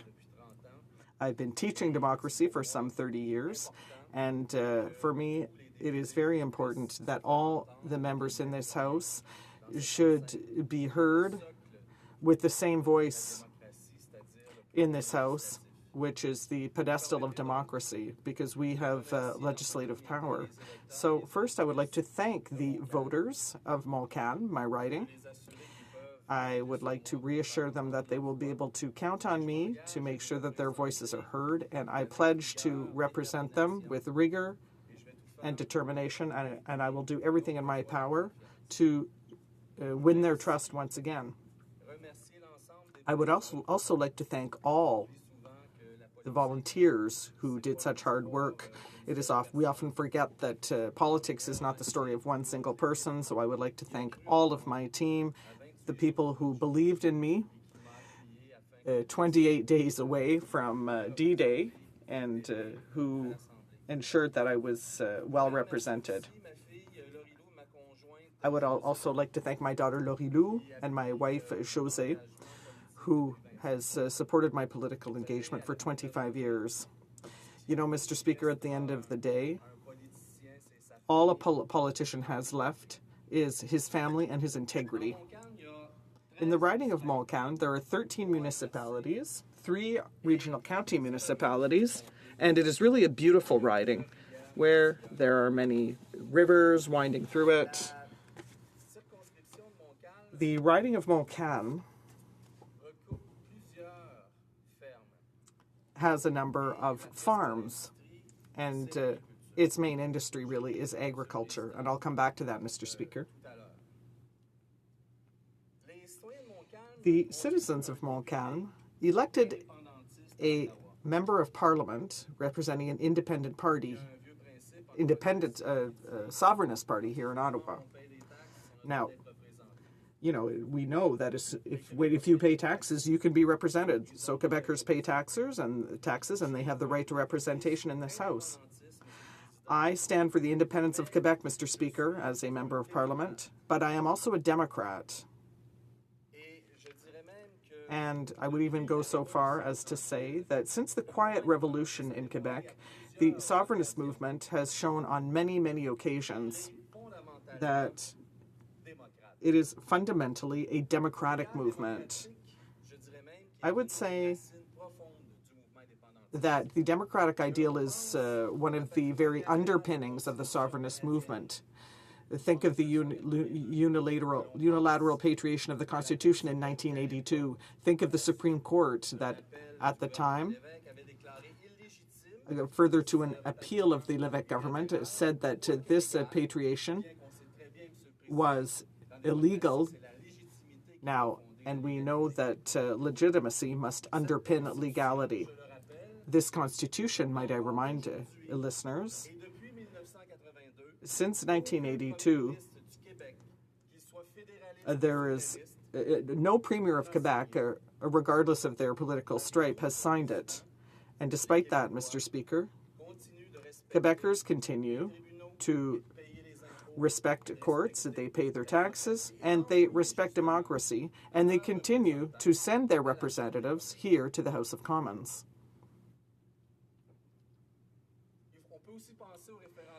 Let us also think of the referendum of 1995, where the Quebec law was broken, basically, because so the Quebec election law was broken because the no side overspent its spending limits. And you might remember that at the time, there was no obligation to show a voter card with a photo in order to vote, and there were many duplications on the voters list. In fact, that strategy was unveiled in 1998, and then in 1999, Quebec made voter cards a rule. And yet, since 1995, Quebecers have always respected the results of the referendum, despite the very thin margin of victory. Less than 1%, 33,000 votes. And do you know why they respect it, Mr. Speaker? Because the democratic ideal is at the very heart of the concept of a people's sovereignty, because the democratic ideal is the very underpinning of the liberal philosophy. And that is why we are here today. And that is why all my colleagues from all political parties sit here in this House today. Each nation-state has the right to ensure its future and to be emancipated when it is subordinated to another nation. And that is why, Mr. Speaker, the voters of Montcalm voted for a member of Parliament who is going to represent them on files such as gender equality, supply management, like the Energy East pipeline, which we do not want to see running through Quebec. But also, the voters of Montcalm elected a sovereigntist member, but one who is also a Democrat. So why am I emphasizing democracy so strongly? Because in the throne speech, the Prime Minister of Canada said that he wanted to reform parliamentary democracy, because the Prime Minister of Canada said the following: that all members of Parliament must be honored and respected and heard, regardless of their political stripes. And I humbly submit, therefore, to all of my colleagues in this House that the 10 members of the Bloc Québécois elected under the same party and who form a parliamentary group, this is not a value judgment, it's a statement of fact. Why do they not have the same rights as all other parliamentarians who sit in this House? We do not have the same resources to ensure that the voices of our voters are heard here in this House. The Prime Minister of Canada also stated that he wanted to review Canada's voting system. I think that, and I experienced this because I was the critic, the opposition critic for democratic reform in the National Assembly. So, and I think the first thing that must be done to ensure that this debate does not belong solely to experts, is not solely the domain of politicians, and is truly the domain of the people, then the Prime Minister must pledge to hold a referendum, because at the end of the day, it is the people who will decide on any changes to these democratic rules. And why, Mr. Speaker? I can tell you, due to experience, every time a given model is proposed, it is often skewed, and it often gives the advantage to the party that wants to make that change. So we see that the Liberal government has a majority. So the fact that it wants to unilaterally impose a new model of voting, I think that does not fundamentally respect the essential value of democracy. Mr. Speaker, democracy is based on principles such as gender equality and the separation of church and state. That is why, during the election campaign, we said that symbolic moments of democracy should mean that people should have to vote with their faces uncovered, and that public services should be provided that way as well. Thank you, Mr. Speaker. Questions and comments. The Honourable Member for Beauport, Côte-de-Beaupré, Île-d'Orléans, Charlevoix. Wow, that was good, Mr. Speaker. Mr. Speaker, I'd like to commend my colleague from the Bloc Québécois for his speech. I think that is probably the first time I can rise in this House and say that I agree with two aspects of his speech. That is the holding of a referendum, because democracy calls for it, and because it is truly up to the people to decide, and voting with faces uncovered. Now, that being said, Mr. Speaker, I would like to know whether on the other side of the House, the government agrees with having people come to this country and voting with their faces veiled, and providing public services also with faces veiled. Do they agree?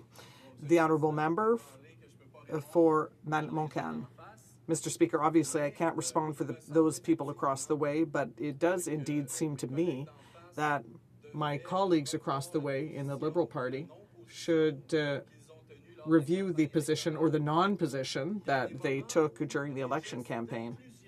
There are times when gestures of inclusion must be shown to people who arrive, to new Canadians. And the right to vote means the signing of a social contract. So it is not unreasonable under Section 1 of the Canadian Charter. It is not unreasonable to ask someone who wants to belong to my society to do so with their face uncovered. It is not unreasonable under Section 1 of the Charter to ask someone who wants to swear an oath and who wants to become part of this democratic society to do so with their face uncovered, because Section 1 of the Charter, Mr. Speaker, states that a right can be breached only if that can be justified as part of a free and democratic society. That is the very foundation of the Bloc's position, Mr. Speaker. Comments? The Honourable Parliamentary Secretary to the Government House Leader. Speaker, my question to the member from the Bloc is related to what I believe is one of the most significant policies that Canada has as a nation. In fact, many Canadians from all regions of our country appreciate our healthcare system. And one of the things that we hope to be able to achieve is this sense of cooperation between... Juste un moment, la traduction ne fonctionne pas? L'interprète? Juste un moment, la fonctionne maintenant? Is the translation working? Translation working now? Ça fonctionne? Maintenant? Is it working now? C'est correct? I'll ask the honourable member for Winnipeg North to maybe start over again, and we'll take it from the top. The honourable member, the honourable parliamentary secretary. Yes, so thank you, Mr. Speaker. And as I was saying, that one of the greatest treasures that we have here in Canada, and many Canadians identify with, is the fact that we have a healthcare system. a healthcare system that is there at a time of need. And one of the biggest differences between this government and the government before us, Mr. Speaker, is that the current Prime Minister recognizes how important it is that we work with the provinces, our partners, in delivering what I believe on a number of services. One of the ones that's really important to me and my constituents, I would ultimately argue, even to the members' constituents, is that we have a strong national health care system. My question to the member is related to health care. And does he believe that the federal government should be working with all partners of our federation in trying to come up with a new health care accord, keeping in mind that the record amounts of money that we see today in health care is in good part, because of a health care accord agreement that was achieved in 2004 and lasted for 10 years, guaranteeing a certain level of funding to ensure that we have good quality health care from all regions of our country. Député de Montcalm. The Honourable Member for Montcalm. Mr. Speaker, health is Quebec's jurisdiction. And in the 90s, there was disengagement by the federal government as regards health. And Quebecers send $45 billion in their taxes, and I'm rounding the amount off, but to the federal government. And about 12 comes back to the province, and we have to get down on our knees and say thank you. The lack of engagement by the federal government on the healthcare file at a time when 50 cents of every dollar went to it, well, if we'd continued under the Conservative government, it would have been 18 cents for every dollar. So what I'm saying is I want the 6% increase to be maintained for health transfers, and I want the provinces to manage this. It needs to go up to 25%. To my mind, that would be acceptable, because Quebec is fully able to manage its area of jurisdiction, which is healthcare. Before recognizing the Honourable Member for Manicouagan for remarks, I need to inform the member that there are approximately 7 minutes remaining for the speech. The speech will resume when the House comes back to this matter. But for now, we'll go to the Honourable Member for Manicouagan, 7 minutes. Merci, Monsieur le Président. Thank you, Mr. Speaker. This is the second time that I have an opportunity to speak in this House, and I'd like to salute my voters for electing me as their representative of Manicouagan. With the 42% of the vote, I believe that I'm legitimate here in representing them, but I would like to add a few words to say that we've seemed to have forgotten about over the past couple of days, and it deals with respect. Now, I see it on the faces of certain people, and the Speaker saw it today. Now, I received 42% of the vote, but I represent all constituents in my riding. And I made that promise when I rise here, because when we rise to speak in this place, it is a noble thing in and of itself to speak on behalf of constituents, and it's a matter of respect. And I speak on behalf of all of my constituents, regardless of their political stripe, even if I am an independentist. So that's the first thing that I wanted to mention. I reiterate my commitment also to weave strong links, to maintain their trust, to earn it and maintain it, through the remarks that I will make when I rise in this House. Now, in response to the throne speech, Manicouagan, and if I want to talk about my riding, I must point out that there's something that I didn't hear mentioned in the throne speech. Manicouagan is in the easternmost part of Quebec, the province, It is contiguous to Labrador, and it has the size of it is 25,000 rather square kilometers. It is very large, and it's almost like a region. So when I come into this House to represent my voters, I bring fear, in fact, their fears, and I would have liked to have seen this dissipated through the throne speech, but when the word region isn't even mentioned. Now, I can give you several examples of what I'm referring to. This morning, Mr. Housefather, rather my colleague, I've forgotten the name of his riding, stated or talked about infrastructure. And everyone is interested in the issue of infrastructure. It's a significant part of the Liberal program, and we're curious to see what comes out of it. But when I hear about building segments of the highway, for example, highways, for economic recovery or kickstarting the economy, clearly I can accept that willingness to build highways, except that in my riding, where there are 1,600 kilometers of coasts and 600 are not accessible by road, I want to stand in this House and represent those people as well. Now, clearly there are improvements that need to be made everywhere, but when we talk about an economic recovery plan, a stimulus plan, then I think we need to bear in mind, or the government needs to bear in mind, that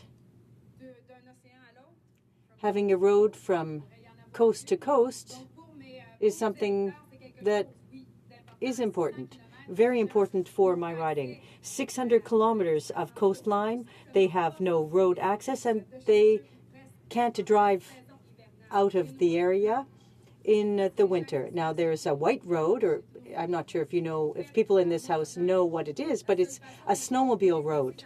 So the only way to get around in the riding for that 600 kilometer segment is by snowmobile. So for people who don't have access to some certain services, and in fact, to some extent, they don't have access to democracy either, because having riding offices that would enable me to cover the entire riding would be utopic. It's so big. So it was important for me to raise this notion of a region, because oftentimes we talk about what would be beneficial from an economic perspective, beneficial for Canada, for a country. But when we talk about development, we must also dare to dream. Now, there are some things in the Liberal plan. Well, Mr. Speaker, there are still people in this House who are showing disrespect towards me, and I'm saddened to see that. But I'd like to go back to the snowmobile road that I mentioned to connect the 600 kilometers of coastline. That's an important aspect, but it's also important to talk about the democratic reform, which is also part of the Liberal government platform. The member for Montcalm mentioned it earlier. I would also appreciate, as a party,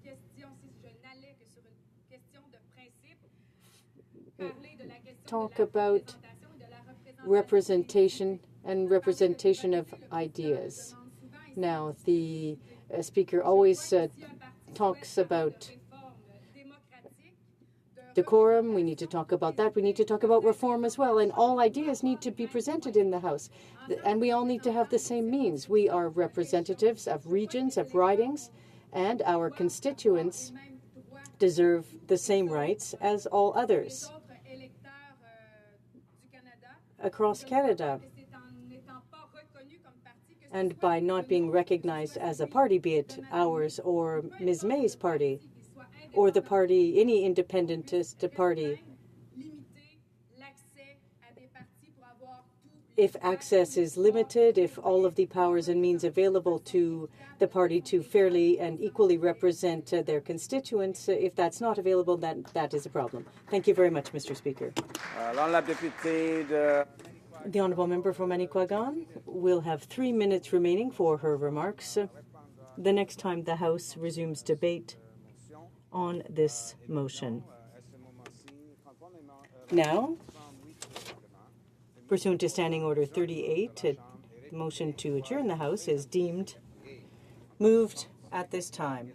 Therefore, the question is as follows, that this House do now adjourn. Member for Calgary Forest Lawn.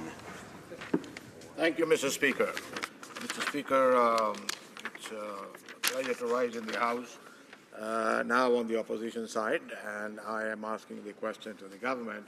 Normally, it was for the last 10 years the other way around, but, as the election results show, it's turned around. And let me at this time congratulate the member from Burlington for her victory to the House of Commons, as well as to her position as Parliamentary Secretary for International Development, a position I held before we changed positions out here. Mr. Speaker, the question that I had asked the Minister was to do with international development, international response to the Syrian refugees, where we all know the situation is pretty dire, and we have seen massive amount of Syrians running, taking those dangerous risks across Europe to try to get away from the war ravages. Mr. Speaker, but that is very small answer to a bigger problem in that region, Mr. Speaker. During my tenure as Parliamentary Secretary for Foreign Affairs, I had the honor to visit, I can't say the honor, but the misfortune of visiting these refugee camps where we saw refugees running from the war, staying both in Turkey, in Jordan, now in Lebanon, and all that. Mr. Speaker, of course, while we are looking forward for this peace the talks that are going to go very soon, hopefully comes to a resolution to the Syrian conflict and people in Syria can go back from the refugee camps. Mr. Speaker, the larger issue is that these people who are living in the camps, Mr. Speaker, need assistance from the world community. And Canada is one of the leading countries in providing these kind of assistance in the past. Our government had just announced over $100 million to give to the refugees just before during the election campaign, as well as matching funds. And I noticed that the Liberals government carried on with that program, which is a good thing to do. But, Mr. Speaker, on a larger scheme of things, they have not addressed on a long-term solution what are they going to do and how are they going to assist the refugees in the camp in Syria, which is my question. I mean, they have made the announcements, they're carrying on, they asked for matching funds from Canadians to help them. And Canadians, that they have shown in opening up the doors for the refugees, they are very, very concerned about it and are willing to provide assistance. What my concern is that I do not see any effort, publicity or anything on the part of the government to address this issue. So perhaps the Parliamentary Secretary can tell us what her government is doing. Thank you, Mr. Speaker. Honourable Parliamentary Secretary to the Minister of International Development and La Francophonie. Thank you, Mr. Speaker, and I thank the member across the way for his congratulations and extend my own congratulations on his re-election. It is with enormous privilege and honour that I rise for the first time in the House, and I would like to take the opportunity to thank the people of Burlington for bestowing me with the responsibility to be their voice. Mr. Speaker, I thank the member for his question and our shared concern for the people of the region. However, the question posed is based on a false premise. As he is well aware, Canada's contribution has been and will remain significant in the fight against ISIL. Our government is taking a multifaceted and integrated approach to dealing with the crisis to ensure that Canada's response has the greatest possible impact for people in the region. As he is also aware, our government is committed to reviewing our engagement to date in the region and looking at ways of addressing the serious needs there in a comprehensive and effective manner. We are undertaking that review at the present time. Canada remains committed to the fight against ISIL and the protection of individuals in the camps.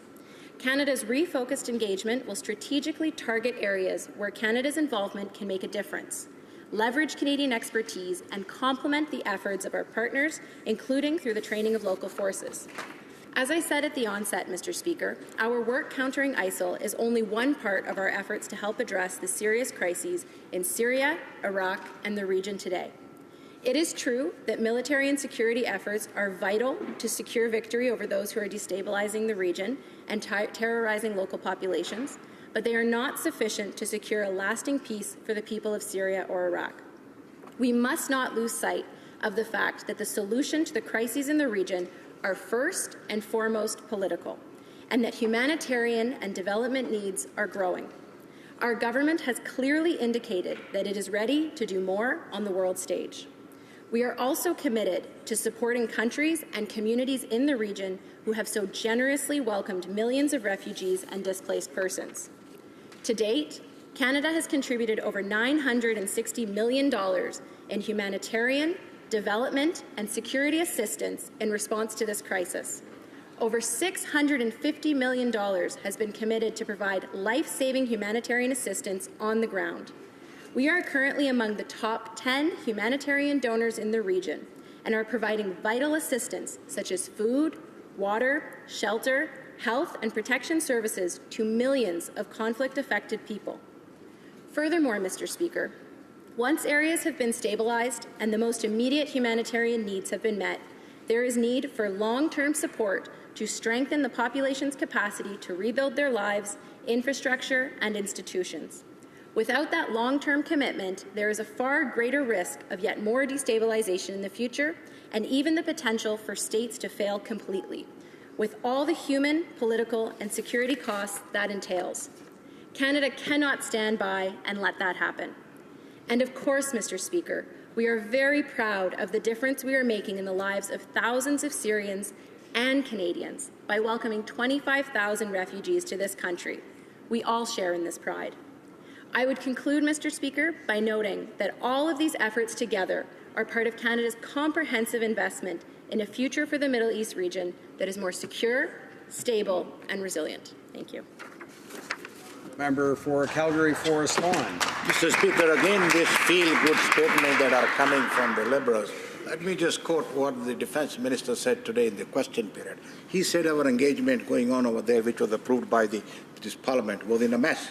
What does he mean by it is a mess? It is an insult to our officers who are out there flying the C-18, CF aircraft, as well as our trainers that are out there training the Peshmergas out there, Mr. Speaker. Under this government, under my government, Mr. Speaker, we had a robust fighting head-on with ISIL, Mr. Speaker. It is that government that has now created the doubt where even our own allies are saying, leave the aircraft over there, Mr. Speaker, to fight this thing, because they had been successful. So to say that it is a mess, as the Defence Minister said, is, Mr. Speaker, a gross insult to the Canadians who are already out there, Mr. Speaker. That is what they should be addressing. Thank you, Mr. Speaker. Parliamentary Secretary. Thank you, Mr. Speaker. I would like to take this opportunity to perhaps correct the record, because I believe it was actually the immigration minister who said the immigration system is in a mess because of the record of the government, the previous government on the other side of this House, and was not the Minister of Defence. However, as I noted earlier, Mr. Speaker, I would like to emphasize that Canada is examining all of its efforts in the region at this time in order to ensure our interventions are well placed to address the security, humanitarian, and development needs on the ground. We will ensure that our engagement is strategically targeted and well-designed, not only to fight ISIL, but also to address immediate threats to life, bolster regional stability, and strengthen local communities and governments. This coordinated effort will help provide the people of the region with a better chance to reconstruct their shattered communities and thrive in a more prosperous future. Thank you.